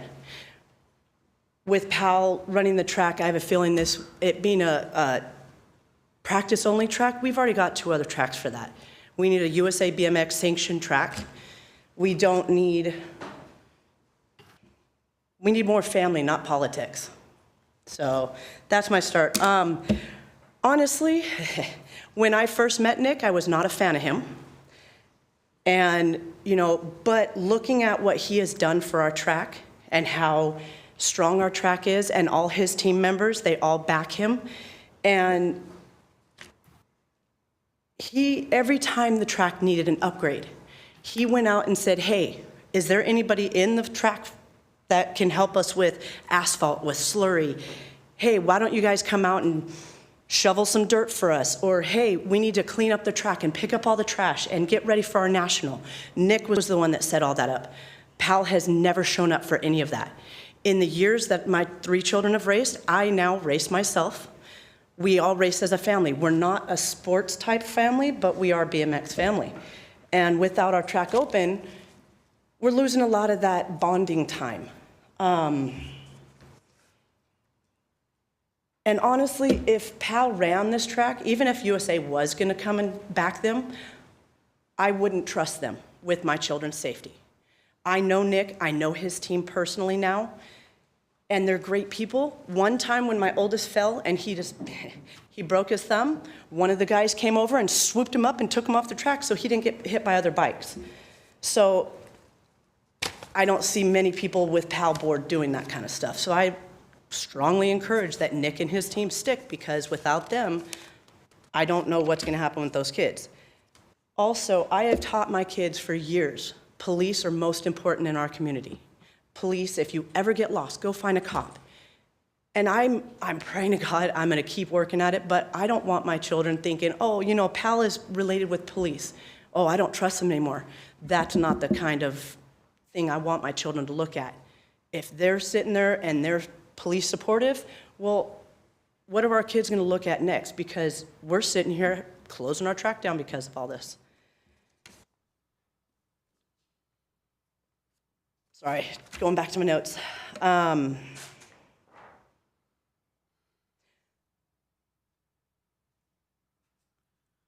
So like I said, with Nick and his team, I completely feel safe with how my children, when they go out, I know that if anything were to happen to them, they would be safe and they would come off maybe injured, but at least the injuries would be minimal. Nick sets up ladies' days all the time. Every year we go out and we have a ladies' day. And that encourages all our females, because there's not that many in BMX. So he encourages women to come out and say, hey, we'll give you a free bike to try out. We'll give you a helmet for safety purposes. Just please come out with tennis shoes, long sleeve, and pants. And this is the type of stuff Nick does. And he encourages us moms to get out there and do what our children are doing. And without that, I don't see Pal backing that and saying, hey, as a mom, get off your butt, come out with your kids. You're telling your kids, hey, you need to do this. Well, go try it yourself, because it is hard work. And Nick, being a racer himself, he knows what it feels like when our kids crash. He's like, yeah, that stinks. Now try this way. Or if our kids need, you know, at the gate, when the gate's dropping, your feet are in the wrong position, Nick will step up and say, hey, make sure that you do it this way. He's always there for our kids, including myself as a mom. If I ask him, hey, Nick, you know, I kind of need help, or Marissa, hey, you know, can you help me out with this, or any of the team, they're always there to support us. People are talking about how good PAL is, and they offer good opportunities for the underserved, which is great most of the time. Revenue is generated by the BMX program, and that will be a smaller fraction of what it was as a practice track because of the actions of PAL. So I beg you guys, please listen to your community, listen to the kids, listen to the parents, because God, I need our track open back up. My kids need that stimulation of get out and go. You know, this is so important to our children. And even as a parent that races, because I'm not the only one that races, there's guys out there at 60-something years old racing. There's all ages. We welcome everything. So without that, I mean, I don't go to the gym.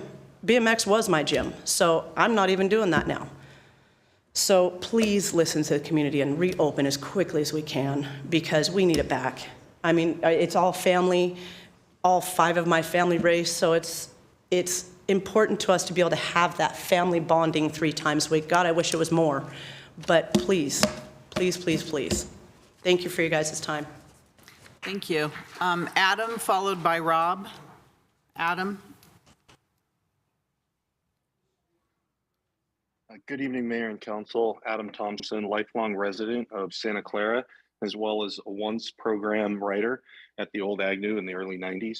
I'm here tonight. There's been a lot of talk about saving the track for the existing kids, but I also want to bring up that, you know, my kids, who my son is 5 and my daughter is 3, you know, we're looking forward to potentially participating in this great program that has been part of Santa Clara for over 30 years. And to make sure that a simple squabble between a leaseholder and an operating group does not become the linchpin in another great Santa Clara program that we see as in a bygone era.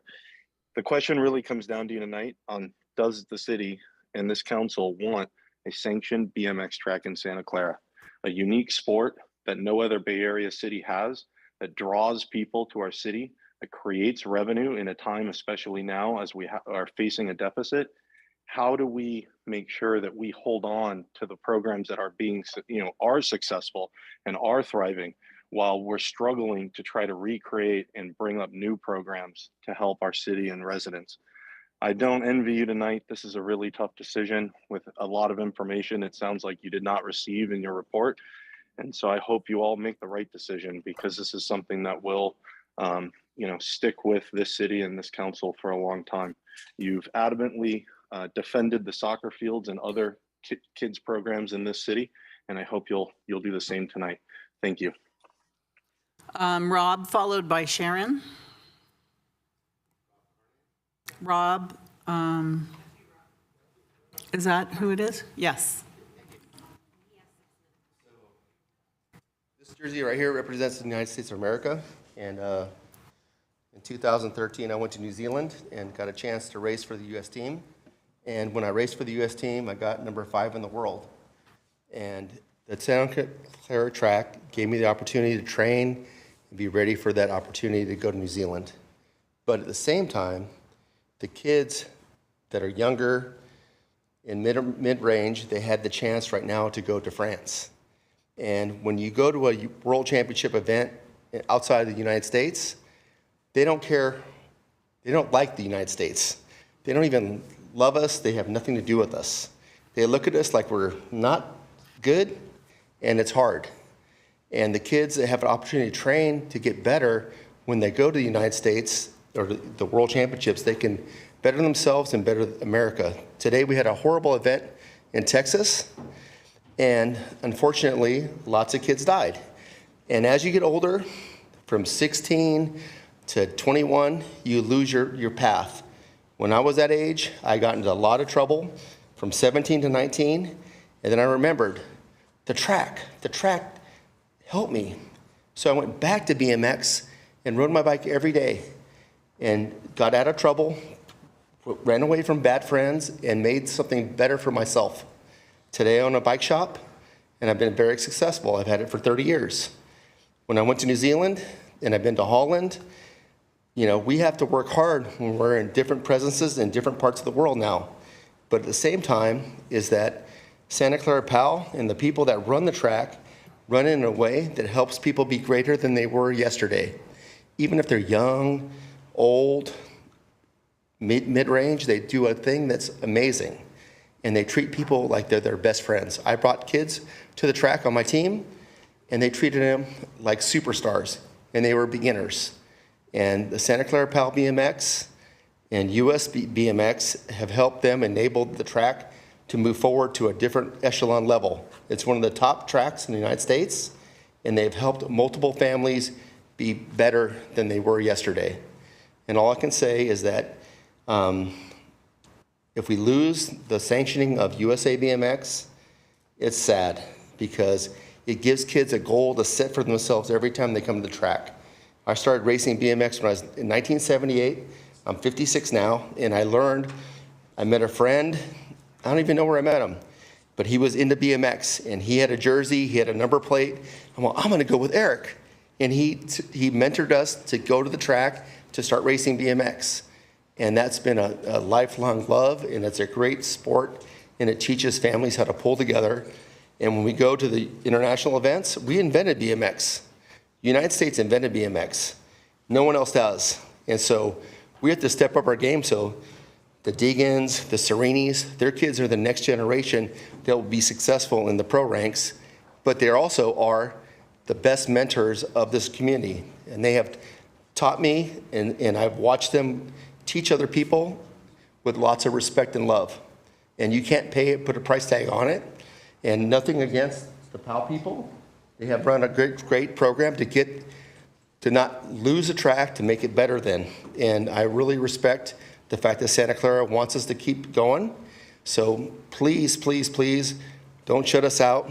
Let USA BMX partner with the PAL people to keep it going, and do not stifle the growth of BMX in America. Because when we go to international level, it's rough. And there's only 3 people that go to the Olympics in the male division, and only 2 women that go. So out of all the thousands of people that race BMX in America, when the Olympics come to happen, there's only 5 of us. And I want to be proud to be American. And when I see the kids growing up today, I want to be proud. I knew that kid. He was racing at my local track. Now he's an Olympian. And that's what the difference is. And that we have, oh my God, the people that show us how to act and how to mentor and how to be exemplary. Santa Clara PAL staff has shown that over and over again. They're the nicest people you ever met, and they're the ambassadors of the sport. So please, please, please think about that. Thank you for your time. Thank you very much, Rob. Welcome. Thank you. Thank you. All right, we have Sharon, followed by Brian.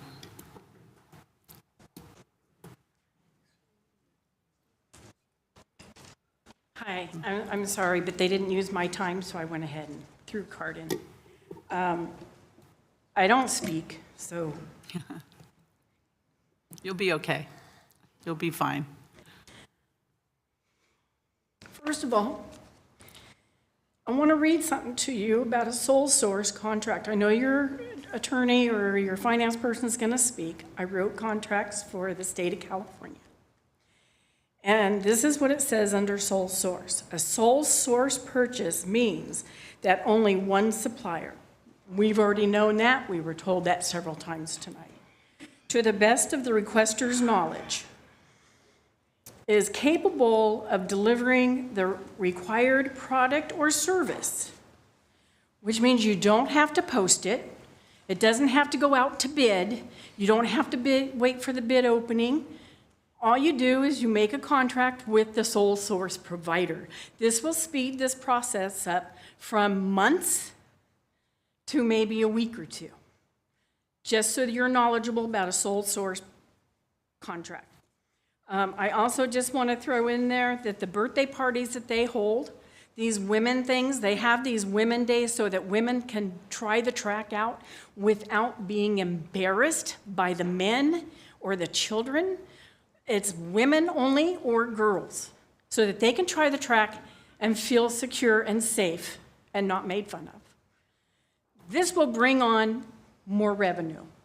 Also, if you can imagine baseball and the baseball leagues being told, or you can use our fields for practice, but you can't have any games here. How would those baseball people feel? That's what you're doing to us. You're telling us that you can use it for practice, but you can't have your races. The whole reason why these kids race is for the points. Not going to get any.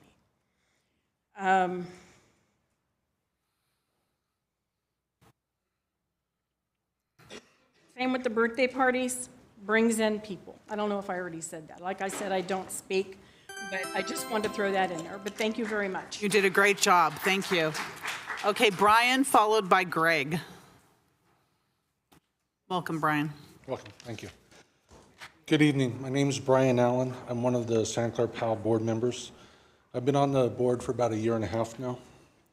Both my wife and I grew up here in Santa Clara, and our kids attended Santa Clara schools. Prior to retiring from the Santa Clara Police Department, I was a DARE officer. I was a school resource officer. I was also part of PAL by being the PAL Fishing Commissioner. And I was also a high school wrestling coach, so you kind of know my background. After we moved back to Santa Clara, I decided I wanted to get involved with Santa Clara PAL because of its mission and the opportunities that PAL has provided for our youth over the decades. PAL isn't just a local program, it's a national program where like-minded community members and police organizations provide opportunities to the youth of our nation. I strongly believe in the Santa Clara PAL mission. Santa Clara PAL is truly a nonprofit in that all PAL board members is comprised of volunteers, as are the coaches who run the programs. The only compensation that the PAL board and the coaches receive is the knowledge that they are providing athletic opportunities for our youth and the youth of the surrounding communities. I remember when my son raced at the old BMX track at Agnes, it was all dirt, no lights, nothing like what it is today. The track is something PAL and the city can be proud of. The PAL board is committed to continuing to improve all of our programs, which BMX is a big factor in. I'm asking you for your continued support of the Santa Clara PAL and allowing the Santa Clara PAL to continue operating under the current lease agreement. Thank you. Thank you. Rich, followed by Christine. Or I'm sorry, Greg, followed by Rich. Greg, online, Greg? Okay. You're muted. Go ahead. Greg, you're muted. Unmute. There you go. How about now? Can Yeah. you hear me now? Yes, we can hear you now. Go ahead. Okay, so yeah, I don't know what's going on here with the sanction agreement, but there's a sanction agreement with PAL. There always has been. All they do is change track operators. And I know that for a fact because I was track operator for Santa Clara PAL. So this whole thing about getting upset about the sanction agreement's always been with PAL. USA BMX and Nick together stopped us having races down there. US BMX has point blank and very standoffish and not negotiating correctly with PAL. So my question is, how is it that PAL can't get a track operator when I know for a fact over the years, they just transfer track operators and USBMX never had a problem with. But all of a sudden, now there's a problem and they're standing behind Nick because I offered to run that track again. I ran it for 9 years, but yet this sanction agreement and USBMX is so vague at the fact that, well, right now we won't consider it. Well, everybody needs to stop and think about what's going on here. I stand behind PAL and I have a real problem with USBMX doing what's going on here. That's all I have to say. Thank you very much. Thank you, Greg.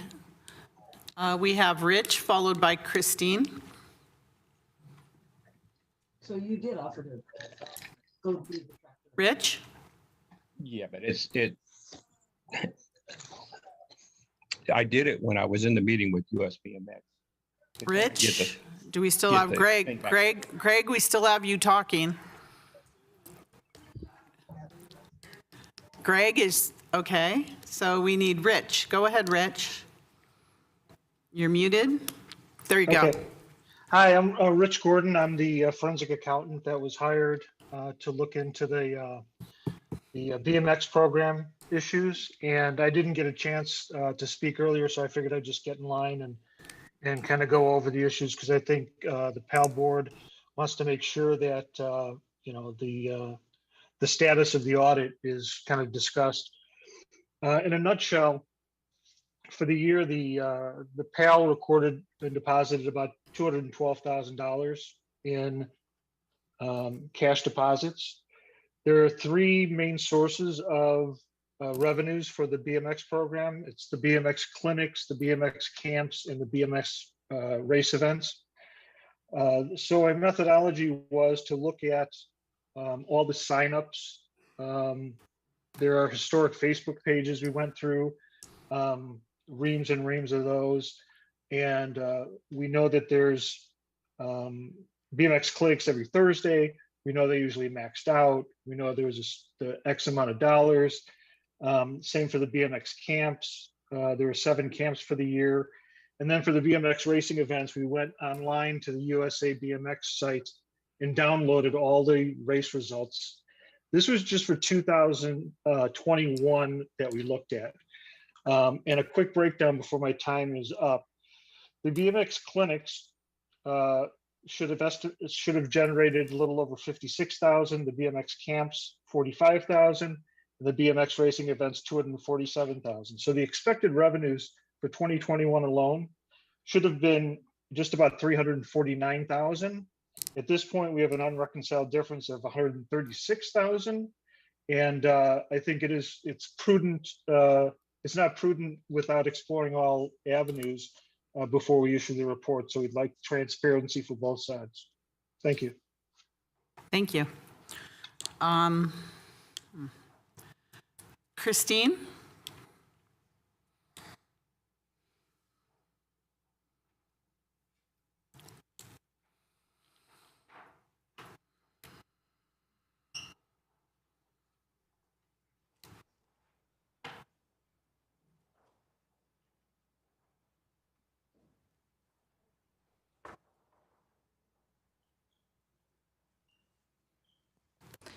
Good evening, Mayor and City Council. Thank you for being here tonight.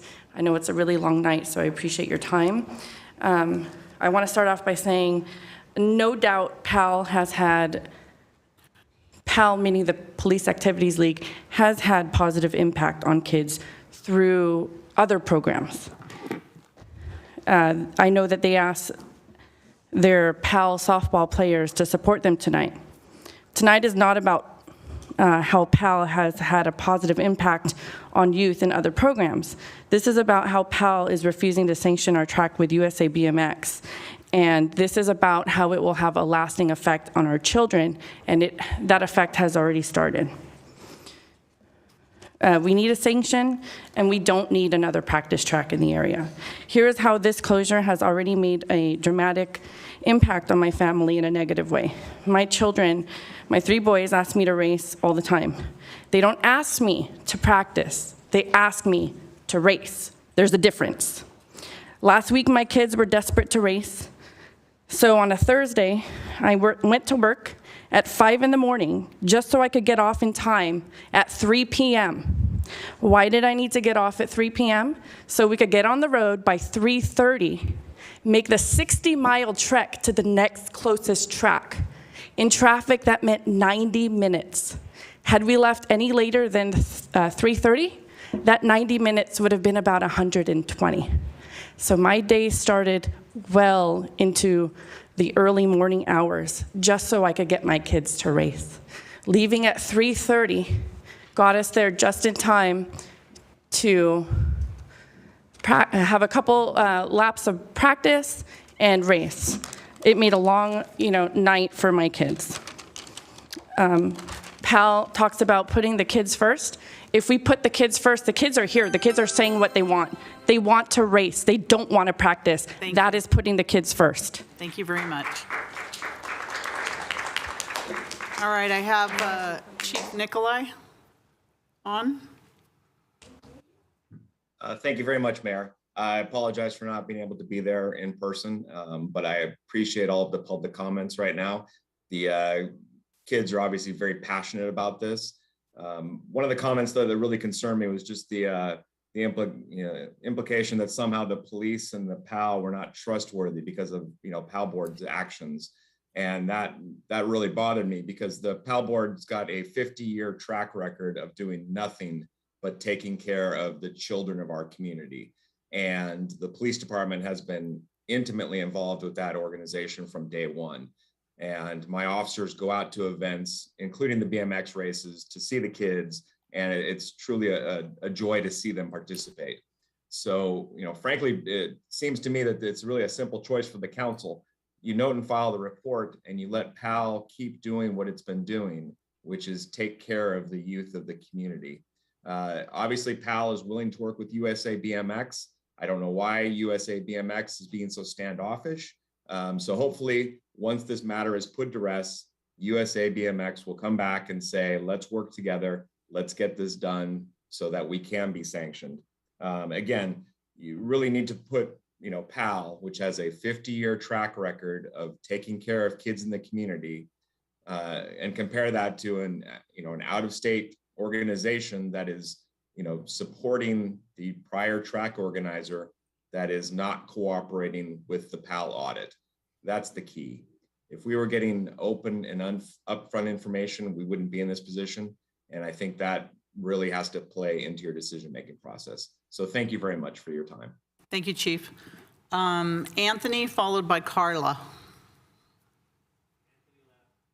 All right, Carla. Is Carla here or on? Anthony Gallardo is online. Oh, Anthony. Go ahead, Anthony. Good evening, Mayor. I was there earlier, but I had to get home.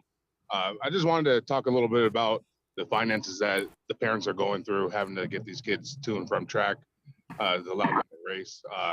As for myself, I commute from Hollister to Palo Alto every morning. I'm up at 3 a.m. I work from 5 to 1:30. I come home from Palo Alto back to Hollister. I load my kids and my wife. 4 out of 5 of us in the family race. So I spend almost, I think about somewhere around 18 to 20 hours a day just to get my kids there and back to Santa Clara from Hollister. And then that leaves me about 4 to 5 hours of sleep and then return back to work on a daily basis. We did the math and we spent about almost $16,000 last year on traveling, buying race bikes, food, expenses, just to go from Hollister to Santa Clara. That doesn't even count that all the other tracks that we've gone to visit to race at. So I just don't get why the city can't see that PAL is hurting what the previous track operators have going on. Between Nick, Joey, the Serenis, and the Browns, they've done an awesome job. We've only been doing this for about a year, and being new to the sport, they welcomed us in, and they helped my kids go from Strider bikes and learn how to pedal on a bike a month prior to racing. They were just excellent throughout the way they care for the kids and everything that they do. I can tell you right now that throughout the whole year and a couple months that we've been racing, I've not once ever seen a PAL board member at that track volunteering their personal time to help keep the maintenance of the track itself, to help the kids get around the track, or even just be a turn marshal at the turns to help kids or adults who fall. So I'm just kind of curious as to why PAL even has their hands in this program when they obviously don't have their hands in it. They've never been around since I've been around, and it's only been a year and a half. And I just wanted to just repeat that, you know, the finances that the parents are trying to work through, it's a lot for race fees. Thank you, Anthony. Carla? Carla's online. Go ahead, Carla. You're muted. There you go. Hello? Yes. Hello, Carla.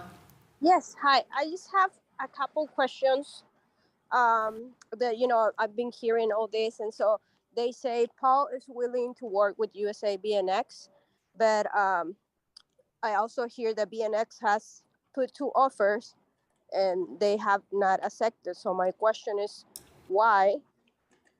And also a few points too, like the other person say, you know, to be honest, I have never seen them around the track, not even like an activity for them or like for the kids, you know.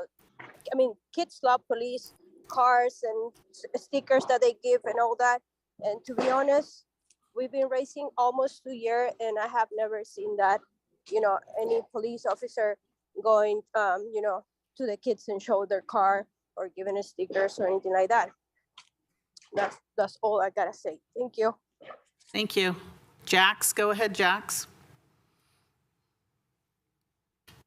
Is Jax here? He lowered his hand.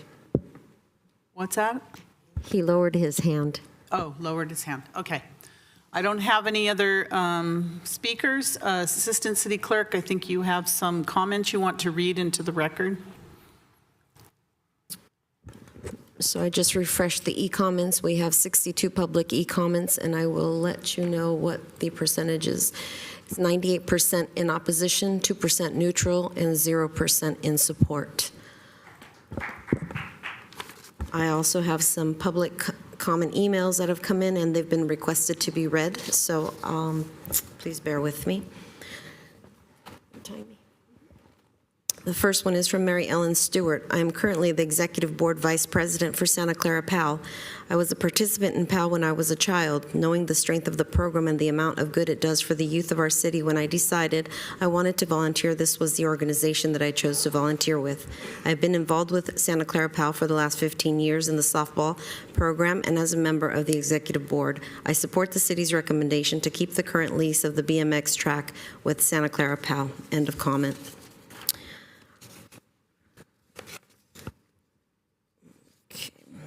That person spoke. The next one is from Cynthia Hernandez. Santa Clara PAL is a tremendous help to the Santa Clara and Bay Area. They have been supporting children in good characteristics and adult habits such as leadership, teamwork, responsibility, compassion, and to take the support that Paul provides to the community. And these children would be ashamed because adults don't know how to manage the ability to fund this or run long-term.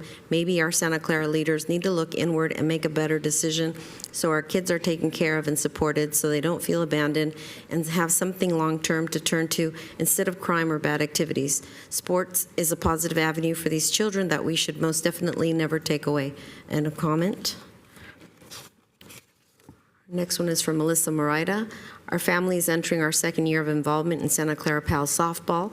My 14-year-old daughter hasn't always been the best at making commitments, and her whims mostly just remain quickly discarded ideas. I honestly thought that the same would happen when she mentioned wanting to play softball. We like to support her in new ventures, but wanted to find somewhere she could try it out and get some experience as a newbie without the sometimes ridiculous financial and time commitments that are required of parents. We ended up getting so much more out of our first year with Santa Clara PAL than we expected. We ended up finding a community of people who didn't just coach our daughter and teach her softball fundamentals, but also have supported her growth as a person and have taught her important character development lessons like leadership, responsibility, and perseverance. Santa Clara PAL ignited a passion in her that I honestly didn't expect, and after her first year of high school Ball, we're excited to be back for our second summer. While she will be aging out after this summer, we hope Santa Clara PAL, as it currently functions, will be available to our youngest when she's ready to test the waters. End of comment. Our next one is from Katie Burns. Our family has had the joy of playing softball for the past 2 years with our other girls and families from across Santa Clara, thanks to PAL. This experience, without a doubt, has been a highlight for a family. Hold on one second. Excuse me? Excuse me? Okay, thank you. Please, quiet from the audience. Continue, Assistant City Clerk. This experience, without a doubt, has been a highlight for our family during a time when we have experienced a lot of uncertainty and disappointment because of the pandemic. The skills and community that we have developed in the past 2 years are thanks to PAL and the volunteer coaches who believe in the mission of their organization. This league has been key in keeping our bodies and minds strong as we endure our extremely challenging season of life, and the lessons we all have learned will continue to serve us as we invest in our kids and our community. We look forward to many more days of playing in the dirt with our girls, their teammates, and the rest of the PAL softball family. Next one is from Shannon Dabrowski. I'm writing this letter as a concerned parent of PAL softball player. Our daughter joined PAL softball in 2017. Back when it was called Pal Gal, she was 6 years old. We wanted to sign her up for a sport, something to get her outside and have fun. A friend recommended Pal Softball, and we felt this was a great option. As an only child, it was a great way for our daughter to make new friends and learn a fun sport. She has continued on this path for the last 5 years, making great friends and developing a love of the sport. This league has been a great way for any girl who wants to play to feel comfortable at any level. The affordable registration cost has allowed parents to sign up their daughters to try a new sport with an expectation of fun, forming lasting friendships, and learning the importance of sportsmanship. I fear that there are major changes to the PAL program which may impact the affordable registration cost. This might force potential and/or returning players from signing up. Parents may not be able to afford increased fees to further their daughter's advancement or stop new parents from letting their daughters try a new sport. Please seriously take our children into consideration when making your decision. End of comment. And our last one is from Dee Dee Gall. I'm writing to you in hopes that you can help stop the destruction of the Santa Clara BMX track program at the hands of PAL. Dan Racimo used Facebook customer service last week to improperly access the page, claiming that it was his page. Through these lies, he was able to gain access and immediately removed Nick Valencia as well as Tyler as admins. Tyler is a Facebook employee and has been instrumental in donating thousands of dollars in Facebook ad spend to assist the Santa Clara BMX track in growing both the page and the track, a huge help to both the track and the city. In their extreme ignorance, PAL has now completely severed their relationship, essentially losing the city of Santa Clara, your city, thousands of dollars in their continued personal squabble to win at all costs. They have already lost all trust with USA BMX, who will absolutely not sanction the track unless the land lease is transferred to another entity. PAL are liars, they are shady, and they remind me of the good old boys club I thought I left behind when I moved out of Texas. If the city of Santa Clara decides to keep the land lease for Santa Clara BMX with PAL, you will not only disappoint, frustrate, and sadden all the kids and adults who will no longer be able to ride, but you will miss out on the thousands of dollars that this well-run, beautiful BMX track brings to the city. To me, this would be the equivalent of you owning a Ferrari and the team of people you have managing your beautiful race machine state on multiple occasions that they never wanted or could manage the Ferrari, but just wanted an old beater. My question to you is, are you going to protect your valuables? Please transfer the land lease before our track, the one that puts the city of Santa Clara on the map for thousands of BMXers all over the United States, is diminished to rubble. Hold PAL accountable for their underhandedness and lies. Don't put up with this in your own backyard. End of comment. And that's it, Mayor. Okay, thank you. Thank you for everyone that testified today, and everyone who wrote in, and everyone who has attended here in person. I think there were some questions from the presenters. There was a couple of questions for our city attorney. I hope that was a while back, but there was a recent question too about a single source contract. So city attorney, can you let us know what? So Mayor and Council, the issue of the procurement requirement, which is basically a competitive process to ensure that either services or other things that are being received by the city on behalf of the use of a public resource. That requirement is really dependent on whether the city desires to have a service operator requirement imposed in an agreement. And if it does, then there is a formal competitive process that needs to be followed. The sole source finding is a way of bypassing, and it's a very limited exception, but it's a way of bypassing the procurement process.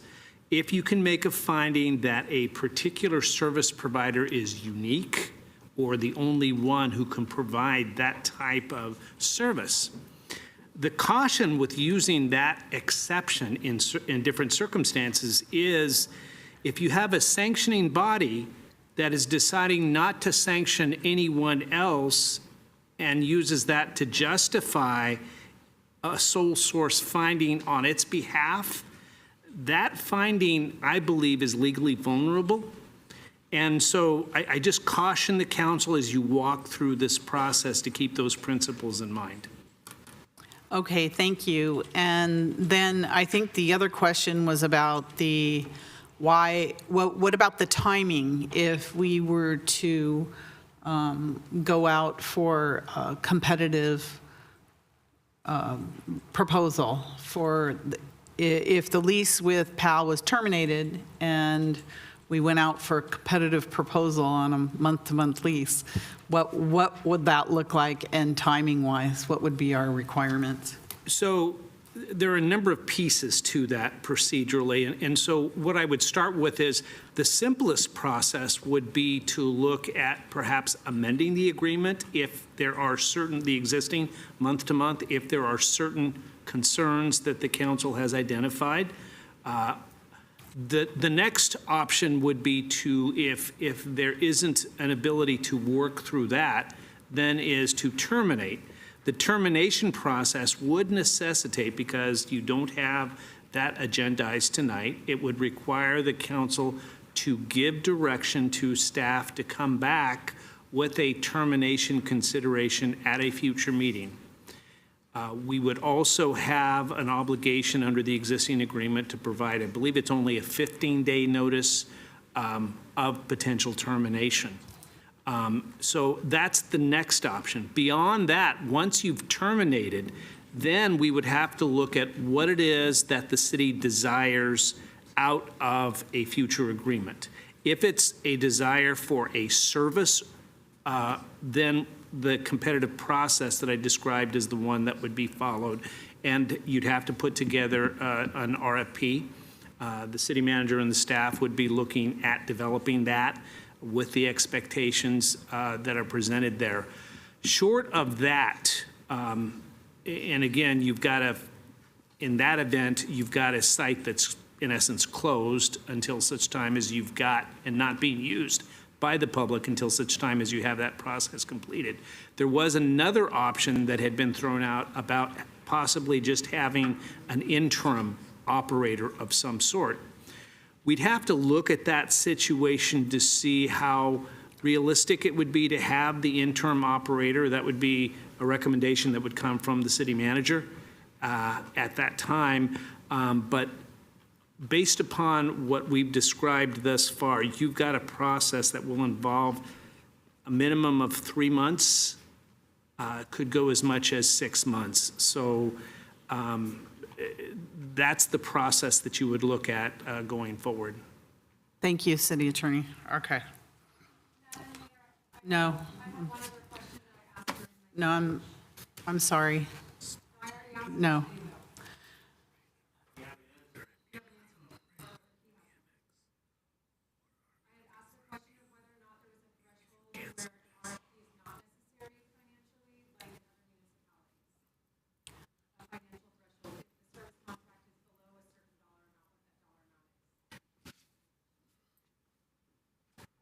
So, Mayor and Council, let me pull up our code provisions. There are some thresholds for service, and I believe the thresholds would start, as I'm pulling up, and forgive me, I believe the section is 2.105.330, and as I'm pulling that up, I believe there's a $50,000 threshold The challenge here, though, is how do you value what it is that's being received here? Is it some have estimated a couple of $100,000 annually coming out of this? And is that what you're going to value? And if so, you're obviously over that threshold. So we'd have to look at what it is that we're valuing in this agreement. The auditor had, I just took the quick numbers, which was about 350,000 estimate. Okay. All right. City Council? Excuse me. Please don't scream from the audience. Please don't. City Council, questions? Vice Mayor Jane.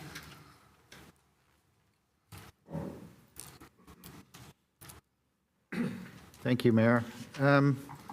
There's a number of questions that I'm just going to pose that I still don't have answers for.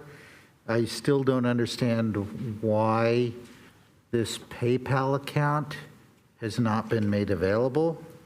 I would like to know when we have a deadline for getting the answers to the council questions that were in the Assistant City Manager's presentation.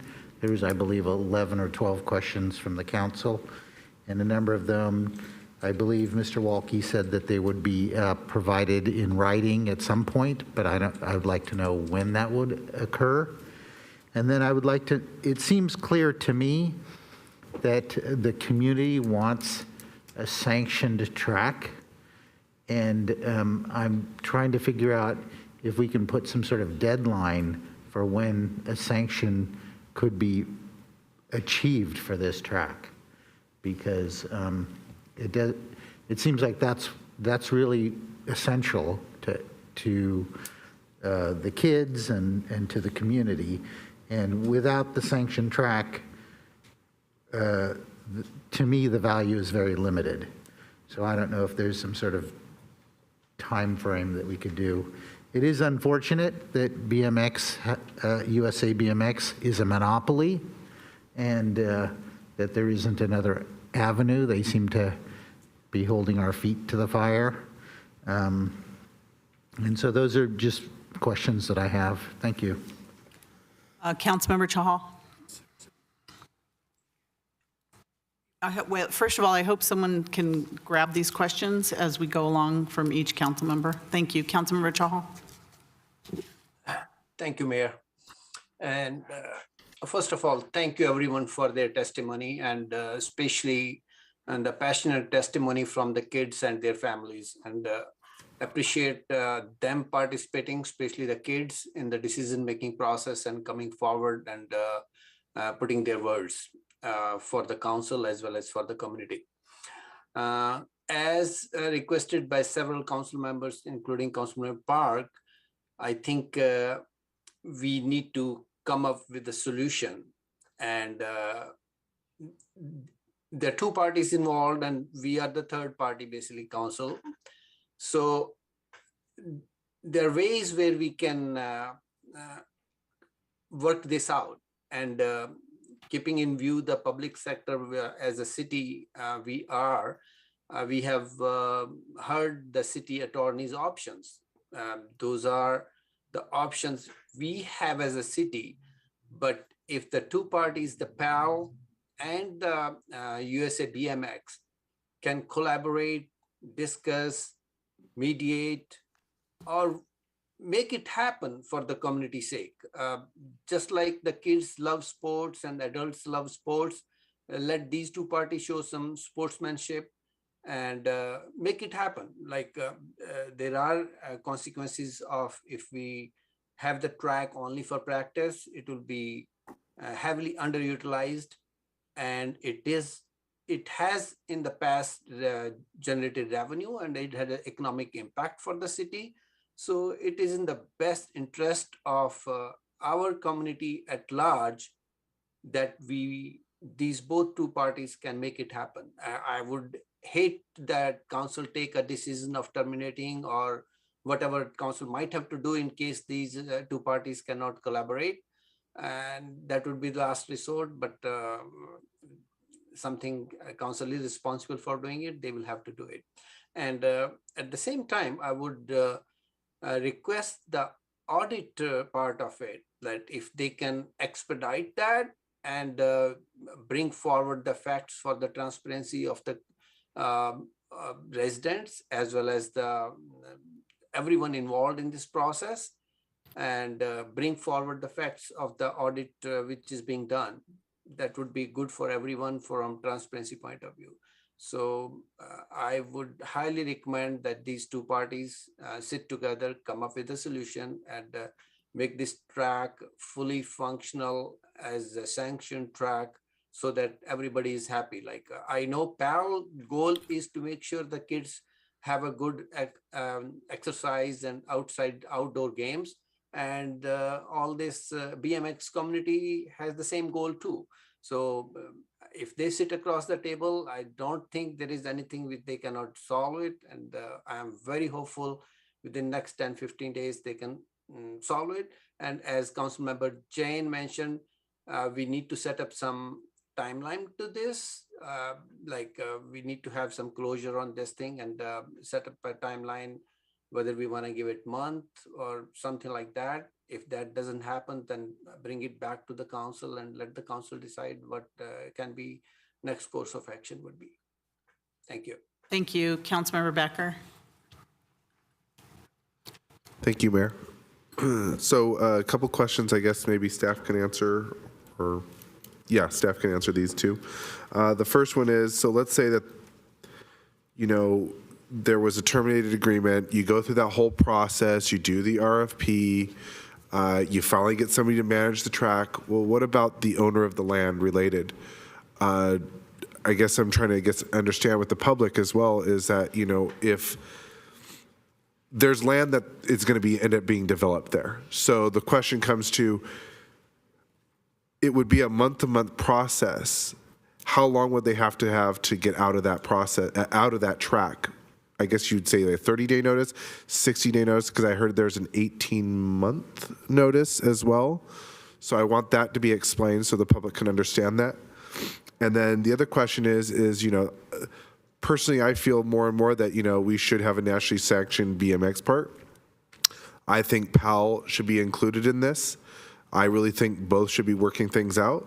But at the city of Santa Clara, does the city of Santa Clara want a nationally sanctioned BMX track and facility, or would they prefer it to be just a practice facility to confirm? Because if they, would you entertain the idea of a nationally sanctioned BMX track? And then the last question is, I think Councilmember Jane hit that one already, which is about the PayPal payments. And I have a question for who's ever is here tonight in charge of the PayPal payments. Why have they not been turned over? So those are my questions. Councilmember Hardy. Thank you. Struggle is we all want the same thing, from what I'm hearing. It's really not in the power of the council. It's BMX's power to sanction or not to sanction. That's not something we have control over. We own the land. It is basically encumbered. It is 18 months that has to be given. And it will be developed at some point. If the council wanted to start the process to revoke the lease, that would mean for certain, according to council, 3 to 6 months minimum, it would be closed. And we don't know how much time we have as it is. We don't have the power to make whoever is holding the PayPal accounts and not being forthcoming with the audit. The council doesn't have that power. In some ways, I wonder if the parents and the children should be petitioning the people or the entities that do have the power. If we choose to tonight just say we're going to take the report and go on, it leaves the door open for these different parties to come forward and make decisions that we can't make. The reality is, I wonder if maybe the efforts and energies should be turned on those who have the power. We only hold a lease, and that's it. We don't operate the track. We don't have an agreement. We don't do that.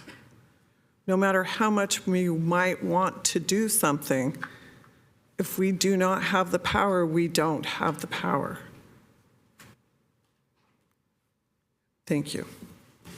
Thank you. Any other questions before staff answers questions? Councilmember Park? So I've heard a lot of sides tonight, and as someone who supports the city, so I've heard a lot of stories tonight, and as someone who supports the city, and anyone that knows me and has seen me knows that I support the city, and sometimes the thinking process that I have is not quite standard. But I do know one thing. As an engineering manager, we need to stop having problems with the different organizations here. And though a major thread is PAL's response to USA BMX and to the handling of Nick and his team, I also want to talk about the community's response to PAL. So we heard from Mr. Allen here, Santa Clara PAL board member. And like I'm going to say, it's really bad because a lot of situations actually don't have bad people. They have bad situations. And I kind of want to pull these things out, which is, like, he moved back to Santa Clara, wanted to get involved with PAL because it's not just a local program, it's a national program. Strongly believes in the PAL mission, former police officer. All board members are volunteers, and I think this sounds very familiar to some people. We heard Rob Carnahan say that that the BMX community and even PAL itself shows us how to be exemplary, right? And I hear about Christine, who said that she taught her kids that police are important in her community, and she doesn't want them to not trust police because of PAL. And this isn't something that parents should be concerned of only, or children should be concerned of. It's something that the police and PAL should be concerned with as well. Meaning, how people respond to you is 100% changeable by your attitude and how you represent yourself to other people. I'm going to go on, which is I hear Carla asked the question, why did PAL not accept USA BMX's offer to run the track, right? I also mentioned that kids love the police, they love the police cars, they love stickers and all of that stuff that we see at every event where police have visibility, like at Art and Wine Festival. Yet she has never seen a police officer at the event showing their cars or giving stickers. And I think that these are the small things that I think we can do, and I say we because we're the city, that we can do to show support to not just the residents that are part of the program, but also to the many people outside the city that don't come from Santa Clara, to show them what Santa Clara is. Heard Mr. Perkins talk about the budget report submitted by staff, and I actually wrote that down in my previous thing. It's page 8, enhanced community sport, recreational, and art assets, $9 million. And I think that this is what we really need to look at, which is, on our side, that's the thing that we're considering, right? The BMX, the relationship that PAL has with the BMX operators, I would have hoped would have been like a no-brainer. We don't have to think about it because we trust the people that we are leasing to that have been asked to manage a BMX track. Ms. Heal's words, get rid of egos and do what is right to be an example to the kids. right? And I do see that on both sides, which is I would love if the police and PAL, Chief Nikolai is concerned that, the police are getting a bum rap because of the things that are happening. And we all need to think about that. The police need to think about that too, which is you can't simply say, well, for 50 years, we have been blameless, because I can tell you as an engineer, nobody cares what you did last week. The question is, what are you doing now, right? And if you can't, after 50 years of being, helpful and supportive of your community, if you can't, if you fumble the ball at the last minute and, right when when an event is coming up, not be supportive of the community around you, like that 50 years, what a huge cost it is for police to give that up for an issue that I think should be straightforward. Right, if you search for the word sport, I'm talking about Ms. Heal's words again, it includes competition, which kind of makes politics the most represented sport in all the world. But I like that because another person mentioned, people don't go to the track to practice, they go to track to race. Because if they just want to practice, we have a lot of practice tracks, right? But we don't have a racetrack. BMX track creates a unique opportunity for tons of kids in the Santa Clara County, right? It's a pathway to Olympic competition, just like our International Swim Center used to be. And we see how not taking care of our swim center and not looking at the communities that are representing us in international competitions, we see how that's affected us. And now we have this big problem many years later of having to deal with, decades of just not managing, not taking care of things. And we have the opportunity right here to not let the situation get that bad. Right? Talk about PAL representatives say that the new operators are not BMX trained. And the question is, why are they willing to allow people to get hurt under inexperienced operators? And I don't think they're willing to do that. I think that they're trying to find a way to, satisfy the community without actually talking to the community itself. And I think that's the problem. Ryan, it's a woman's name, sees lots of missed opportunities for a podium. Superficially, we're losing out on revenue, on hotel, restaurants, and I think that's not superficial, but that's real money. That's real money. When we just talk about budget, we need that money, right? Without sanction, we're just another dirt track. And here's something, what do you call a stadium without a team? Abandoned. And I think that has a lot of different, that should resonate with a lot of people in lots of different contexts. Right? There is a fundamental growth point. Every single day, the track is in operation because these are kids, right? I have a 5-year-old daughter, and I know every single week I am amazed at something she does that I don't think she was able to do the week before, right? Like I remember when she was 4, and she never complained about her dad, but she's learned since then, right? I like the fact, I think that PAL police should do this. They should look at how Nick and his staff have interacted, have embraced the community. I hear give them brooms, clipboards, other things to teach them and make them part of the sport. And I would love if PAL not just managed the track operators, but got involved with the community as well. Because I think that unless you sit with the people that you're serving, unless you're eating the same food, unless you're sitting in the same chairs, it's really not a community. It's really, it's really like a primary, secondary relationship. And I don't think that's what it should be. It should be people who are equals, people that understand the benefit that they're providing, as well as, receiving the reflected glory from the people who appreciate what you're doing. And I think that that's what it should be. I know this is going long, but I have a lot of people's comments that I've written down. Talk about Taminator, which is this track was my savior for me to ride and see my friends, right? It's an outlet when I'm having a bad day. This is my exercise. The people here, they support me. And for all the children that are here, I support, I know all the kids. I hope I see you again. I really do, because I think that your parents won't have the time, but if you come here, I'll support you. Reminding us that with the track closed, kids are missing out completely, but so are the adults because it's not just a kid's sport, right? And I think that with that in mind, I mean, we got people who are 50 years old. Maybe some of the PAL members could also become members, just so that you know what's happening in the, in the thing that you're managing, right?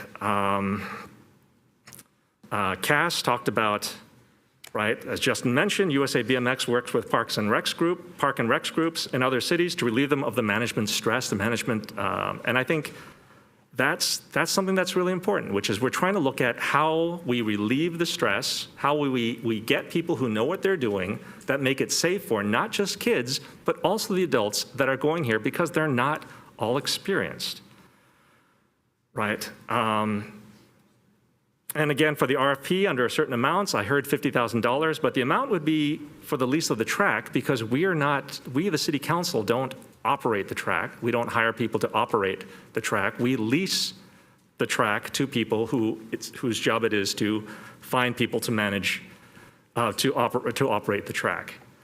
But we never had operational control, as other council members have stated, and we don't receive monies from the BMX track operation. We manage the lease.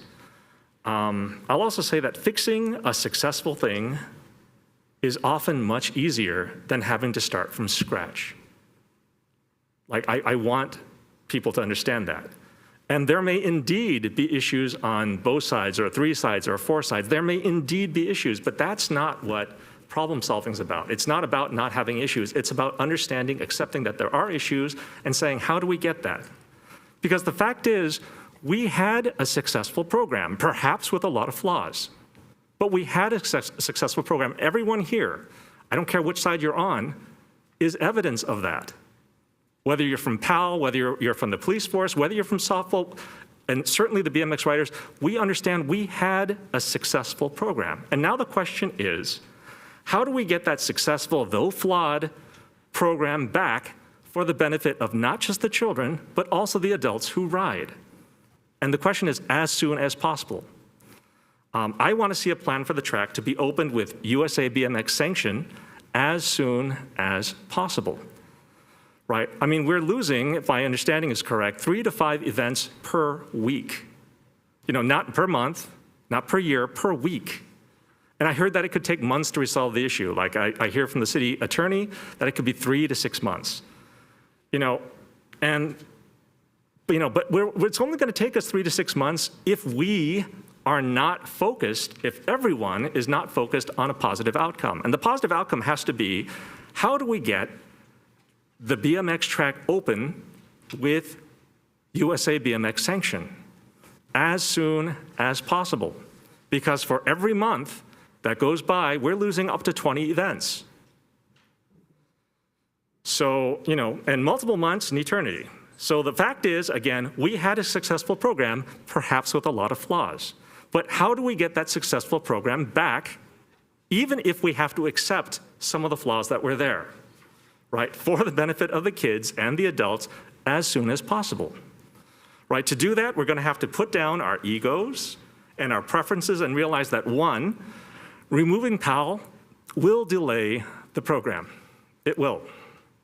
Like, I want everyone to understand that. PAL is not your enemy. PAL is somebody that you must convince to work with you on this. And if PAL, I'm going to tell you, without Nick and staff, without USA BMX, you don't have a program. You need to understand that. And without the release of information like, PayPal account information, it's possible that we just won't have an agreement. And we gotta believe that with all of these problems that we have, that we don't have to like each other, but we have to work together so that we can get, we can work all these things so that, we make the compromises to open the track with sanction. And while we're, running the track with sanction, we are looking into all the issues that are bothering us. As to the related developments, which Councilmember Becker brought up, we had the chance when the deal was being made to protect the BMX program. Now, I really feel this.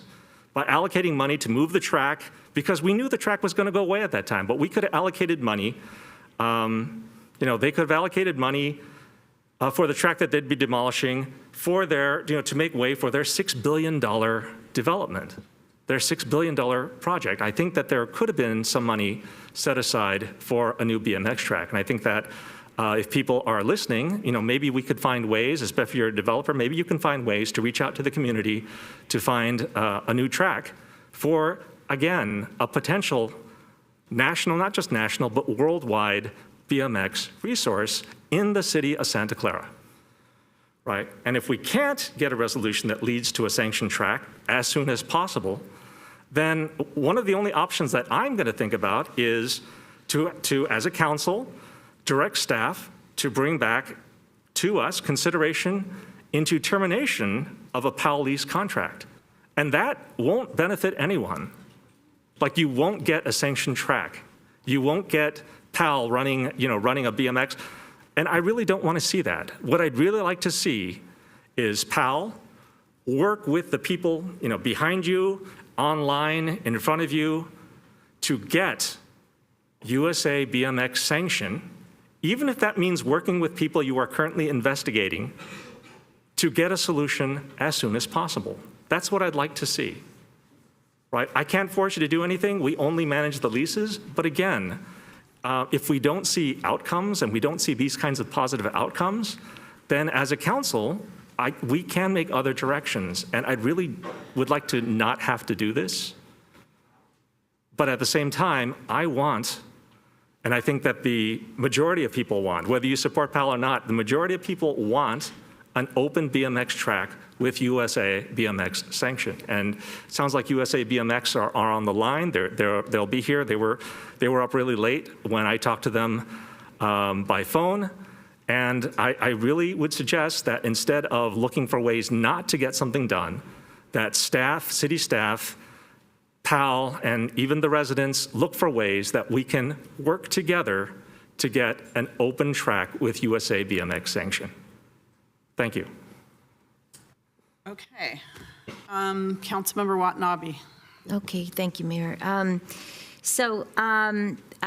thank everybody that spoke tonight and appreciate all of the input.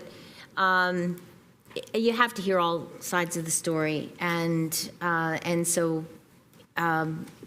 just for transparency, the mayor and I actually serve as liaison. I'm the alternate with PAL BMX, the PAL agency, and I actually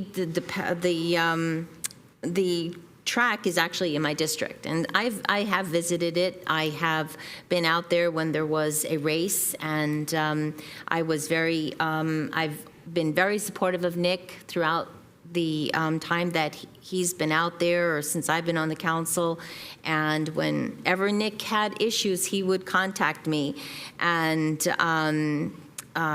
felt like maybe he wasn't hearing from PAL, and he would ask me, to see if I could help out because I had that connection, and I always did that.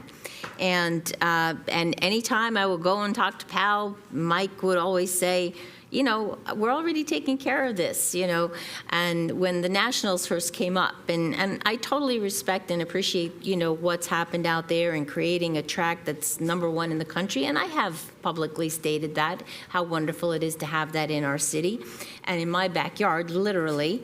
But PAL always stepped in. They paid the money. They went out there. They put in new benches, fixed up the snack shack, put in the lights, and did other things. They paid the money to put those things in there. The money didn't come out of somebody else's pocket. It came out of PAL's pocket. And they have always taken care of the maintenance of the BMX track. But what I have to say is, and like I said, I've been very supportive of PAL and the BMX track, and I am still supportive of the BMX track. However, when I heard that there were discrepancies, and there were accounts out there that PayPal accounts, and who was the receiver of those monies? Where was it going? That raised some questions. Because the other thing is PAL's a 501c3. I think it's been expressed several times tonight. So they have a responsibility to adhere to. They have to report to the IRS. They have special reporting requirements as a 501c3. And so when it was discovered that there were discrepancies, well, they have to clear that up. And the only way they can clear that up is to get information. And who has that information is Nick, the operator of the programs, the summer camps that were taking place out there. And I looked at them online, and I looked at the flyers for them. And if I didn't know any better, I would say, this looks like it's a Santa Clara PAL BMX sanctioned event, because Santa Clara PAL was all over all of the flyers.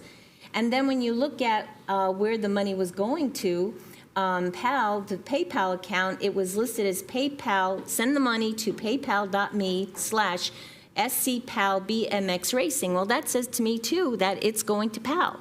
It's going to PAL BMX. But yet when PAL BMX has asked for access to those PayPal accounts, they're not getting it. And so they can't do their job as a 501c3. So action had to be taken. And when I know the Nationals were coming up, there were concerns, but PAL and PAL BMX USA, they worked together. And they came up with a solution to make sure that the Nationals were not lost, because so much was put into that event. And by seeing what they were able to achieve in that short period of time, I don't see why they can't do that again. And I agree with what a lot has been said here tonight, that this is a good program where people need to work together. PAL, the BMX track is already USA BMX sanctioned. I don't know why it can't continue to be. And keep this asset, this crown jewel, frankly, in Santa Clara, keep it open, working together. And could we make things, maybe change how things were done? Yes, we could do that. But people need to work together. I know these volunteers care about these kids, and they care about the programs, they care about the sports, and being able to give back to the community that they live in. So I know that they want to see this worked out. They've worked hard to get insurance now so that they can open up next Tuesday. I mean, obviously because they care. And they want to see this program continue. So what I would like to see tonight is that, again, the city only has the lease. We do not oversee operations. But, there are a lot of adults in this room that care about the same thing.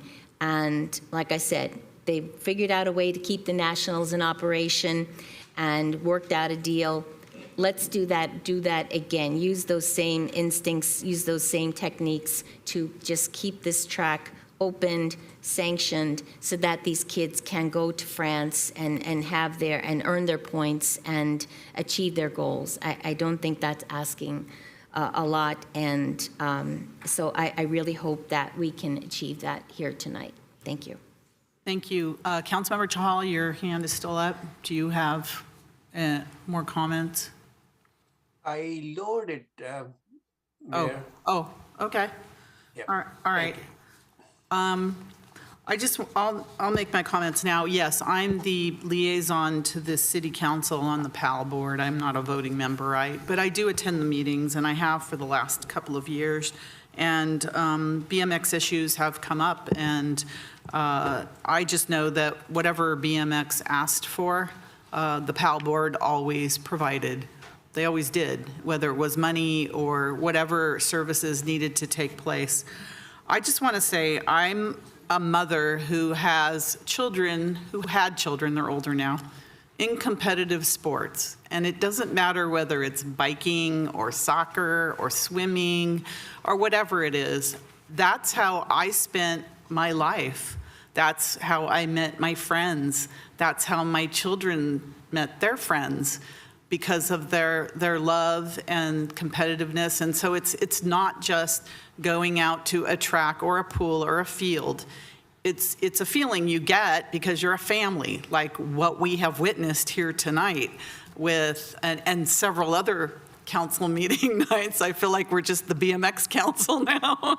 So it's a family. So I get it. I understand. And I think it's great because this is a way that you are able to have your kids be involved in really healthy activities, really keep them off the streets and keep them focused and, keep them organized to be able to go to school and also do your sport. It's hard, I know, and it's taxing on us parents. I have driven my kids all over the place at, horrible hours because we do that for our kids. We're part of, a family. So I get it. I totally get it. But to have a track that's practice only, I get it. I'm a competitive person. I want competition. I don't want my kids, and of course kids, they don't want to practice. They want to go in, they want to play games. They want to race. They don't want to practice, but they have to because that's what makes them better. So, but just to have a practice facility is not ideal. I don't think it is. I think that we need to have a sanctioned track that provides the competitive opportunities because in Santa Clara, like our swim center, we have recreational swimmers, young swimmers, and then we go all the way to top of the line, most competitive swimmers in the world. Same with soccer, same with baseball. And it should be the same with BMX, which is what it was up until recently when everything was turned upside down. So let's look at why everything was turned upside down. There was questions on the finances. I've been at the board meetings, I've been listening. Questions on the finances. And I really think we could clear this up really easily, super easily, if there is complete financial transparency and accountability for BMX and the operators and the volunteers, whoever is working. So it's not, all of you people here, because you're the families that are participating. But if you have the people running it, if they would just give complete financial transparency, and that's not much to ask. PAL is very diligent in terms of being accountable for the money in this nonprofit. They're a nonprofit. They are very careful with it, like extremely careful. And they have to make sure, all the board members, they have a fiduciary responsibility to make sure that the money raised is money that goes straight back into youth programs. And BMX has traditionally been the biggest moneymaker for PAL. That's no secret. BMX is the biggest and the most successful financially program for PAL. The money from BMX goes into all the other programs that help a lot of children and their families that are not able to afford any sort of activities, whether it's wrestling or judo, whatever it is, girls softball, and that. So they have to be responsible as board members. And maybe that makes them villains or the bad people, I don't know what, but I really think that we could continue with PAL. We can get it sanctioned by USA BMX. We could probably even bring the operators back, just show financial transparency, period. So that's what I would like to see. If you think that the managers before were the best managers, just open the books. And if nothing's wrong, nothing's wrong. But if something's wrong, the PAL board has the responsibility to make sure that everything's accounted for, period. Everyone, that's what we do on the city council as well. So I really think that the problem could be easily rectified. And maybe I'm naive, but to think that USA BMX, and I heard they have an offer they want to make us. Well, you can make the offer in writing to us. But if USA BMX has said this is the most successful track operations, ever. Why in the world would they turn their back on sanctioning this for the children? If they're all about making this track successful, as they have assisted in making this track successful, they're a business. Why would they refuse to sanction this track if PAL was still operating it? I don't understand that. I don't understand. I think there's a lot more to it than what we're being told. A lot more to it than what we're being told. So I really think that, I don't think we have a choice if we want to continue at least keeping the track open for now. I think we as a city will do what we can to help make sure that this gets sanctioned. I again, for the life of me, can't figure out why they would turn their back on sanctioning this. But if there's a better reason other than, I don't know what the reason would be. I really don't.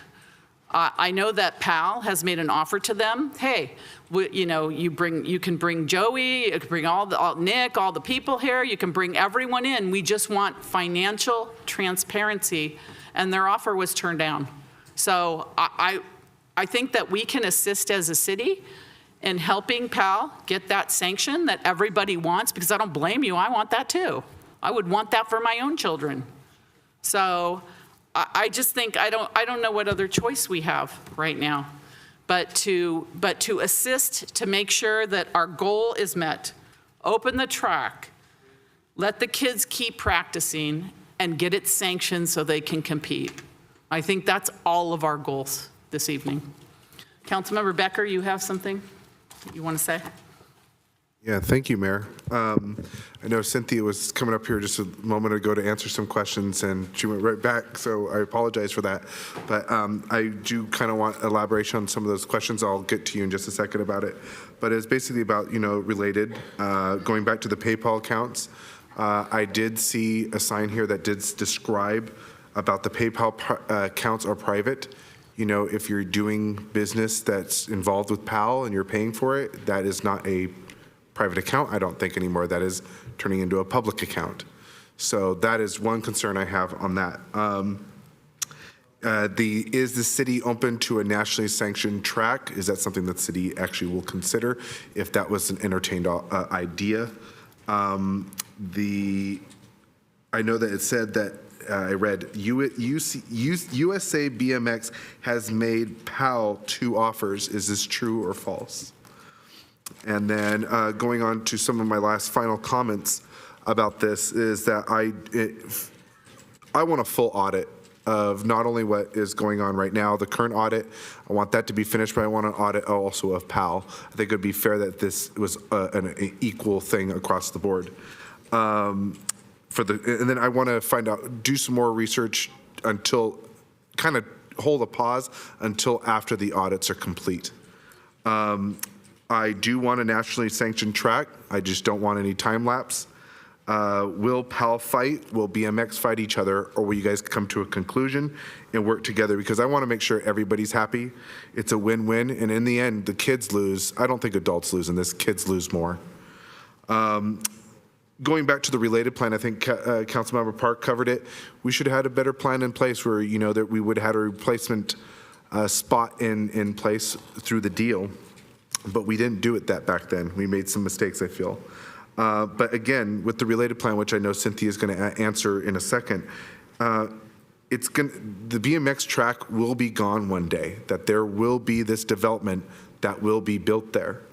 I think we should be, this won't last forever, but we should be looking now into long-term plans. My council member colleague, Councilmember Hardy, she has a point. We don't have the power. A lot of our hands are tied.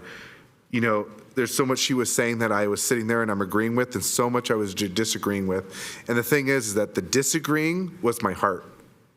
The agreeing was my brain, because it was the logic. So I totally get where she's coming from, and I think Councilmember Park even elaborated on that too. So those are just basically my questions, and I totally hear where all of you are coming from tonight. Every child, every resident, every person who spoke tonight. I understand where you're coming from. It's just, I want to see this be a successful thing and get the kids back on the track as soon as possible. So thank you. Thank you. Assistant City Manager, did you want to answer any of those questions if you're able to?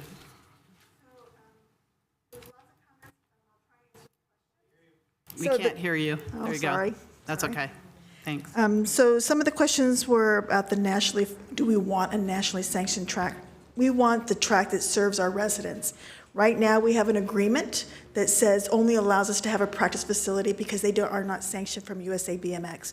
If in the best of all worlds, we've said this since the beginning, we would love for USA BMX and PAL to work together to come to a resolution on this. That's in everyone's best interest. We've said that from the beginning and we'll continue to say that.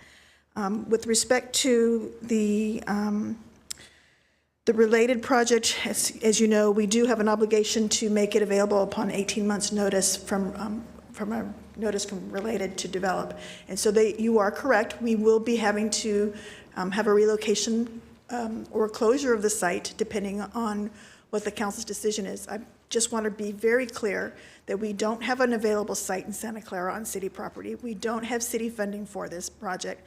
And so if that whole notion of a relocation of a BMX project really needs a community solution, and that would be a council direction on terms of priorities if that's where we want to go.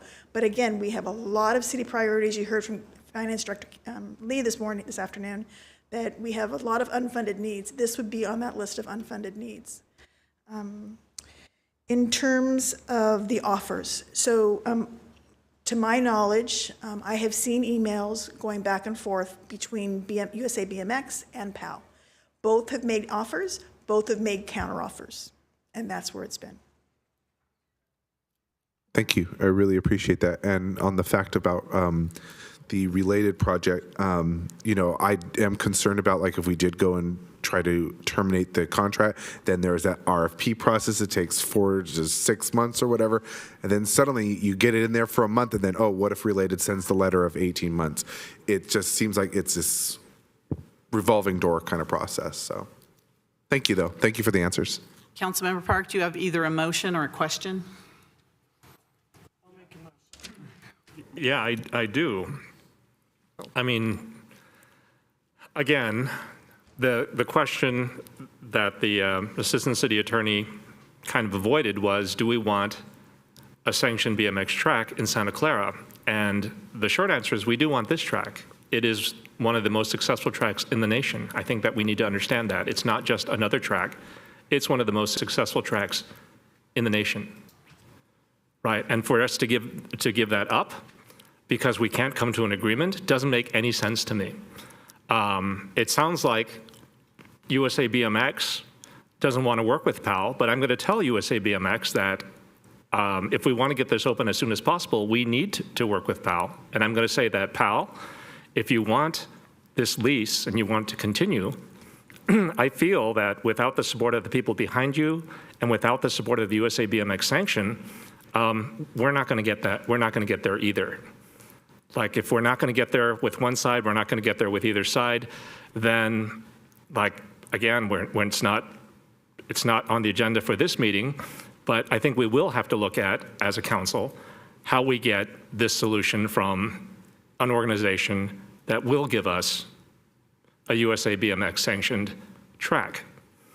I want to ask, can we direct staff to work with USA BMX and PAL if there is an offer on the table, an offer that can be made to get the track sanctioned ASAP and bring this back, or bring a status update back to council at the next meeting for status? I mean, can we give direction to do that? Because, yeah. Councilmember Hardy? Thank you. I think what is best is to make the motion that staff has requested that we just note and file the report. Staff has heard our comments. BMX has heard our comments. PAL has heard our comments. They've heard what the public has to say, and I think that's going to be the best thing. So I make the motion that we note and file the report. Is there a second? Can I make a friendly amendment? I would like to propose that we schedule another meeting in about a month to hear any progress. Progress on a, we have to be more specific. Yes. Because the motion is to Just no a file. status Progress on, update, basically what we're doing again today. Well, do we know if even the audit will be done within a month? Can we just say that when we have the audit done and we have more information, we'll get a report? I don't want to wait a long time. I don't know I don't when the either, audit's but- going to be done. Okay, but yeah, I don't hear any support, so I'm fine. Well, I will put in there that we would like to continue this discussion when we have more information, either from PAL, from BMX, or from staff. can you add that we encourage PAL to work with BMX to get it sanctioned ASAP? Of course. Yes. That's the goal. And any assistance the city can help in that regard. Okay, is there a second on that? Did you second that, Vice Mayor? I'll second that. Okay, motion and a second. Assistant City Clerk, do you have that? I have a question, Mayor. Yes. Because PAL was already planning on opening up the track next Tuesday, will they still be able to open up the track, even though we're making this motion to bring it back in a month's time? The answer would be yes. I would imagine, yes. We can't stop that. Good. They are fully compliant with the current lease agreement. Okay, that's what I wanted to be sure of. Thank you. Thank you. All right, motion and a second. Councilmember Park on the motion.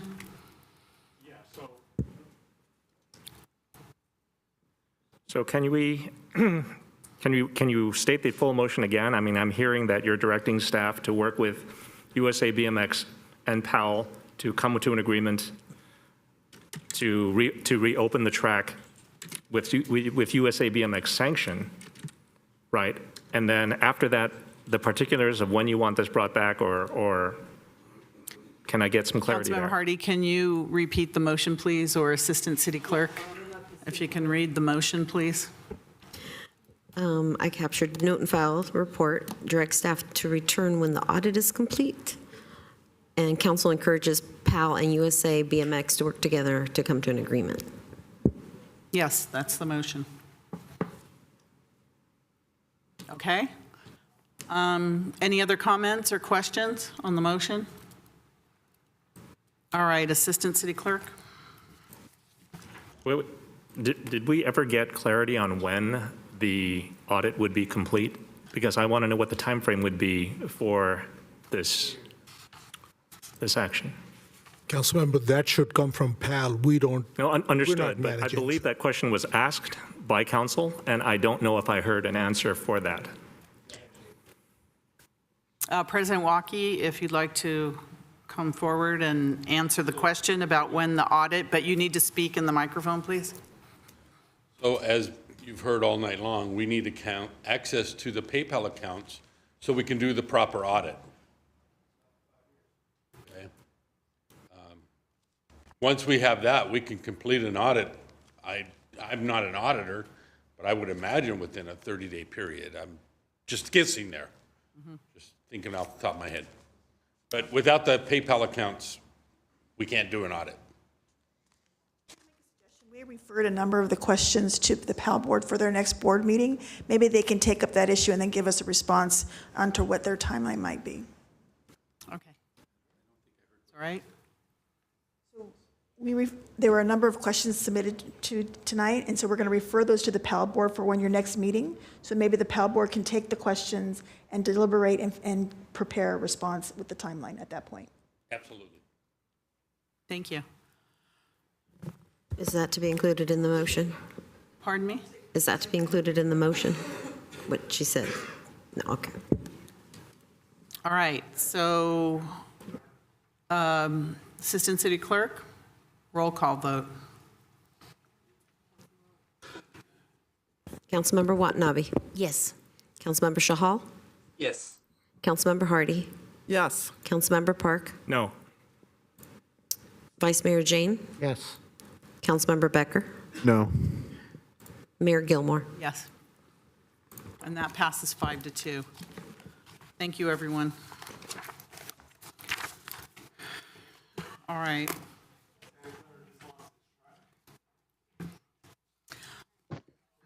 All right, the next item we brought forward was the approval, discussion and action on contracting with the current downtown precise plan consultant, WRT, to prepare a financial analysis for moving City Hall to a location within the 8 blocks of the original downtown Lafayette, Benton, Monroe, and Homestead. I will be conflicted out of this item since my office is located in this downtown area. So Council Member Watanabe, if you wouldn't mind sitting here and taking over this particular item. And for this. Mayor, I also need to recuse myself due to an FPPC ruling.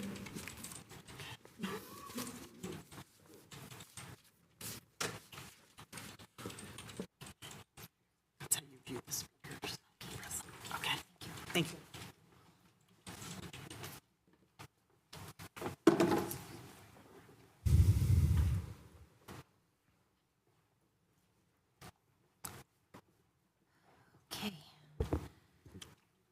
Okay, thank you. Moving on to item number 8. Who is going to start us off on this? Yes, Chair Watanabe, Director of Community Development, Andrew Crabtree, can walk us through this item. Thank you, City Manager, members of the City Council. Rena Brio, the Assistant Director, will be giving a presentation first. Thank you.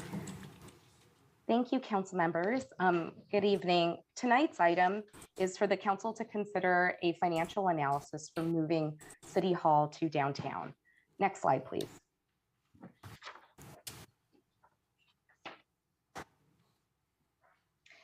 For some background, at the April 19th, 2022 City Council hearing, a written petition was submitted by resident Mary Grizzle on behalf of Reclaiming Our Downtown, requesting that the council agendize a discussion and action for contracting with the current downtown precise plan consultant, WRT, in order to study the following financial benefits of moving City Hall to downtown. Those include the financial benefits and construction savings of moving City Hall to an 8+ story mixed-use office building. 2, an updated complete analysis of the advantages of selling acreage used by City Hall at its current location on Warburton Avenue. 3, a substantial increase in private investment after City Hall has been brought back to downtown, as evidenced by several other American cities studied by Reclaiming Our Downtown. And 4, the financial benefit of a completed downtown to the tax revenue of Santa Clara. Next slide, please. As everyone is, I'm sure, familiar, this is the boundaries of the city's downtown. It is the boundaries of our historic downtown, which comprised of 8 blocks and are bounded by Lafayette, Benton, Homestead Avenue, as well as Monroe. And we are currently underway with a downtown precise plan and a form-based code to guide future development in this area. Next slide, please. The Downtown Community Task Force, DCTF, asked a similar question of WRT, who provided a scope of work, a processing timeline for completion, which is about 6 months, and then a potential cost estimate, which is between $258,000 and $334,000. And please note that the upper bounds of this is a more realistic number, if you will, because of the likelihood for some more potential engagement, as well as the fact that these are current prices for professional services, and those are anticipated to escalate just with time. Next slide, please. You will notice that the council was provided with via email the minutes of the January 20th, 2022 Downtown Community Task Force minutes, in which the DCTF voted 7-1 in favor of recommending that the City Council prioritize and fund the Civic Center relocation study.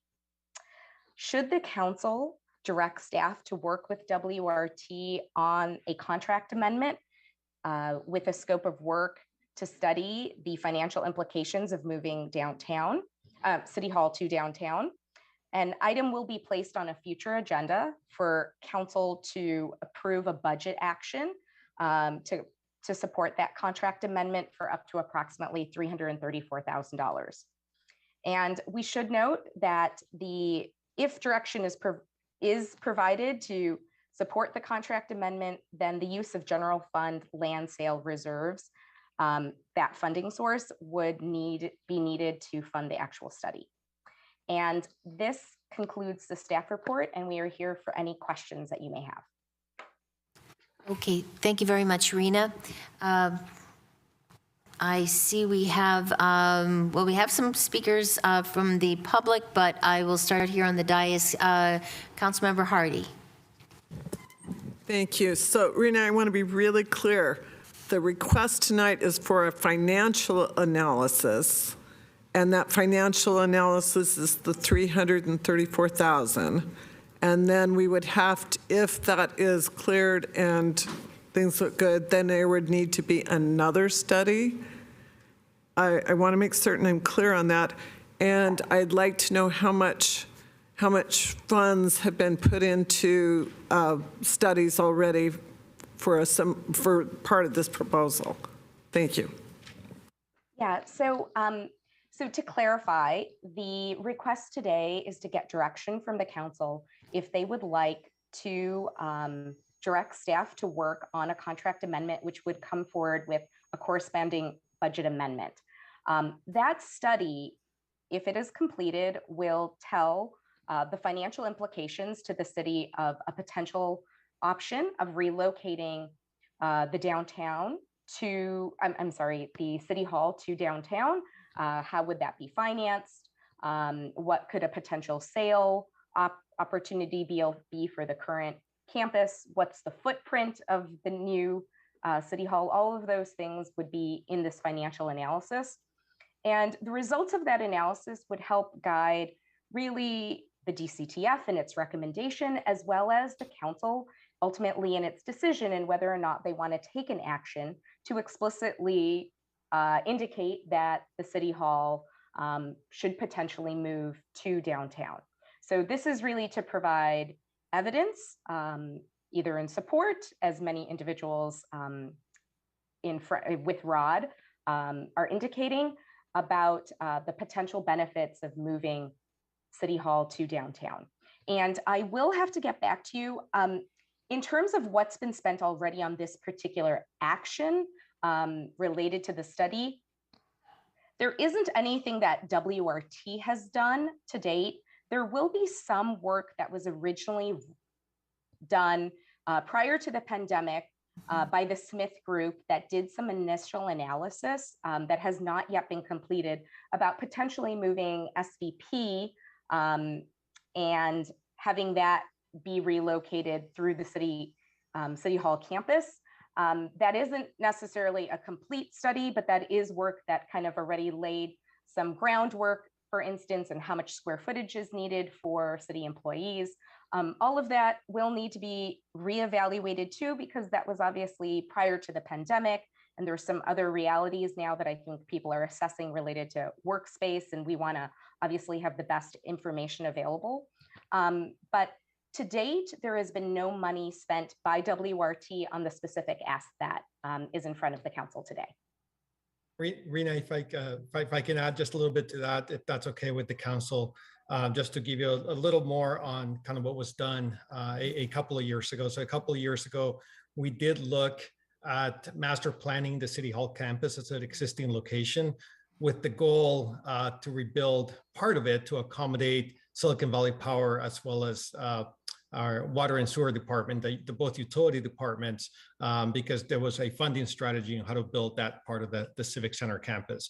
So as Rena said, we did spend over $900,000 on that preliminary work, and a significant portion of that was to determine the amount of square footage that would be needed for all of City Hall, how many employees we would have in the future, how many parking spaces, how much square footage, so on and so on. And that's certainly information that can be taken and used for any additional analysis of how that same or similar square footage would be accommodated downtown. So I do want to note, we haven't spent any money, as Rena said, on this, but a little bit over 2 years ago now, with the pandemic, time kind of gets a little fuzzy.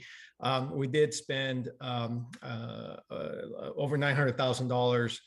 We were moving forward in finding an opportunity to build a new Silicon Valley Power water and sewer building within the campus that we currently have. But to do that, we had to master plan all of it. So that's what we looked at the entire City Hall needs. So I just wanted to add just a little more to that. Thank you, Rena. Thank you, Manuel. Any other questions on the dais or comments before we go to the public? Okay, well, let's go to the public. Mary Grizzle, you are up first.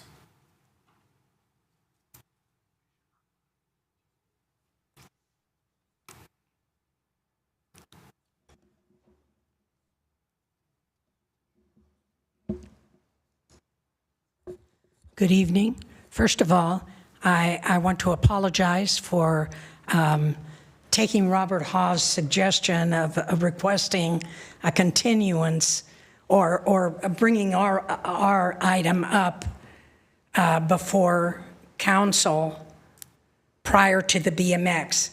That was the wrong move. Obviously, there was a lot of children here, and you made the right decision. Now to my speech.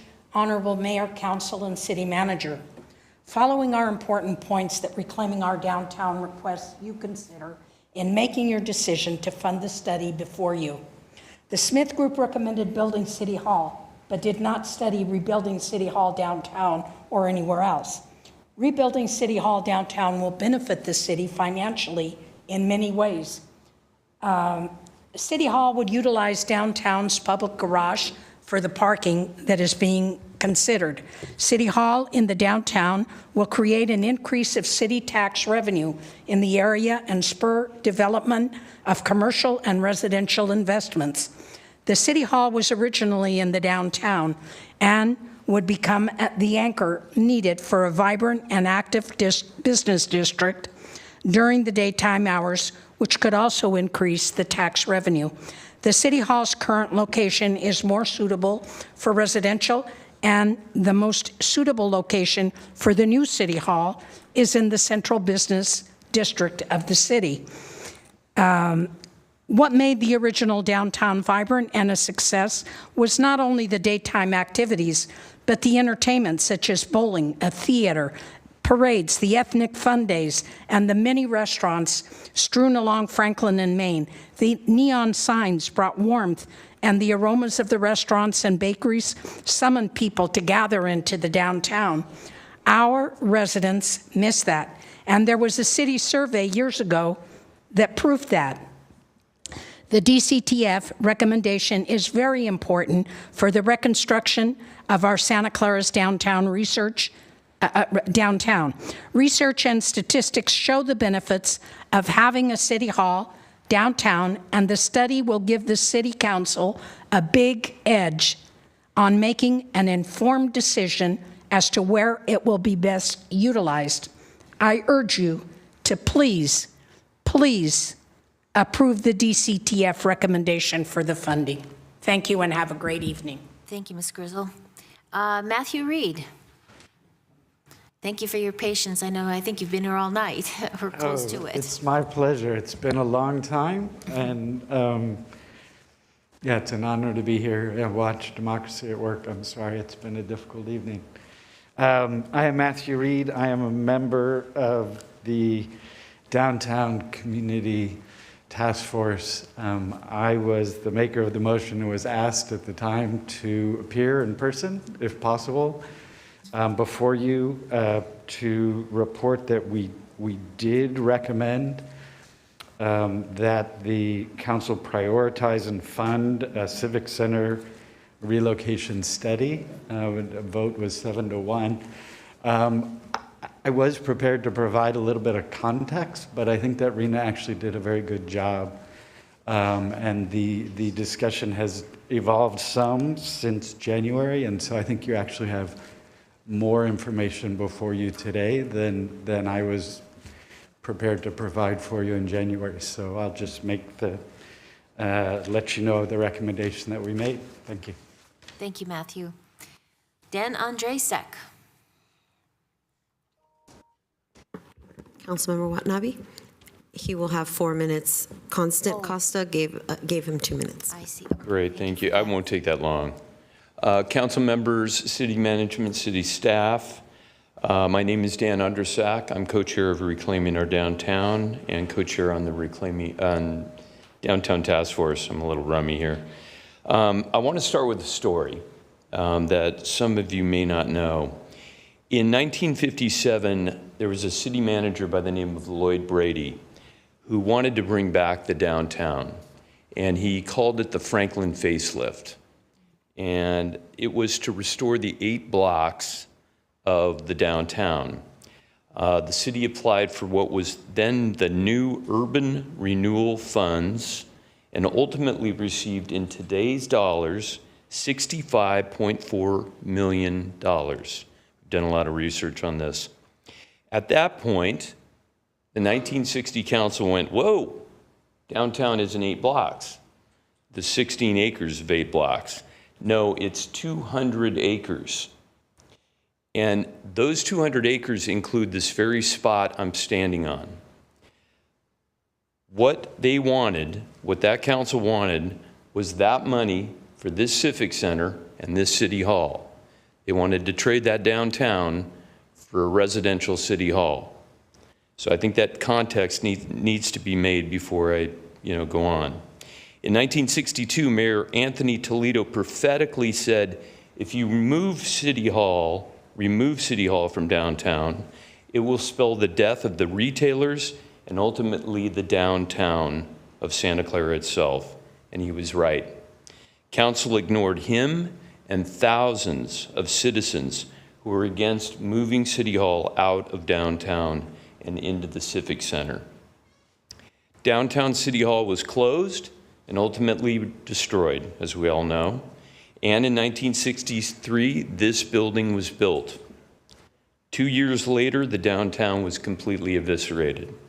The only money from Lloyd Brady's Franklin facelift used for the downtown was to destroy it. So let's move ahead, which we try to do all the time with Reclaiming Our Downtown. In 2019, as Manuel said, City Council correctly recognized that it has outgrown this building and approved this $2 million study and spent $900,000 of it. But the most important question was omitted. Where can City Hall be rebuilt that adds the most value to Santa Clara and its citizens? This group spent 5 months calling leaders and managers of cities across America, getting up at 5:30, 4:30 in the morning to speak with them. We are not here tonight to advocate that City Hall moves downtown. We are asking to study this. The council needs to understand the financial and investment benefits that these cities are currently experiencing right now. The generation of private investment, which follows public investment happening in each of these cities, a significant reduction of construction costs, i.e. garage sharing, and the potential revenue stream by the city of the building itself. A complete reappraisal of the Smith Group's appraisal of the acreage of the land we're standing on, which they appraised at $5 to $6 million an acre, which I think is 10. And probably most importantly, the return of City Hall will finally spark a complete downtown, and after 57 years, a revenue stream that other Bay Area cities are currently enjoying, including TOT taxes. We ask that you vote tonight to fund this study in the next budget. Thank you. Thank you, Dan. And then I see Donna has, she's on the speaker list. Okay, she's on the calling in online. Donna, are you there? Yes.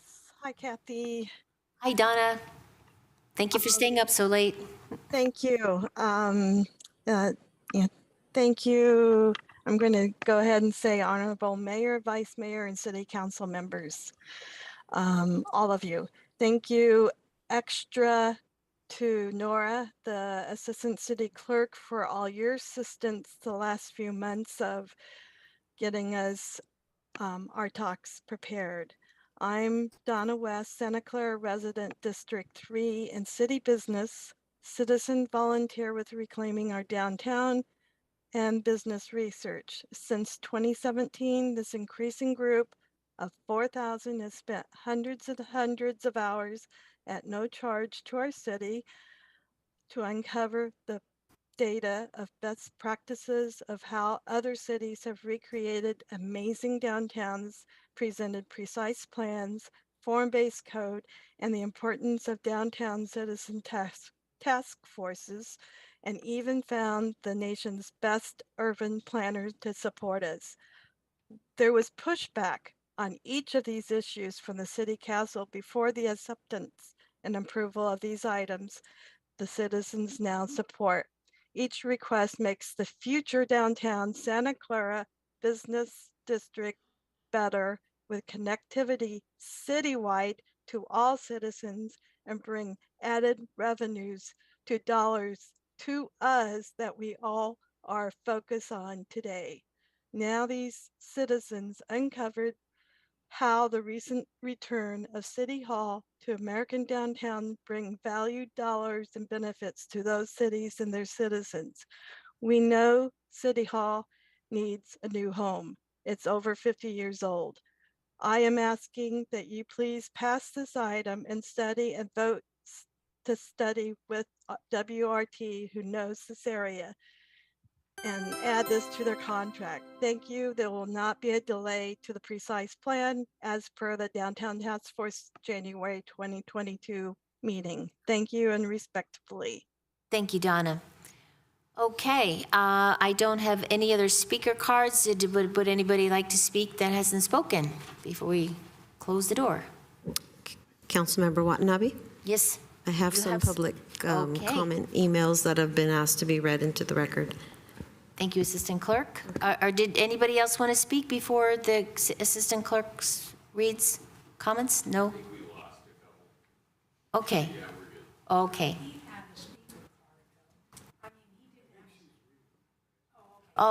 Okay, great. So I have a comment from Patty Allman. There is much to gain by a thorough financial assessment of a city hall in our historic downtown.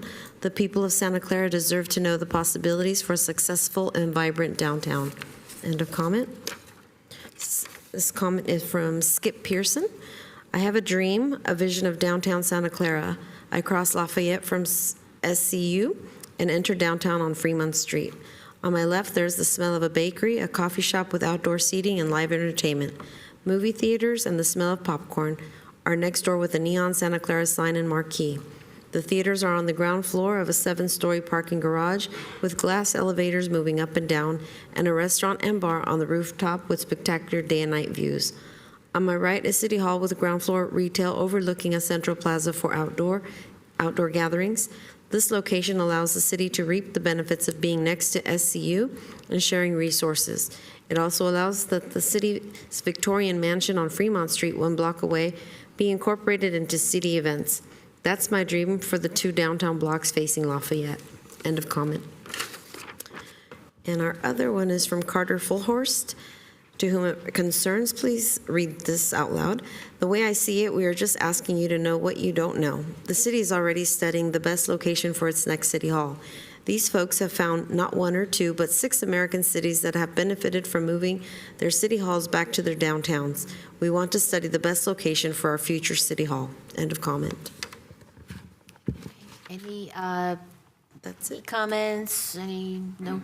There are no e-comments. Okay, great. Okay, thank you, Assistant City Clerk.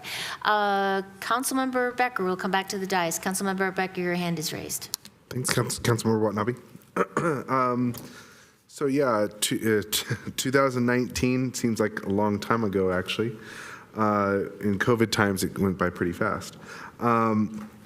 As a resident, I was a resident in 2019. I was elected in 2020. And when I was a resident, I saw the Civic Center plan. I thought that just didn't feel like it had any heart. It didn't feel like it was something that would benefit the community or be an attraction to the community. 2019, though, you know, it was a different era. And yeah, I do say it's a different era because it feels like COVID, it's been an era. So, you know, sometimes we scrap plans. Sometimes we feel that, you know, we don't agree with what the past voted on. It was a past council. This is a new council, and maybe a little different perspective. As you said, I heard someone say, as Mayor Anthony Toledo said, you know, it was the prophecy of the death of downtown.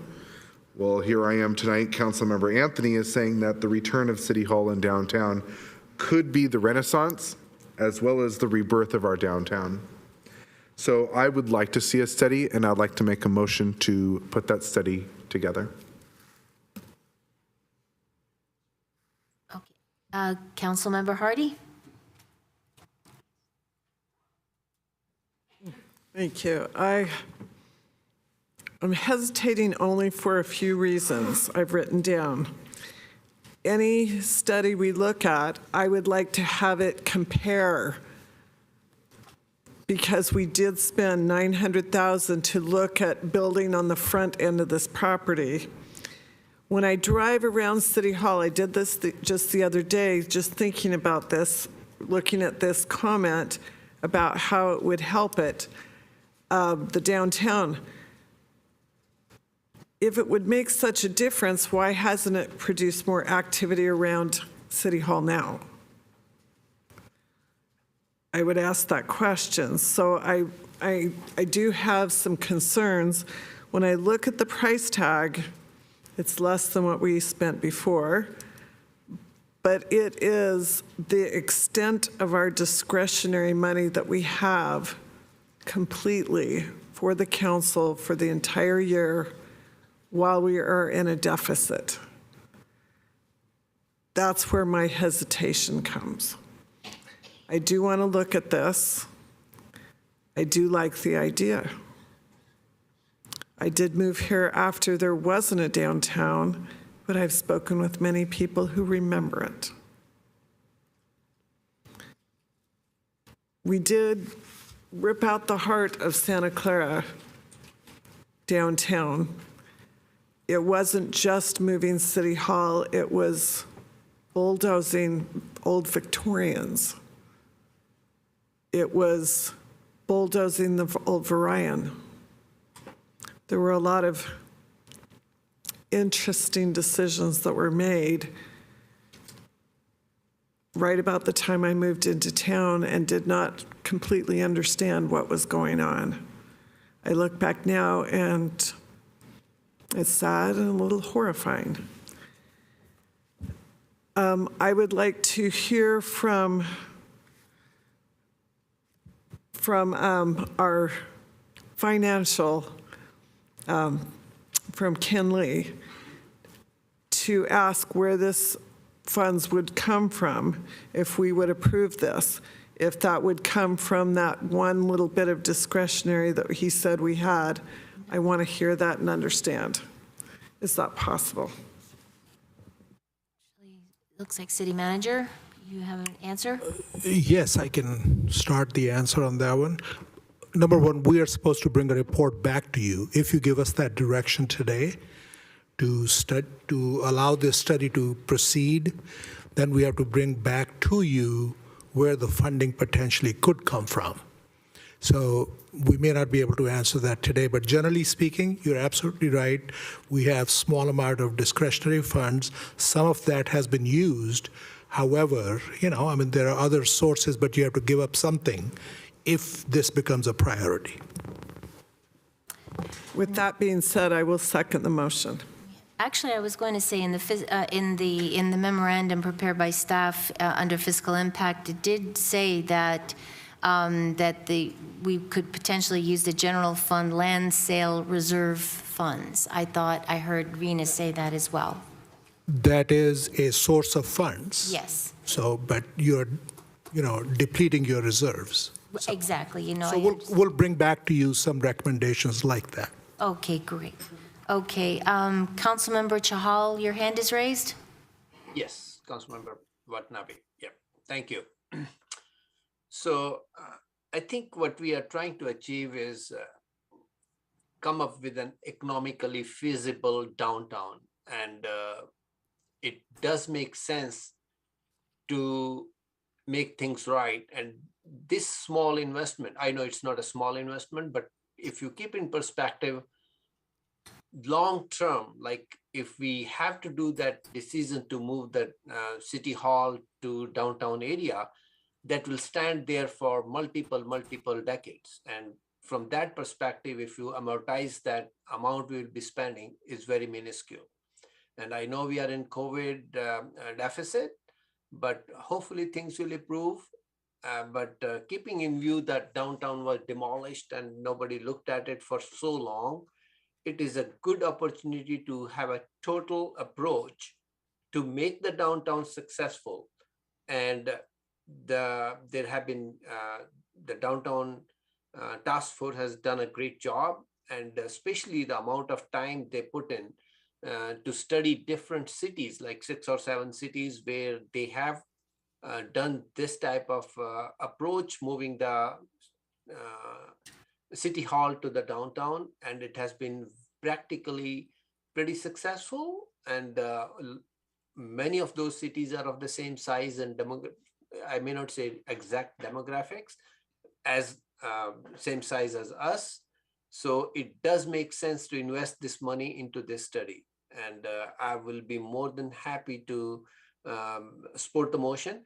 And I also want to say the 900 case study which we did, which Manuel mentioned, it will be helpful to us to give a perspective how much square footage we will be needing. I know there might have been a little bit changes keeping in COVID, like with the remote working situations, but that can be a supplemental report to WRT to decide about the footprint as well as future direction, economical direction. And this study will be more of a economical study, which can give us much more idea whether that moving the city hall over there will be beneficial or not. So I will be supporting the motion. Thank you. How about you second the motion, because we don't have a second on, oh, you seconded it? Okay, I didn't hear you. I was ready to do that, but Councilmember Hardy did Okay, that. I didn't hear you. Thank you. Okay, Councilmember Park. I also will be supporting this motion. I think that a problem with this location is that it's essentially isolated from the rest of the community. I mean, as a member of the Triton Museum Liaison Committee, I must say I love the fact that we have the museum close by, and I love the fact that we have the historic houses in that area as well. But, you know, we don't really have access to retail. We don't have that. We have to order out because there aren't any places near here. More problems with this location are, ironically, the magnificent pavers that we have all around this area, which is we've got pavers that go all the way to the courtyards, past the nice fountain, and over to the library that nobody can use anymore. And I think that that's another problem. But one of the things that I've always considered when we talk about downtown or a civic center is kind of a basic question, which is if you had a parade, where would that parade route be? Where would it go? And we've seen with the Parade of Champions that we'll have a parade anywhere. But wouldn't it be nice, and I'm just saying if we look out, that we could start at a station area, at a terminus of the BART station, by the police station. We could have there's lots of places to meet around there, past the university, through a vibrant downtown on one side, maybe down to the senior center, loop back around to the Mission Branch Library, and end at City Hall. I think that to do that kind of a route with the current location would take us way out of where we need to be, and we would have to skip a lot of these things that I think are essential. I mean, I'd love if we can get Central Park in there, but I don't know if I'd want to walk that route. But again, I think these are the things that we have to think about, which is how do we get cohesion, not just in our community, but also in how we celebrate our community. And I think that a parade and a parade route sounds kind of foolish, but I think about that all the time. It's funny, but whenever I visit a place, I think, oh, this would be a great place for a parade.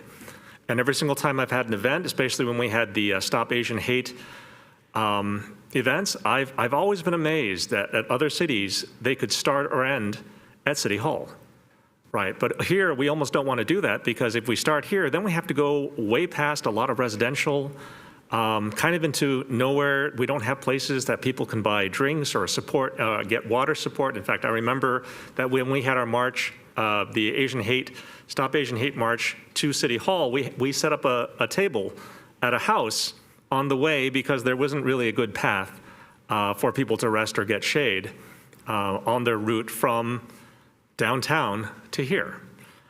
And again, I would love to have to not order out during council nights. I would love a place to hang out as we eagerly await for meetings to start, or pay our bills, or on a really late night, wait for our item to come up.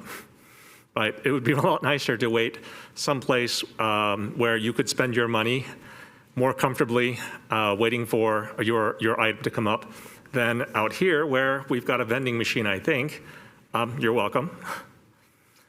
So I will support this. I think that it may not happen, but I would love to see, I would love us to do all we can to try to make not just the downtown successful, but give this city something that we really don't think about: a good parade route and a good civic center experience.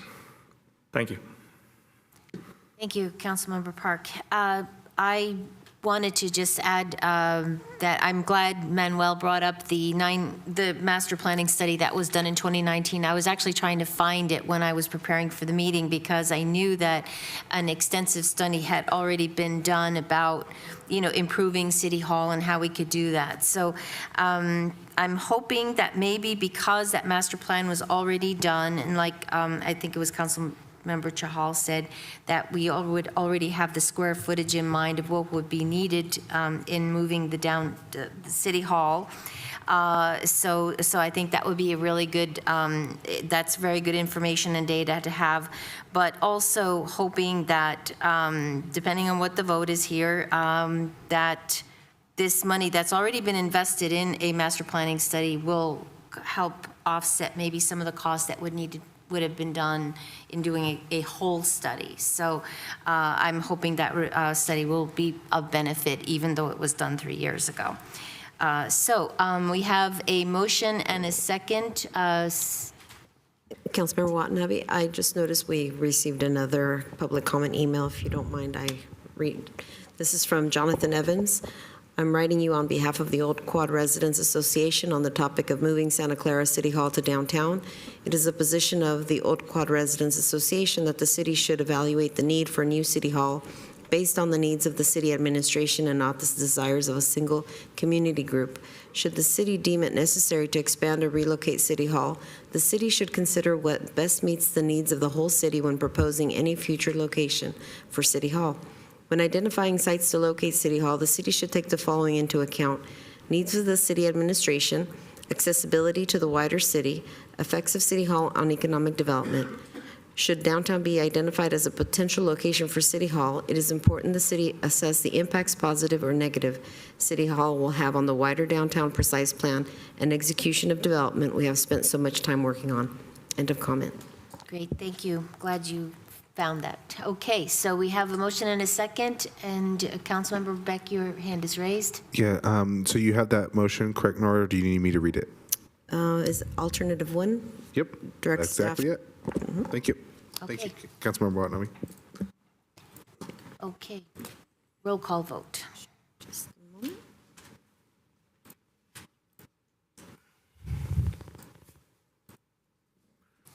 Chair, before the voting takes, may I ask a question or a suggestion, actually?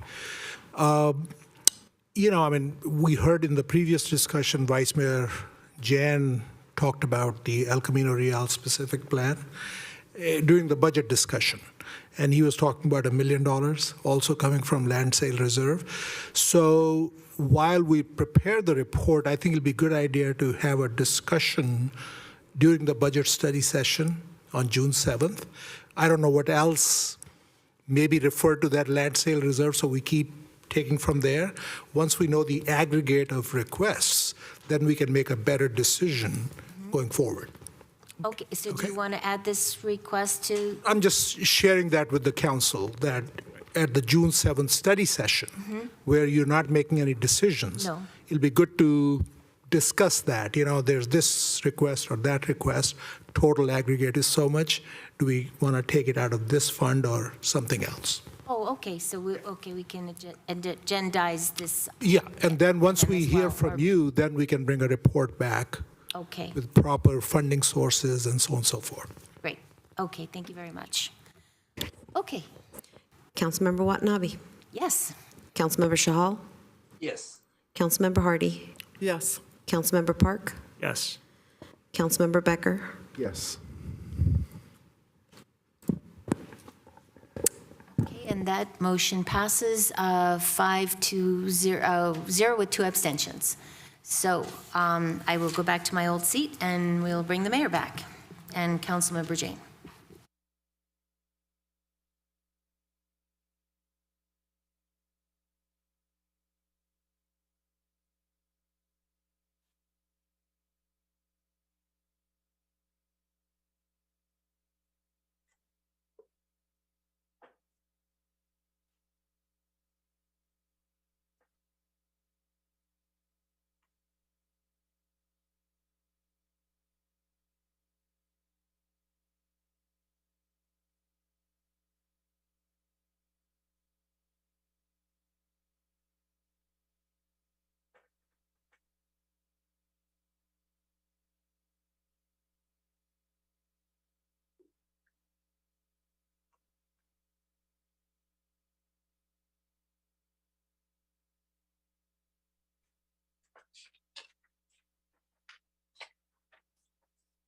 Six and seven.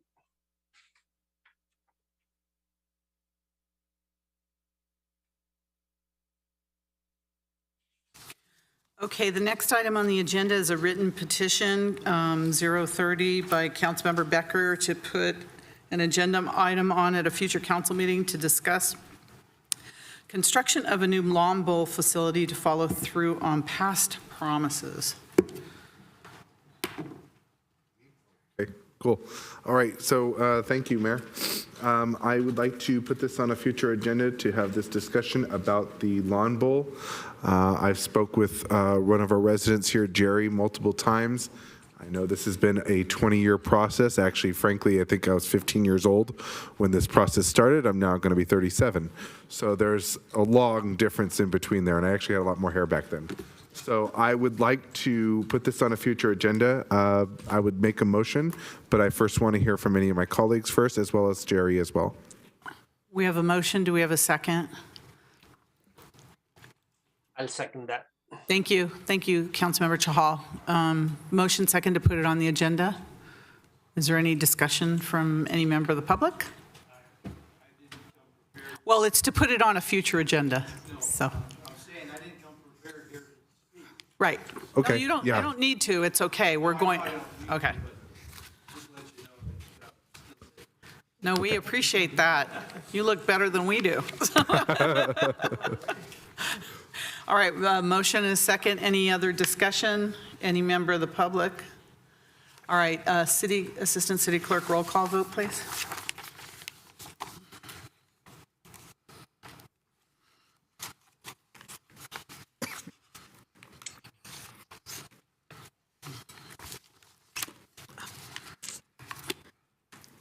I need to change that. Sorry. Councilmember Watanabe. Yes. Councilmember Shahal. Yes. Councilmember Hardy. Yes. Councilmember Park. Yes. Vice Mayor Jane. Yes. Councilmember Becker, Yes. and Mayor Gilmore. Yes. Thank you. Thank you. That passes unanimously. I'm going to go back to public presentations, and I'm going to ask the city manager what absolutely has to go tonight, since it's going to be midnight, and we've been going for 8 hours. So I'm going to go to public presentations and then come to you, city manager. Tell us what absolutely has to go tonight, okay? And think about that, absolutely. Okay. Public presentations. Do we have any member of the public that would like to make a presentation on anything that is not on the agenda? Alex, go ahead, Alex.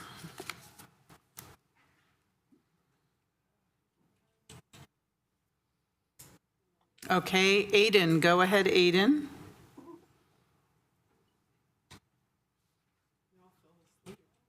No Aiden, no Alex. Is there any member of the public that would like to speak? I'm sure everyone has. Do you have something? Okay, go ahead, please. 3 minutes. This is from Lorraine Jones. I saw a Nextdoor post on May 15th regarding the Coldplay concert. Councilwoman Watanabe had jumped on that thread early as a commenter. It was obvious in Watanabe's many comments on this post that she was showing her disdain for all things 49ers, except for her season tickets. I hear that she also had a disdain for the 49ers 5. That's a cute name she has for the council members, for which she has an extreme dislike. In the beginning, she was only obsessed with 3 council members who won seats in 2020. Somehow that disdain has spread to the other 2 council members, hence the 49er 5 chant. She dislikes them so much that she had photos retaken last weekend at a Hindu gathering after other council members left so as not to be in the same photos with them, as well as cropping them out of other photos. For quite some time, several friends of Watanabe and the mayor have been tasked with feeding, leaking hateful stories and lies to bloggers about some of those 5 members, as well as digging up dirt on some for the purposes of trying to have them recalled. Watanabe seemed to be inciting negativity in her comments on the Nextdoor thread toward anyone on the council, other than herself and the mayor. She posted the council's email address over and over again so that people would write and complain. According to one of her comments, she was still filing complaints at 1:45 a.m., to whom I have no idea. She kept encouraging with the chant, "It wasn't me. Here's who you should blame." Doesn't she want the city to make a little money off the stadium, other than a few days a month during football season? And no, popular concerts do not end at 10 p.m., but I agree, Friday and Saturday nights would be much better for the neighbors. I made a few comments on the Nextdoor post that night, much to my surprise. When I went back to look the next day, one of my comments had been removed and it had not broken any rules. The only person who wouldn't have liked it is Councilwoman Watanabe. Since then, I've heard that mine has not been the only comment about Watanabe to be removed from a Nextdoor post. Is she a lead on Nextdoor? A moderator? This seems quite unsavory. Who is removing comments from Nextdoor posts for Councilwoman Watanabe? End of comment. Do we have any other comments? We have a hand. Oh, Kirk, go ahead. Kirk, go ahead. Good evening, Mayor and Council. Thank you very much for allowing me to present tonight. I just wanted to make a quick statement about some work that is tangential to some of the efforts that you have done around worker ownership. Senate Bill 1407, State Senator Josh Becker has submitted a bill. It's actually called the California Employee Ownership Act, and it has passed through the state Senate so far. It's going to head to the Assembly next, but it's gone through appropriations and the various committees, and looks like it'll be going to the next level. And this has to do with creating a organization or a group, a program inside of the state of California, inside the governor's office, and will administer a program that issues awareness raising, grants, and technical assistance for companies that want to advance to worker ownership and understand what that means, take them through the process and help inform them, and actually provide money to help pay for some of the costs of that conversion itself. And the reason I bring this up is because Santa Clara has frankly led the way in Santa Clara County for worker ownership in creating the first of its kind worker cooperative initiative here in Santa Clara.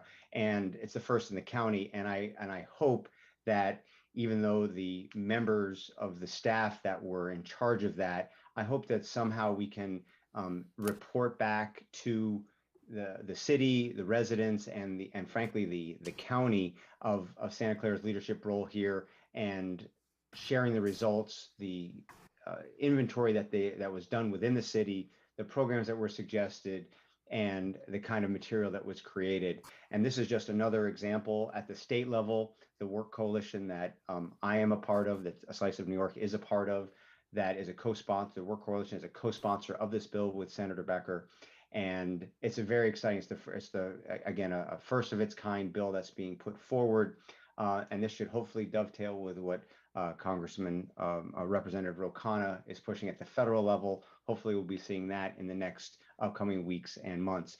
I'm very thankful for the city of Santa Clara for always supporting the state level efforts that have gone on around worker ownership and employee ownership to help provide solutions and options for small business owners, and giving them options if they want to retire or before they close their business, to give it options. Again, we continue to see that. Just as a point of fact, 10,000 people a day turn 65 years old, and the small businesses are predominantly owned, about 50% are owned by retiring people that are over 65, so they're about ready to retire. So I wanted to say again, thank the City of Santa Clara for all their leadership in this, and thank you, Mayor Gilmore, and all the council members that unanimously supported the Worker Cooperative Initiative and funding that and advancing it, and hope we continue to advance it and report back to the community so you can see the success. Thanks so much.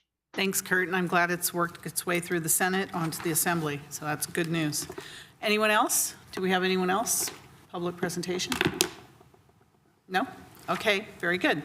All right, City Manager, number 6. Yes, Mayor. Next is number 6, but given the time frame we are dealing with, you can postpone item number 9 if you want. The rest of it? Yes. Very good. Freedom Circle one. Freedom Circle is We can bring it back next time. out of luck tonight. Okay, so this is a public hearing, so I'm going to open the public hearing. Welcome. Thank you very much. Thank you for being here so late. I'm really sorry. Thank you. Yep. Hello, Mayor, City Council, Craig Mobeck, Director of Public Works. And I'm here tonight with Dave Staub, Deputy Director, and I'm going to present on the proposed solid waste increase for fiscal year 22-23. So if I could have the presentation, please.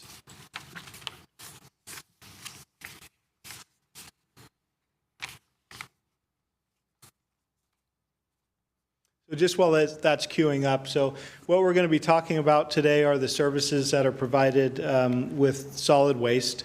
And so garbage, yard trimmings, recycle, and the cleanup campaign are all those services that make up the bundled solid waste rates.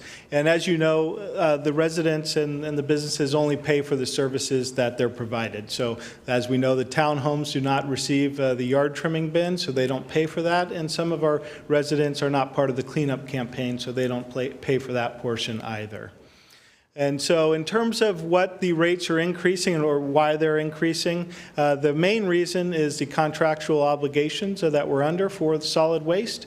As you recall, when we entered into new agreements with Mission Trail Waste Systems and Recology, we knew that the first 3 years would have more increases than the remainder of the contract. So we're in the 3rd year of those increases for those two. Recology is going up by 13.8%, and Mission Trail Waste Systems will see an increase of 9% in those contracts.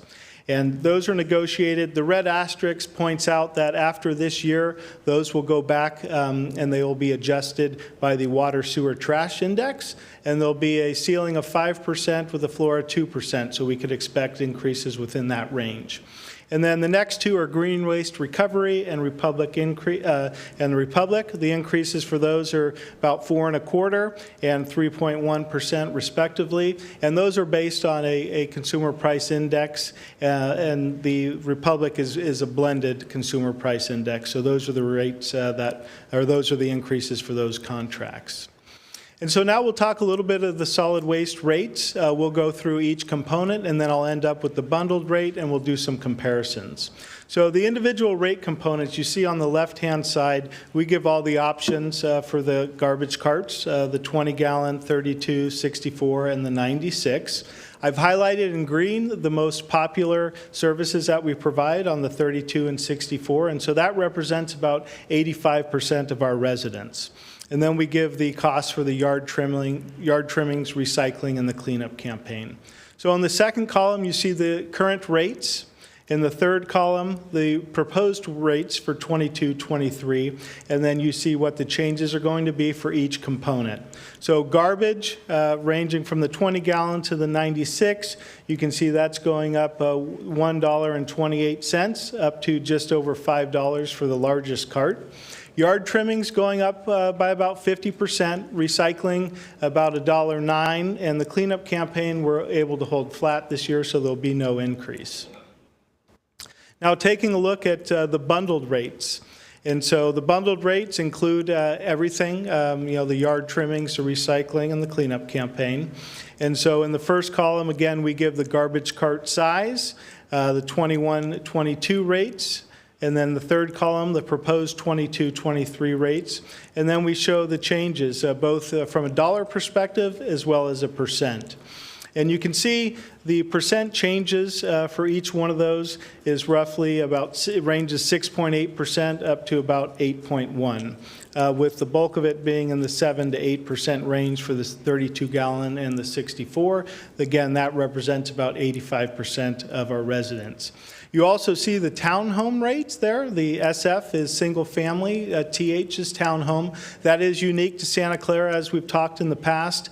And I mentioned the townhomes do not get the yard trimming service, so that is not included in that. And what it does is represent a cheaper rate for them.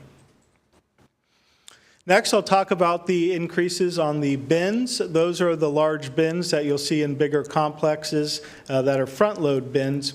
And you'll see the range of increases for those bins depending on size and depending on how many times they're collected during the week. The increase is going to range from approximately 1.5% to 3.7%. And you look at that and it's, okay, why is that lower than the residential rates? And a couple reasons. One, increase in subscription levels this past year, about 5%, and a larger customer base. So you can spread those costs over more people, which means less increase to each individual. The next thing I want to point out is we're going to enter this year with a new fee, and that's a compacted front load bin. And so what we've seen in some of the newer developments is space is an issue, so they're compacting garbage and they're able to fit more in each dumpster. As we know, the same volume, but that weight is significantly more. So we did an analysis and took a look at what that would mean for compacted bins. And what it does is it increases from the loose bins about 57 to 77%. And so there's only 4 of those customers, but we felt it was necessary to introduce that rate as we know that customer base is going to grow as compaction gains in popularity. So just wanted to touch and do a quick comparison. In 2019, we did some forecasting on what rates would be after the first 3 years of the contracts. And so we took the most popular service levels, the 32-gallon, as well as the 3 cubic yard bin. You see in that second column, that was our estimate for the next fiscal year when we did it back in 2019. 22-23 is the proposed rate, and then you can see the difference. So the good news is we're tracking very well with our estimates because we're under. You can see we're under anywhere from $1 to $5 on the 32-gallon, and then about $10 on the 3 cubic yard bin. That's for about $10.68 under, and then for the multifamily, about $15 under. So that's good news, less from about 2.5% up to about 8.8% less than projection.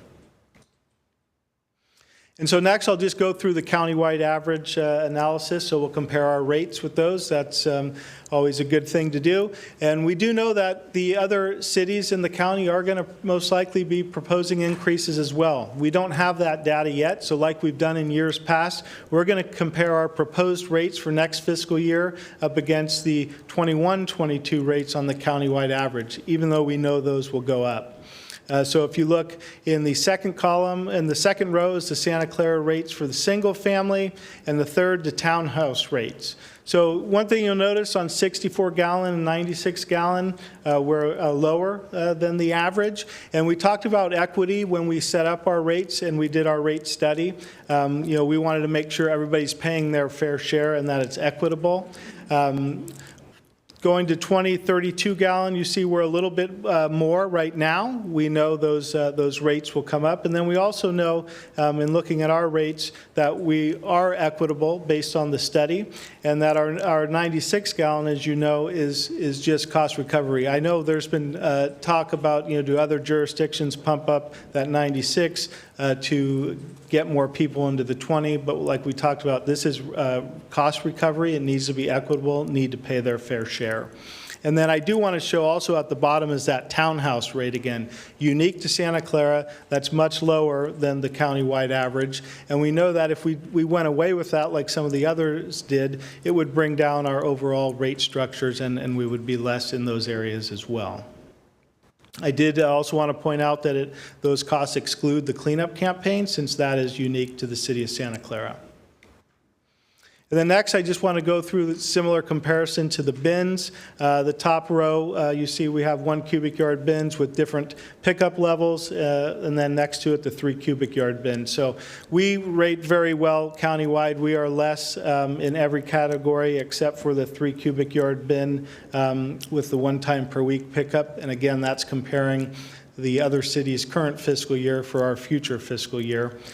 So, we're very comfortable with those rates, and, we feel those are very equitable. And so lastly, I'll just, end with this is a public hearing. We noticed all of our customers, and they were given the opportunity to protest the rates. If the protests tabulated are 50% plus 1, then council would not be able to impose those rates. But if there's not a majority protest, then council can make an act and motion to increase the fees. And so lastly, I'll just leave with the recommendation, and I won't read the whole thing, but we're requesting that council adopt a resolution setting the overall solid waste rates for next fiscal year, and it's effective for the utility bills issued for services rendered on or after July 1, 2022. And with that, I will hand it off to the Assistant City Clerk on any protests received. As of the conclusion of the public hearing, the City of Santa Clara received 16 written protests to the proposed rate increase of solid waste services. The number of written protests does not amount to a majority of the identified parcel owners subject to the fee. Consequently, there is an insufficient number of written protests to constitute a majority protest under Proposition 218, and the City Council may proceed with considering the resolution. All right, thank you. Do we have questions of our director, Councilmember Hardy? Thank you. Reading through this, it makes us look really good, so thank you. My biggest question was, how do you determine that it is compacted, but it looks like we only have 4 of them, which it was not in the report. Do you contract with them ahead of time that they're going to compact their trash? Is that it? So basically when those projects go through the development process and then they install compactors, and then we're able to know that they are compacted. Okay. And so that's how. So you have that way. How we determine that we need to set up the new rate, yeah. Okay, thank you. Councilmember Chahal. Thank you, Director Craig. Dr. Craig.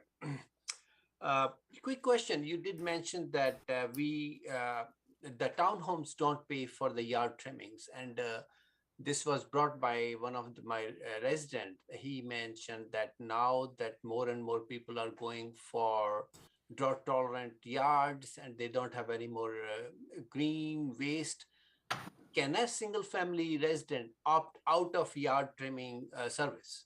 Because if they are doing their own composting, whatever they have, can they opt out? That's my question. Okay, and you know what, I will ask Dave Staub, Deputy Director of Public Works, to go into that answer.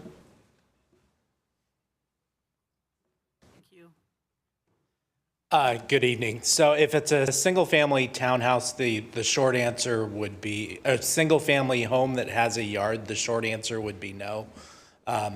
Just because a home doesn't have lawn or turf, you know, oftentimes there's gardening.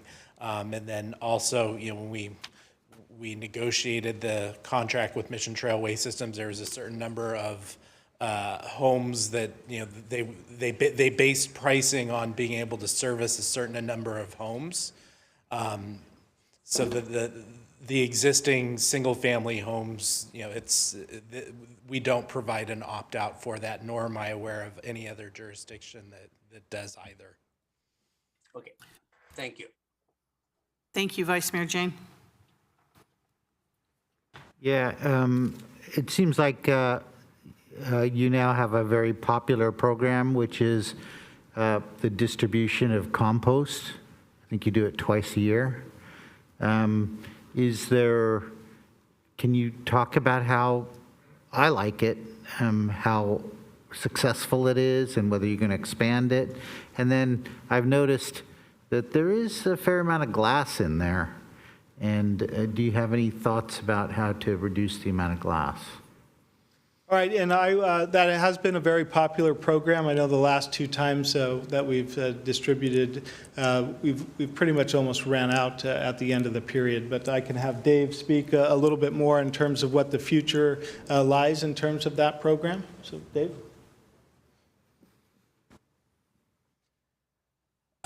So yes, the two compost giveaways that we've had have been very successful. We've been giving out almost 40 cubic yards of compost. About 120 residents are participating.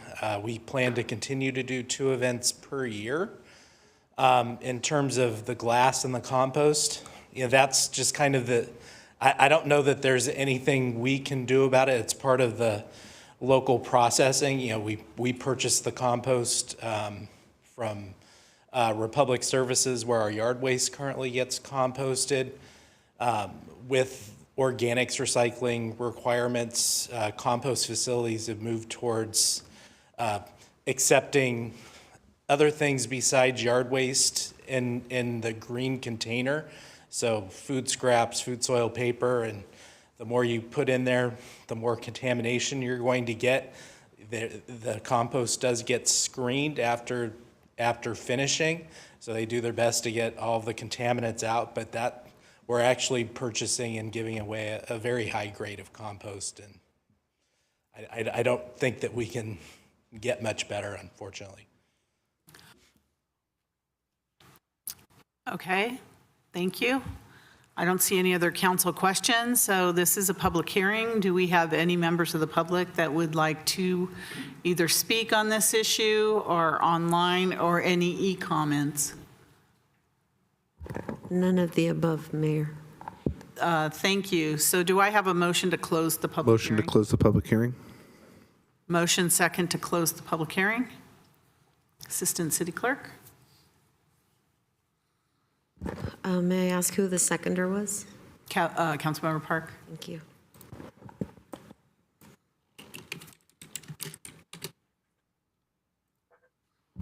Councilmember Watanabe. Yes. Councilmember Shahal.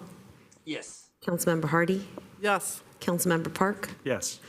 Vice Mayor Jane. Yes. Councilmember Becker. Yes. Mayor Gilmore. Yes, that passes unanimously. Councilmember Park, do you have a motion? No, I actually have a question. So I know that when I look at the countywide averages, we're much higher for single families sometimes by double-digit percentages. But that doesn't take into account the fact that our townhouse rates are much lower, also by double-digit percentages. And I was just wondering, do we have the percentages, the breakdown of single-family homes versus townhouses for each of the cart sizes? Yeah, so the townhomes count for roughly 20%. Townhomes, okay. So I would think, just in my head, that we would still be higher than the average if we took into account 20% for the townhouses, 80% for the higher rate townhomes. For the 32, the 32 gallon and 64 gallon, I think those are the two highest use cart sizes. So 32 and 64, and then just one thing to note on the comparison, we are comparing our proposed rates up against the current rates for the other cities, and we know those other cities are going to be also moving forward with an increase. Understood. And I do like the fact that I think we're going to go to we're going to cap the increases. I think there's a 5% ceiling, 2% floor. Because again, we look at cost of living increases, we look at what other people are getting, and seniors, a lot of seniors are on fixed incomes, and their incomes aren't increasing. The cost of living increases aren't anywhere near 9% or double-digit percentages. So, I'm glad we're doing it for the future. I just wish that we could do that now. So. Yeah, and the reason why those first 3 years, so those were new contracts, so a few of the things that went into play there were, one, we were resetting we had just come off long-term contracts and we had very, very low rates, so those were catching up. And then also part of those new contracts included new trucks for the companies and new carts, so that increases the cost in those first 3 years, and that's why the difference. But yes, you are correct. Moving forward, then we will have the CPI in place, so it's a 5%, 2% in that range. Okay, and last question, comment. I know we can't charge more for the services, right? But is there any way that if we know that there's going to be a larger increase, for example, at the end of a long contract, that we could kind of ease that transition? So, we know basically what the range is going to be for CPI. We can kind of guesstimate that it's going to be in that cap. But no, we look at rates pretty regularly, and we also have to look at the data in terms of what's being disposed of in tonnage and what our actual costs are for each contract, because that'll be dependent on how much goes to the landfill, how much is collected, what cart sizes are elected by the different residents. So we have to look at that regularly when we start looking at what our rates are going to be for the next year. So it's hard to predict, way out in the future. We take a little smaller window in terms of how we look at the rates, and then we'll be doing the same thing when we come back next year. Understood. And I wanted to thank you very much for this conversation. I love being able to ask a question, get an answer, and ask another question, get an answer again. Thank you very much. Thank you. Councilmember Watanabe. Yes, I'd like to make a motion to move recommendation of alternative 1. Is there a second? Second. Okay, we have a motion and a second. I don't see any lights, hands, or anything else. Assistant City Clerk, roll call vote, please. Madam Mayor, I raised the hand. Oh, sorry, didn't see it. Okay, no problem.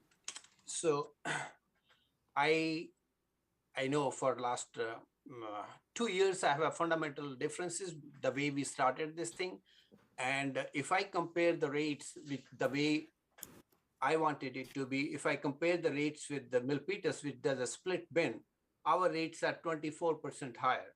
For 32 gallon, our rates are in 65 gallon category, our rates are 54% higher.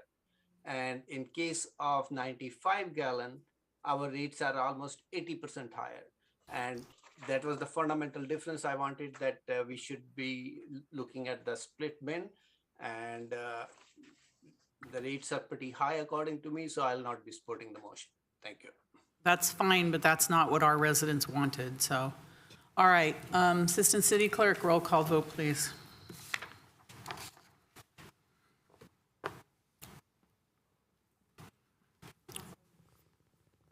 Councilmember Watanabe. Yes. Councilmember Shahal. No. Councilmember Hardy. Yes. Councilmember Park. Yes. Vice Mayor Jane. Yes. Councilmember Becker. No. Mayor Gilmore. Yes. And that passes 5-2. Thank you very much. Thank you, Director Mobeck.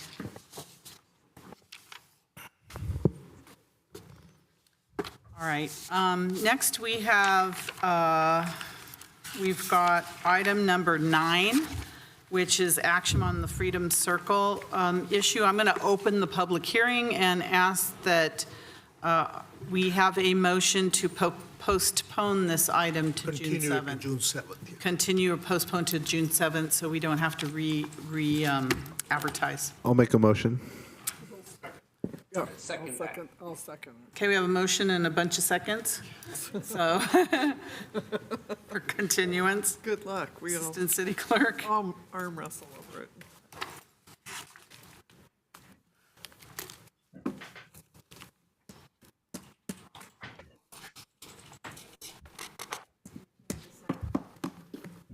Do a date specific or date specific?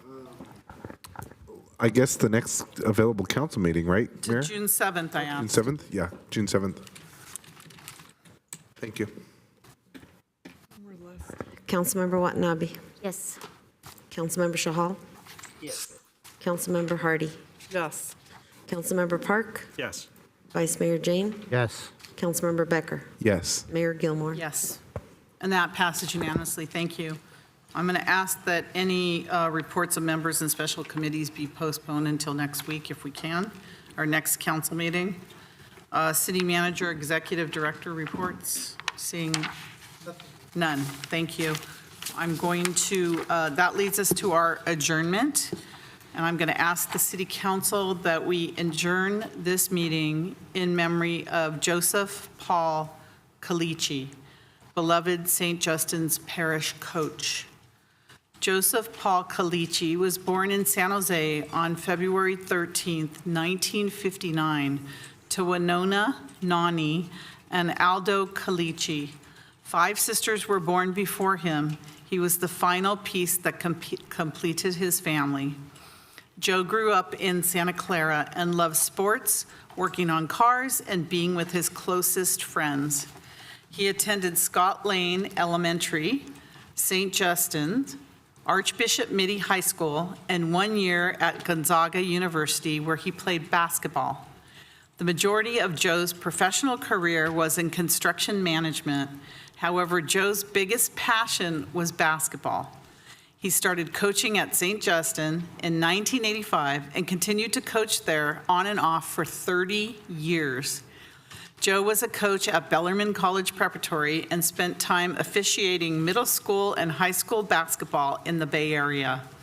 In recent years, he coached at high schools, including St. Francis and Monte Vista. In his almost 40 years of coaching basketball, flag football, and softball, Joe had an immeasurable impact on. Go in here. I'm putting it away. I just don't want to. I don't want to let this thing go. Please mute yourself. I apologize.